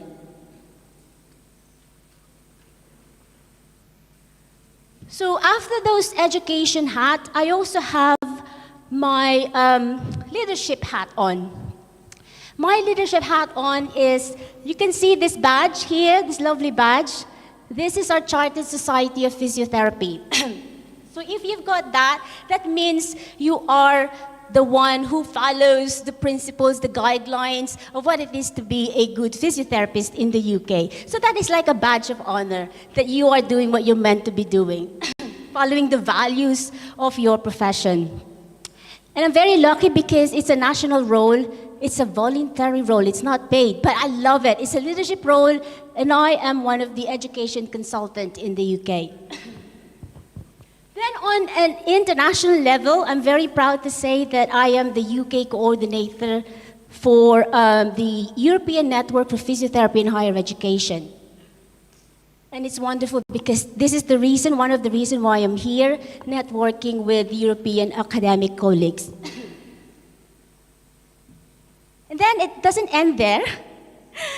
You see, you notice I really like my job. I really like being a physiotherapist, a healthcare professional, an educator.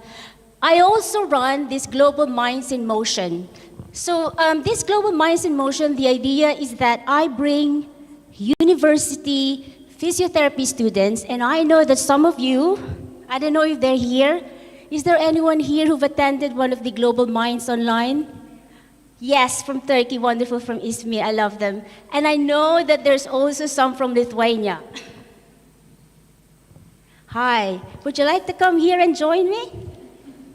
Right, I know Bob will. You have to stop him, you have to restrain Bob, because I know he will take the microphone from me. So, at the moment, we have about 15 countries that has joined the Global Minds in Motion. This is a dream. It started one midnight, late midnight, and I said, you know, after COVID, we use online. Why are we not kind of letting all the students around the world to join and learn from each other? And this aligns to Professor Gizem's lecture earlier on, the COIL. So this is a dream, but it's been happening now for the last 3 sessions. We have the 3 sessions that's been very successful. Like I said, we have 15 different countries, including Luxembourg and so on. The lists are there. We have it's nearly about 300 students who have joined. I'm actually saying this because I would like to invite the students. And I know the students are at the back, correct? Wonderful. So it will be nice for you to join our wonderful Global Minds in Motion as an opportunity for you to meet each and every one. I also invite some speakers so that you can interact with them. Right, so those were my leadership role. Now I'm going to have to tell you about my clinical role. Yes, I do work on the weekend as well. I told you I don't have children. That's why I can do this. With the weekend role, I work in the National Health Service. Have you heard of the NHS? It's the biggest in the UK. Without the NHS, we're all going to die. The NHS, without us, the NHS will die as well because we work for the NHS and they help us. So I work like 2 Sundays in a month. And the reason for that is one thing, without crying, is because I love seeing patients. I really do.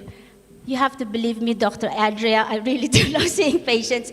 I love my students, but I love my patients even more. It gives me that extra joy that I see them in pain, not able to walk, on drains, catheter, oxygen, everything, all the connections, and then suddenly, after a couple of interventions, they'll be up smiling. And my reward is just a simple thank you. I love that. And then another clinical role is working in private practice, because of course you have to compare and contrast. You know, you have to keep that experience, because when you're in the classroom, students adhere to your story if they're real. They don't like textbook or AI stories. They want to know, you know, what you've seen in real world in patients, and I tell them about the patients that I see. Right. So those were my clinical roles, and then the continuous learning around postgraduate studies, on and on. It's pretty boring, but I did a lot of studies around education. Now, I wanted to say without forgetting, sorry. I need to do some breathing exercises. Honestly, I'm so nervous. I don't know why I'm nervous. I'm the last person. Nobody's listening anyway. Why am I nervous? All right. This person here is my student. So she qualified last year, and I'm working with her in the NHS. Would you believe that? That is amazing, isn't it? So I'm going to be on my Zimmer frame, still working in the NHS with some of my students as my colleagues. I love that feeling. Right. So that is me. Why did I talk about myself? Not because I love talking about myself. I do a lot sometimes. But the very reason for that is, like what Andrea mentioned, you know, what's the future of, our profession? It's the mandate of what we're going to do next, I'm going to be very honest with you, and this is a self-confession. I don't know why I can't breathe. Can I just take this off? Right, I do have a career envy. Ooh. The psychologist says, ooh, it means something. I do have a career envy. You know what it means? You know when you hear people, they have their PhDs, they have their elite research. Why can't I, What am I missing? And then kind of now that I've been on my 28th years of working, I realize, it's not going to be for everyone. Not all of us will have PhDs, right? Not all of us will be doctors. Not all of us will be specialists in so-and-so. Not every one of us will write the book. I'm still writing a couple of books, still not finished yet. That is so true. Not all of us will get to the peak of every career. And I'm one of those. I don't have those elite kind of position in every single thing. But you've seen my list of work, and I think I should be happy with that. I call myself a generalist. I always say, when people ask me, what do you do? What patients do you see? Well, I worked with Barish in 2004. This is Professor Barish. In London, we see patients with learning disabilities. I've worked with patients in the community in pediatrics. I work with patients with women's health, but not to the level of Professor Anna, where she can look at all those tiny little thing, microscopic lab results. I don't have that knowledge, but I know how to get them well, right? I work with people who had falls and who are not well in the community. And I've seen people who are acutely unwell in the hospital.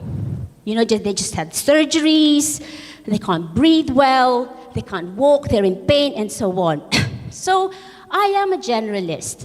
I can see those patients, but I'm not that elite, kind of on top on every areas of clinical, research, education, and leadership. So why does it matter? Why am I talking about this? Because that is the reality. It's 28 years. I've been trying to search for that, trying to climb the mountain, trying to reach the top. And here I am, as me. And you've seen, this is all I've been doing. And hopefully, it is making sense. Hopefully there is a place for someone like me who is not as elite as everyone else, because I can do things that maybe other people is not able to do. Okay? Right. So, the title is, I've chosen this title. I don't know, does it look like Bruno Mars or Bart? I'm not sure. But it is meant to be someone who is able to perform, who can sing, who can dance, who can act, who can write a script, who can write their song, play a musical instrument. And I call that the quadruple threat. Because in arts, threat means that it's someone who can do lots of things. They're unstoppable. And orchestrating is about engaging all of those clinical, leadership, research, and education hats on all together. And why does it matter in elevating community health? Well, you've heard, even with high-level research, quantitative data analysis is not enough. You still have to understand patients' vision, perceptions, their ideas, their feelings of well-being. You can't just measure everything through objective measurement or standardized objective measurements. You have to engage them qualitatively because they have long-term conditions. You have seen how some big research have to have loads of very strict methodological limitations. They have to have very strict nuances of the inclusion criteria. That means a lot of our patients in the community with triple, quadruple, complex comorbidities will be automatically eliminated on research. And those were the patients that Barish and I will see in the community, okay? So, hence for me, a quadruple threat is someone who can wear those different hats on and still put a smile on their face.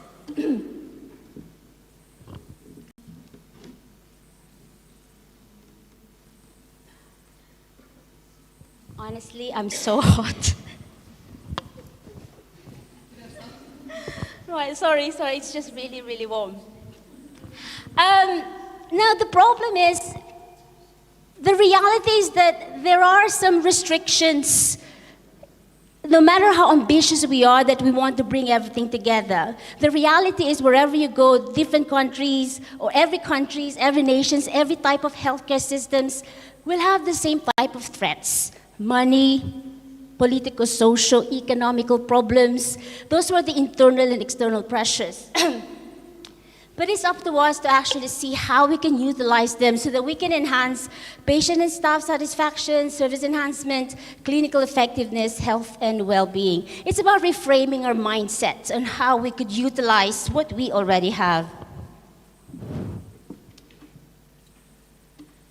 Without going into the details, because you've heard this a lot, with the aging population, it's not about the numbers of the people aging, it's about how they are aging, like what Professor John had mentioned earlier on. It is inevitable. There'll be loads of problems, there'll be loads of comorbidities, and unfortunately, 75% of those deaths is accountable to non-communicable diseases. And this is where physiotherapy, healthcare professionals like us, clinical scientists like us, or some of us here, will be in a better position to help address those problems. So going back to every single aspects of those pillars of physiotherapy, which, by the way, Nuri has said is the 21st century skills of every professionals. In terms of clinical practice, we need to really shift our mindset into being a fixer, into being a health and wellness architect. When I say architect, it's organizing things. How does this look like? So for example, a lot of the students here had been on clinical placements, correct? You have seen patients, yeah? So you don't just think about assessing subjective, objective history and looking at, improving the range of movement of the knee. You want to look for how you can engage the patient. You want to look for how they feel. Will they listen to you? Will they follow your instructions? You want to look for the environment that you're working with. Is it safe? If you're seeing them at home, in the clinic, or in the hospital, how are we going to use your resources? You can't bring a plinth in their home. You can't bring a gym ball in their own home. But according to Vilma, you can teach them how to swim without water. So that's a really good creativity, but that's the whole point. It's about using that creativity.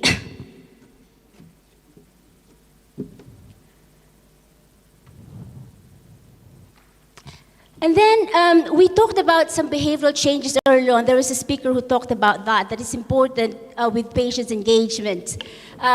So being clinical, it kind of evolves around our biopsychosocial approach. The AI, the use of digital health, digital technology, I did mention several times. But at the same time, there is still some doubt around the accuracy and the relativeness of AI outcomes. We are still the human being behind that AI. In terms of research, which I've mentioned earlier on, yes, there are some opportunities. If you're in the right place at the right time, you'll have the funding to run high-level research. But there are still some methodological limitations, which I've mentioned. Not everything is going to be perfect. There'll be barriers. But what I will suggest here in practical sense is the use of patient narrative. Is that something that you've heard of, the patient stories and patient narrative? Every student can do that. When you see a patient, you could be that person doing your micro research, if you like, and seeing those values-based outcomes of the patients, what matters to them, and using that as your own journal and see how they improve. Because you're not going to have the money to run big research all the time, every single time. But because you're aware that you're able to use that, you're able to use those patient stories, those patients' journeys as your own research journal, you are in a way creating your own research journal from day one. I hope that makes sense.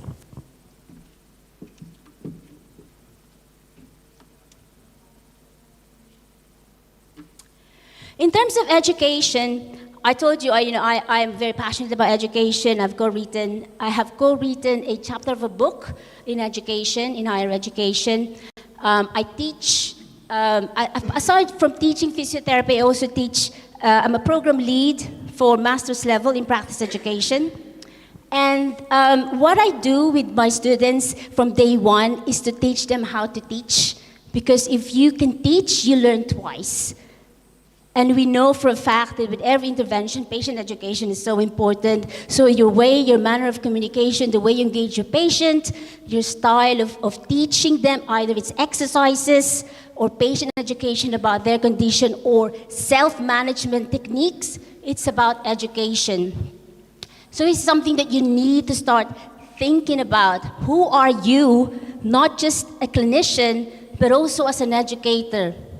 For your patients, for the family that you support. And when you bring back those learning back to the classroom, back to the journal that you're going to be writing. Okay?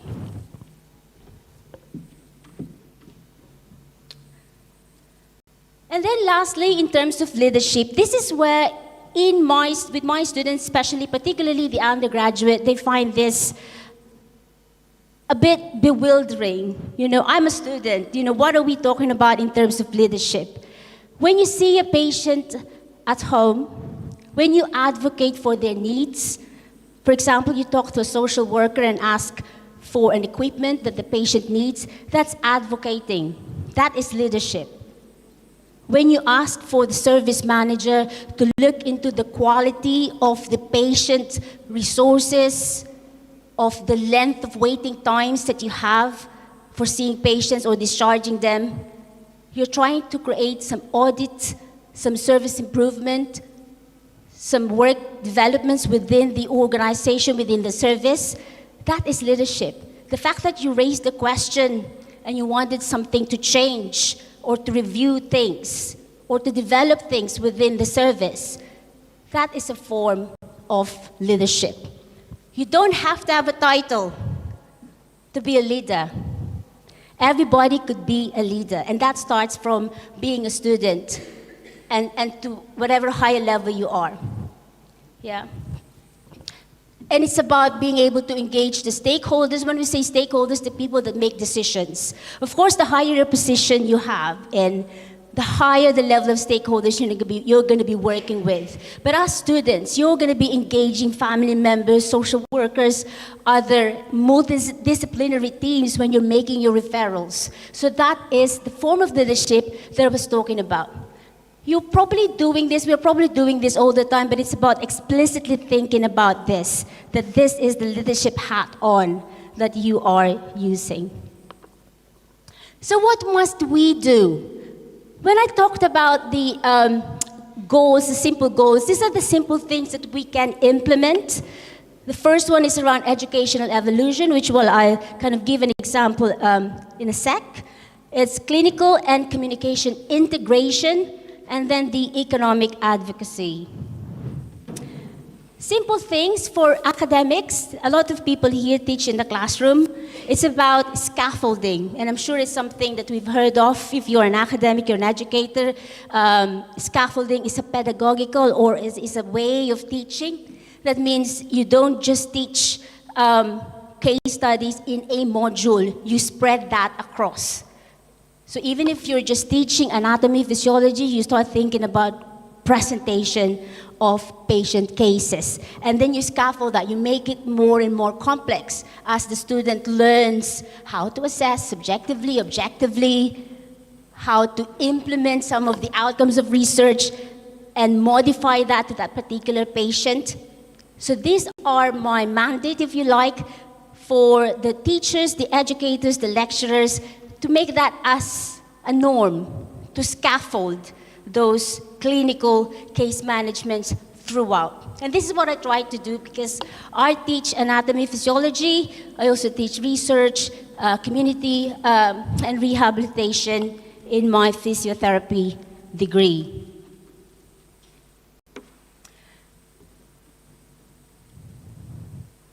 So the other thing is around clinical and community integration. The simple way of saying this, as I've mentioned earlier on, is bridging the gap of how are we going to apply those high-level research outcomes to the patients that you have in front of you that doesn't necessarily meet the criteria of being part of the research. The ones that have more complex conditions that you will need to adapt to.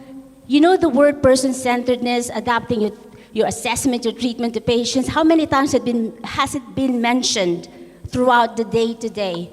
There's always going to be an element, a theme around making your assessment, your interventions aligned to that person's specific needs. Oops, what's that, a cat? Economic advocacy. Economic advocacy is around being sustainable. Andrea mentioned around sustainability, being conscious about the resources that we use. The good thing about digitalization is that we use less plastics and papers and office supplies, but it doesn't mean we are completely a zero carbon footprint. But also what I'd like to say about this is having that health economics hat on, be interested, be curious about your patient waiting lists. Be curious about the amount of time you spend per patient, the amount of time that you use for doing some of the non-clinical contacts that you have, and then equate that into money or resources. Being curious about the sustainability of your services. How can you generate more income without sacrificing the patient's quality of care? So, to end this talk, I hope that was useful, is my kind of ask is to think about that quadruple threat that I was thinking about, that was suggesting that person who is able to enjoy doing a lot of things within your profession and being proud about it. The education, clinical research, and leadership is embedded in the UK studies in professions. It is something that we make sure is embedded in our teaching, in clinical work, and so on.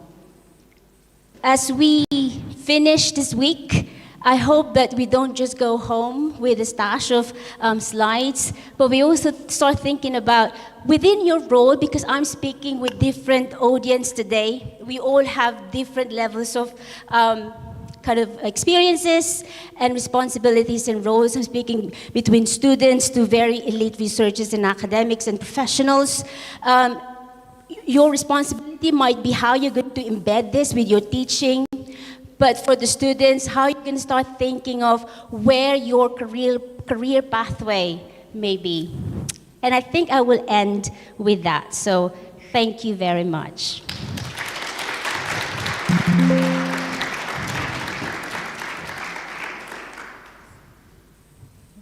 Josephine, for your speech. I think Josephine made like summary of everything what was talked about today. So now we have time for questions, and I think we had some like cue for Bart first. Questions? Well, you can maybe try without. I don't think that's necessary. So what?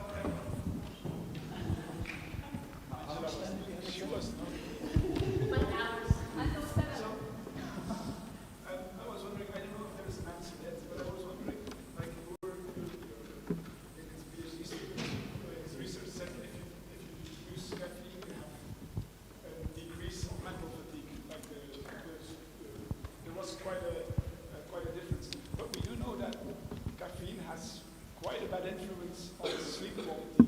So I might be unique in this situation, but my mental fatigue usually comes around 6, 7 in the evening. So if I take my caffeine, right, I will be fit again for 2-3 more hours. But then my sleep quality will decrease. So I get a negative vicious circle. How would you solve this? Or is there a solution to it?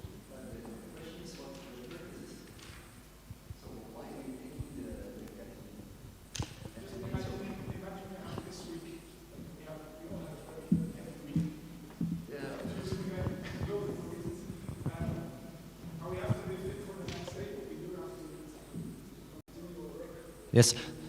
Okay. So then I wouldn't advise you to take caffeine because there's one of the other examples I gave is on the padel. So what we did, we followed World Tour padel players during a tournament week. What you see is that it's playing a game, an acute game, increases your mental fatigue. If you play 2 games in the same day, it's a further increment of your feelings of mental fatigue. But if you have a good night's rest, those feelings disappear again. So the next morning you're fresh. So in this case, and then for being here, it's make sure you have enough hours of sleep. It's way more important than trying to solve it with caffeine. But if your purpose is like Victor Kampenaars, what I showed you to improve your performance capacity that day, and that's more important than the sleep afterwards, yeah, then you should consider taking caffeine. On an acute situation, you would say take the caffeine? It's really purpose dependent, I would say. Yeah. So during, you don't have to study that much anymore. If you had an exam period for 7 days, say sleep is more important than evening sleep. But that depends on the amount of courses that you still have to study, of course. And if that takes the night, then you would take caffeine probably, just to stay awake and to be able to study more. Yeah.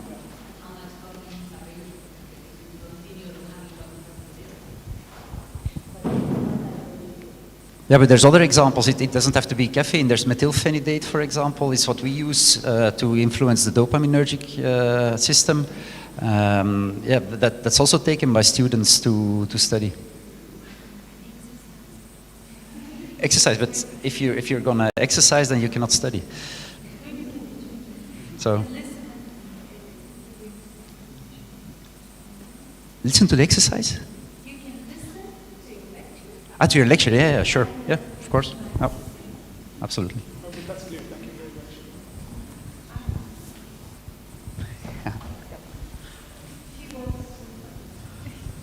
much. Oh. Hi. Hello. My question is very simple. I understand that you measured the mental fatigue on the beginning and the mental fatigue at the end, considering the different variations and controls that you wanted.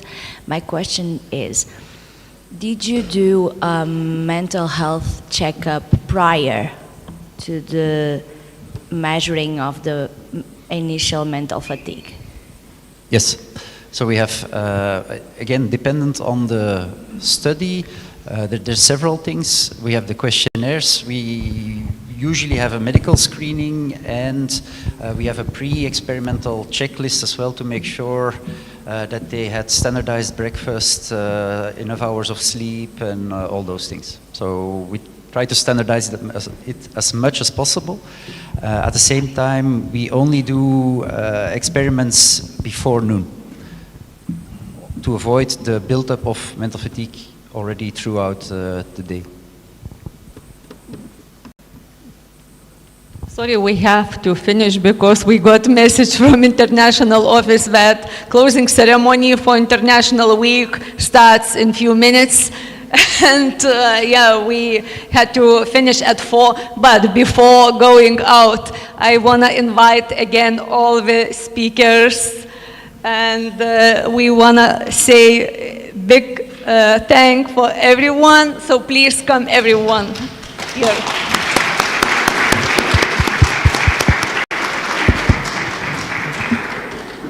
Come here.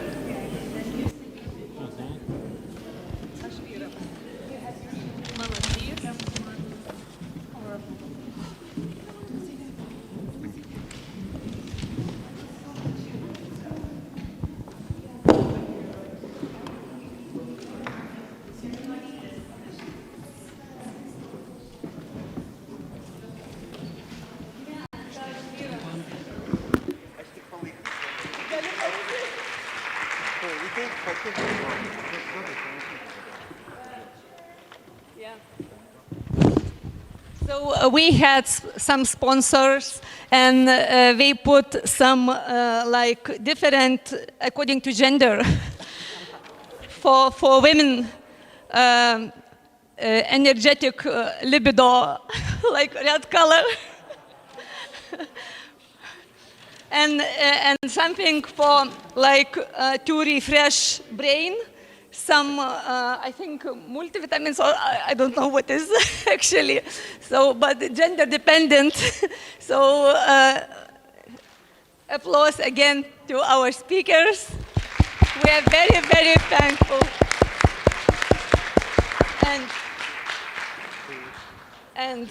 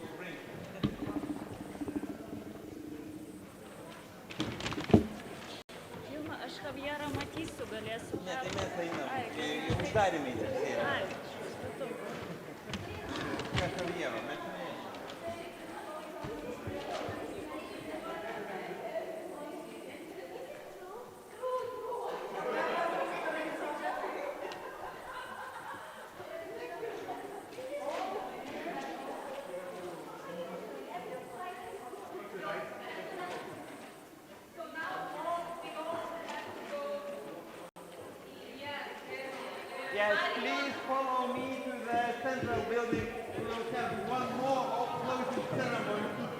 Marion and Javier. Okay.